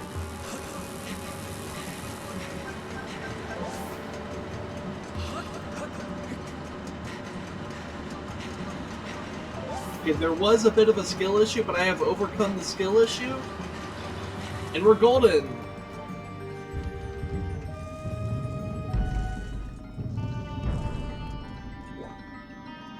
Oh, let's go up this ladder. Thank you for the Dorito. I appreciate it. It's character development. Yeah!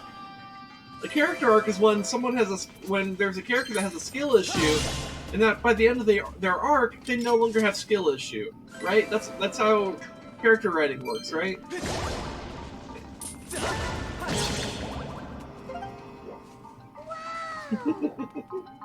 Thank you.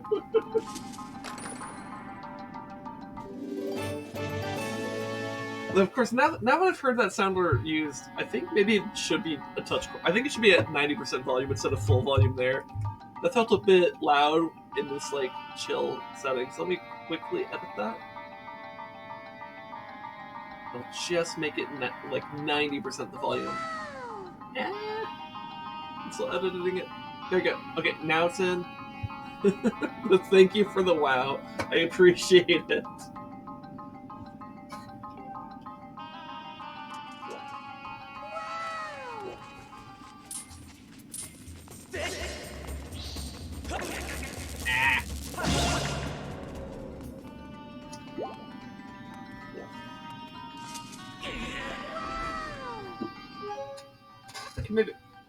Maybe 80% then? I think if I drop it below 80% though, I feel like it's going to be a bit too quiet.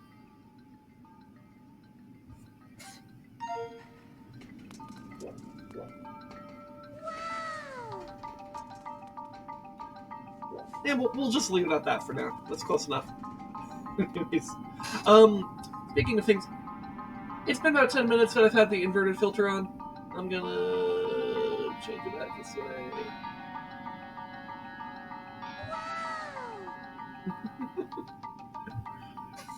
Thank you. I'm glad you're enjoying that sound alert.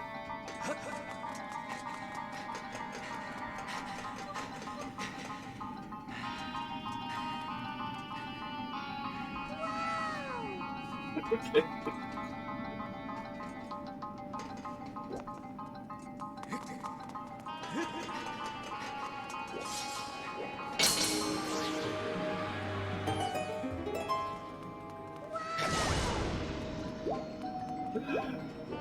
Yeah, I think it's a bit much. Oh god, I didn't realize it didn't make a platform up. I'm gonna pull it back. Okay. So what I need to do is I need to be more ready. That's a lot of wows. Not sure if we need that many.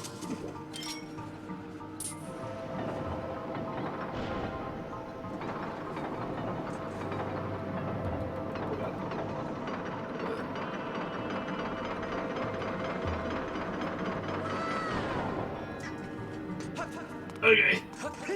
I did it. Ugh.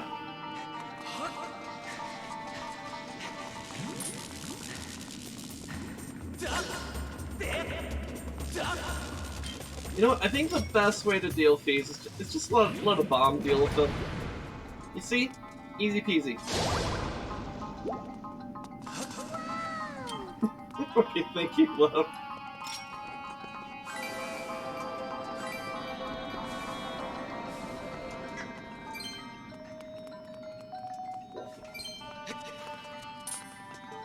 Alright, I'm gonna make a save here.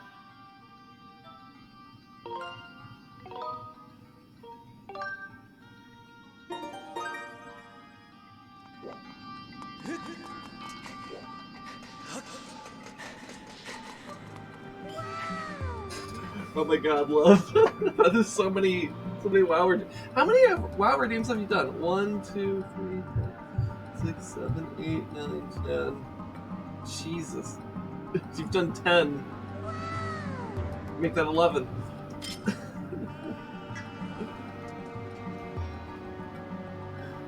That's... I think that's enough. I think the message has been received. You're amazed, and I appreciate it.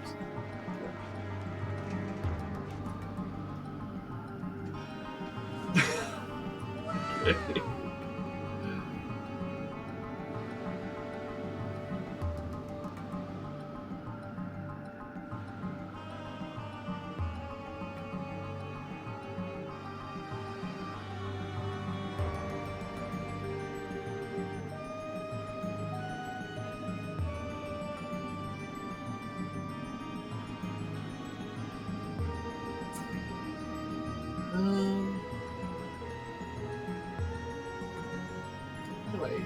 Oh, I think I have to do it over...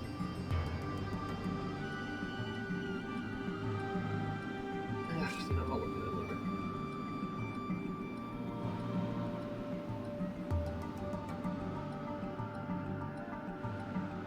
Okay. Anyway, so let's,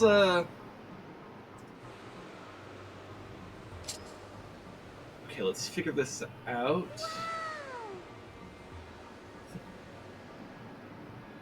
Do I have this in the wrong orientation? Yes, I do. I have to have it like this.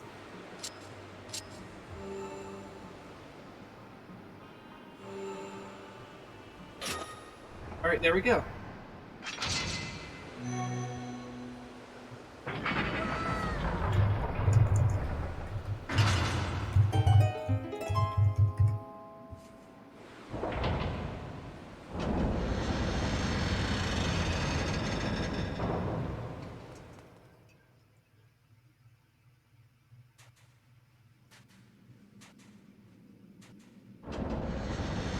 It did save before this, right? Yeah, I did. Okay.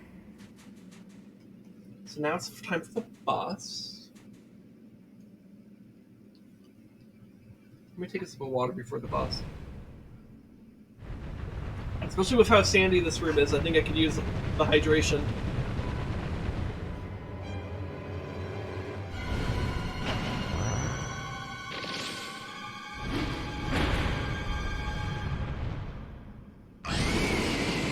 Thousand-year arachnid Moldarach.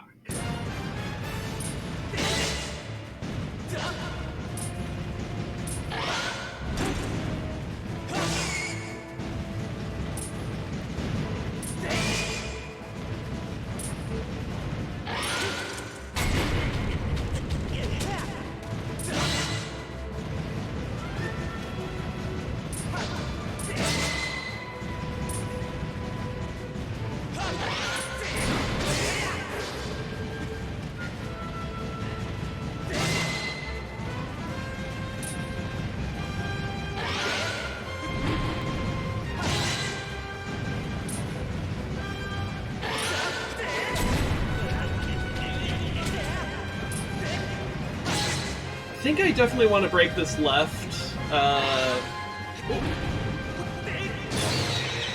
The left one first because it's the one that grabs you, and it's pretty annoying to be grabbed. Oh, they both grab. Okay, I thought that one just hit. Okay, whatever. Point is, I've done it. Now we stab the eye. Oh god, this is not the time. Not the time for this to be misaligned. It's really important I have the motion controls working properly here. Alright, there we go.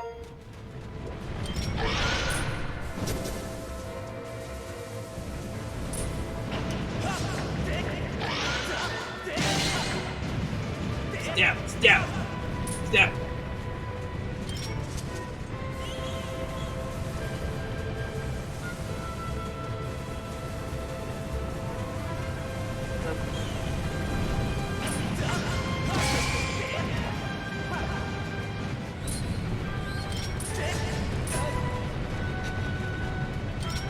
Okay.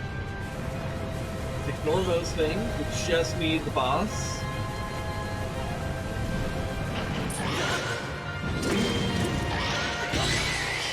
Hey! That actually went really quickly.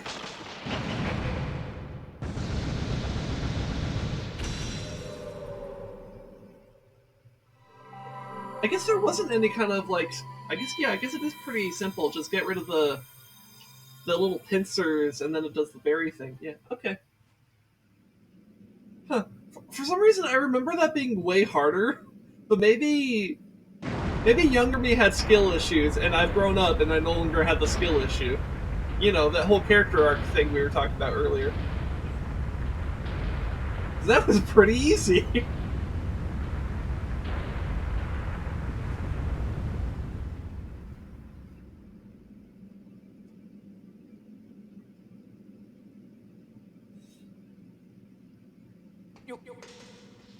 Kids are trash at video games, I guess. Yeah. I mean, it wasn't like I was a kid when the game came out. I was like what 14, 15 when the game came out. So it's like I was in high school.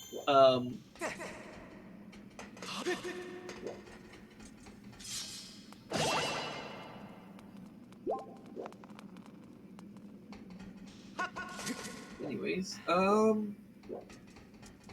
guess we go to the door.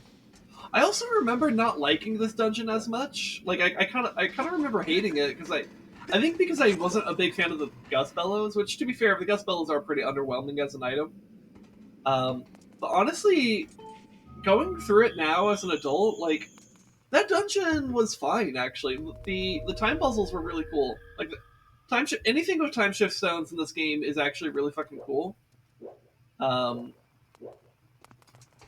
I just think the Gust Bellows is kind of whatever. But that's okay. I think maybe if the beetle weren't as fucking cool as it is, the Gust Bellows might not feel so bad. Because it's just kind of a whatever item. It's not a bad item, I think it's just underwhelming. And thank you so much for the Doritos. I really appreciate it. Because, like, this beetle is fucking awesome. But I will say this, the Gust Bellows does give you the ability to blow Pipit's mom. So, and that's something we might do next stream.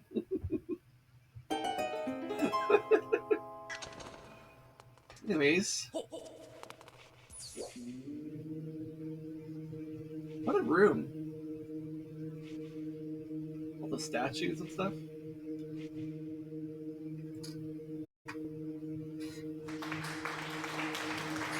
Thank you, thank you. I appreciate it.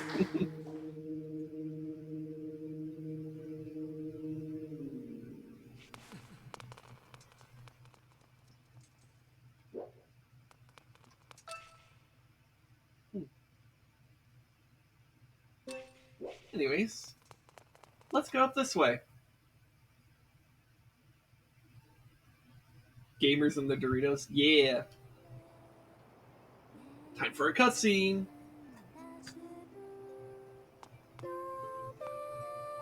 There she be.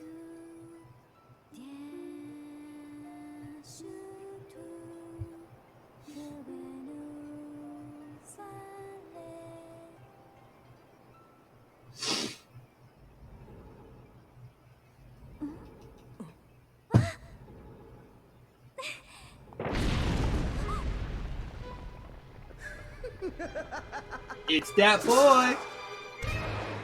It's him! Hear a him!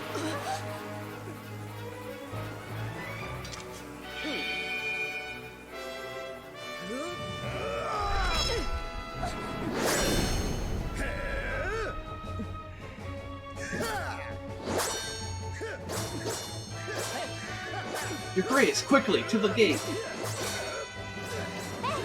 Sky Guy! Sky Guy, here, you'll need this when where you're going. Epic battle cutscene going on! You got the goddess heart! Go, now! Ooh, Gearham's power's weakening. But so is hers!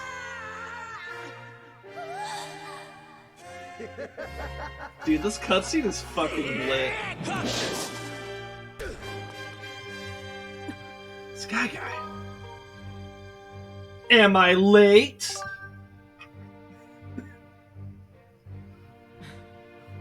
No. You're right on time. I fucking love that dialogue option so fucking much. Sky Guy, you must go now.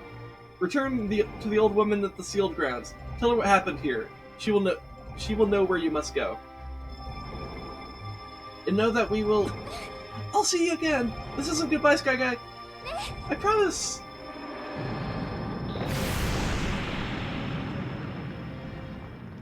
Damn.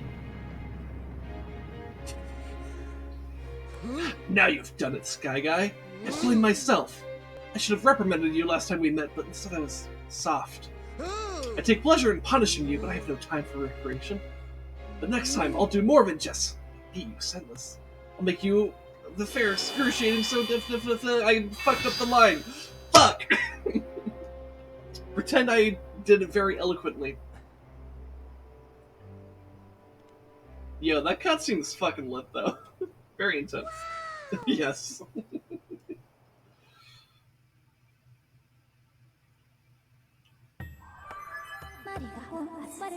A report, Master. I can no longer detect Zelda's aura. The moment the gate was destroyed, Zelda's presence has disappeared from my readings. You can no longer search for her with your dowsing ability. Zelda's companion instructed you to meet the Ancient One in the sealed grounds. This corresponds with the records in my memory. I propose we travel to the sealed temple. Okay. I think there's some rupees back here. Some dust. Ooh, some amber. And a decent motion control thing.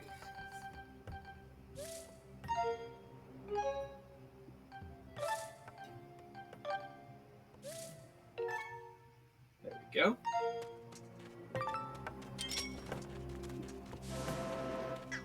Oh, ants. Got him.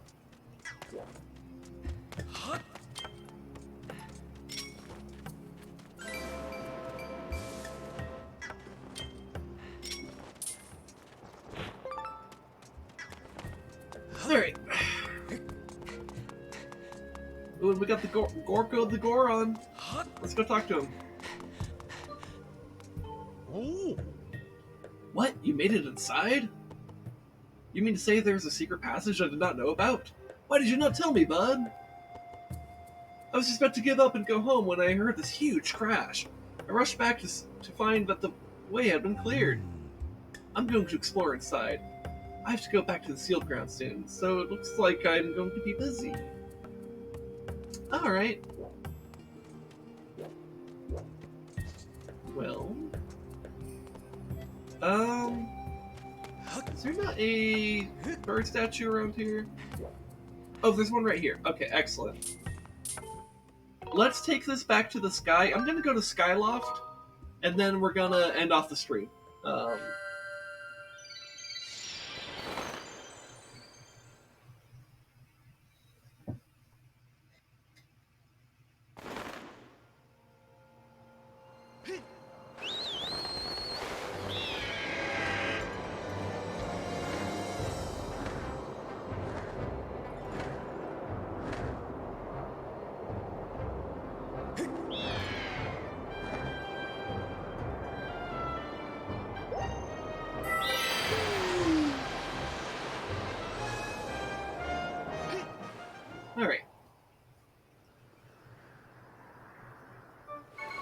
And let's just go to a bird statue and save, and then I'll close off the screen. So here's a bird statue. Save and quit. Sky Guy. Save. Alright. Do I still want to quit? Yeah, we're gonna end off the screen here. So thank you so much. Yes. Thank you. Thank you very much to everyone for coming by. I really appreciate your viewership and the posture check, and the engagement and talking about stuff. I really enjoy that type of stuff. So yeah, just thanks, and let me take this off so I can talk more directly to. I mean, feels weird. But yeah, thank you very much for watching. Both people watching presently here on Twitch and people watching this in the future on YouTube. You're pretty awesome too. So for those of you, yes, for those of you that are here in real time, I'm gonna raid our friend Destiny Rose. She's playing Deep Rock Galactic. Yes, YouTube has been perceived. We're gonna raid Destiny Rose. She was in chat earlier when I was talking about like life and communication and emotions and stuff. She's a really cool person. She's doing Deep Rock Galactic right now, so Zelda right into Deep Rock Galactic, just like my very ancient streams from when I was first streaming. Yeah, so go give her some love, and then come by on Together Tuesday when Rezdog and I continue doing some more Borderlands together. So that should be fun. And yeah. Also, follow me on Twitter. If you're not following me on Twitter, go ahead and do that. There's updates to like stream stuff or whatever, e-girl pics, and maybe some memes here and there. Just whatever. And yeah, rock and roll. Yeah. Anyways, I hope you've all had a good time. I hope you bring these good vibes over to Destiny Rose. And I wish you all a good time. And those of you on YouTube, don't forget I forgot about you. I hope you guys have an excellent time, even though you're not going over to Destiny Rose. Unless you happen to be going to her YouTube channel. But I'm not linking to it. YouTube raids aren't a thing. Anyways, bye. Have a good time.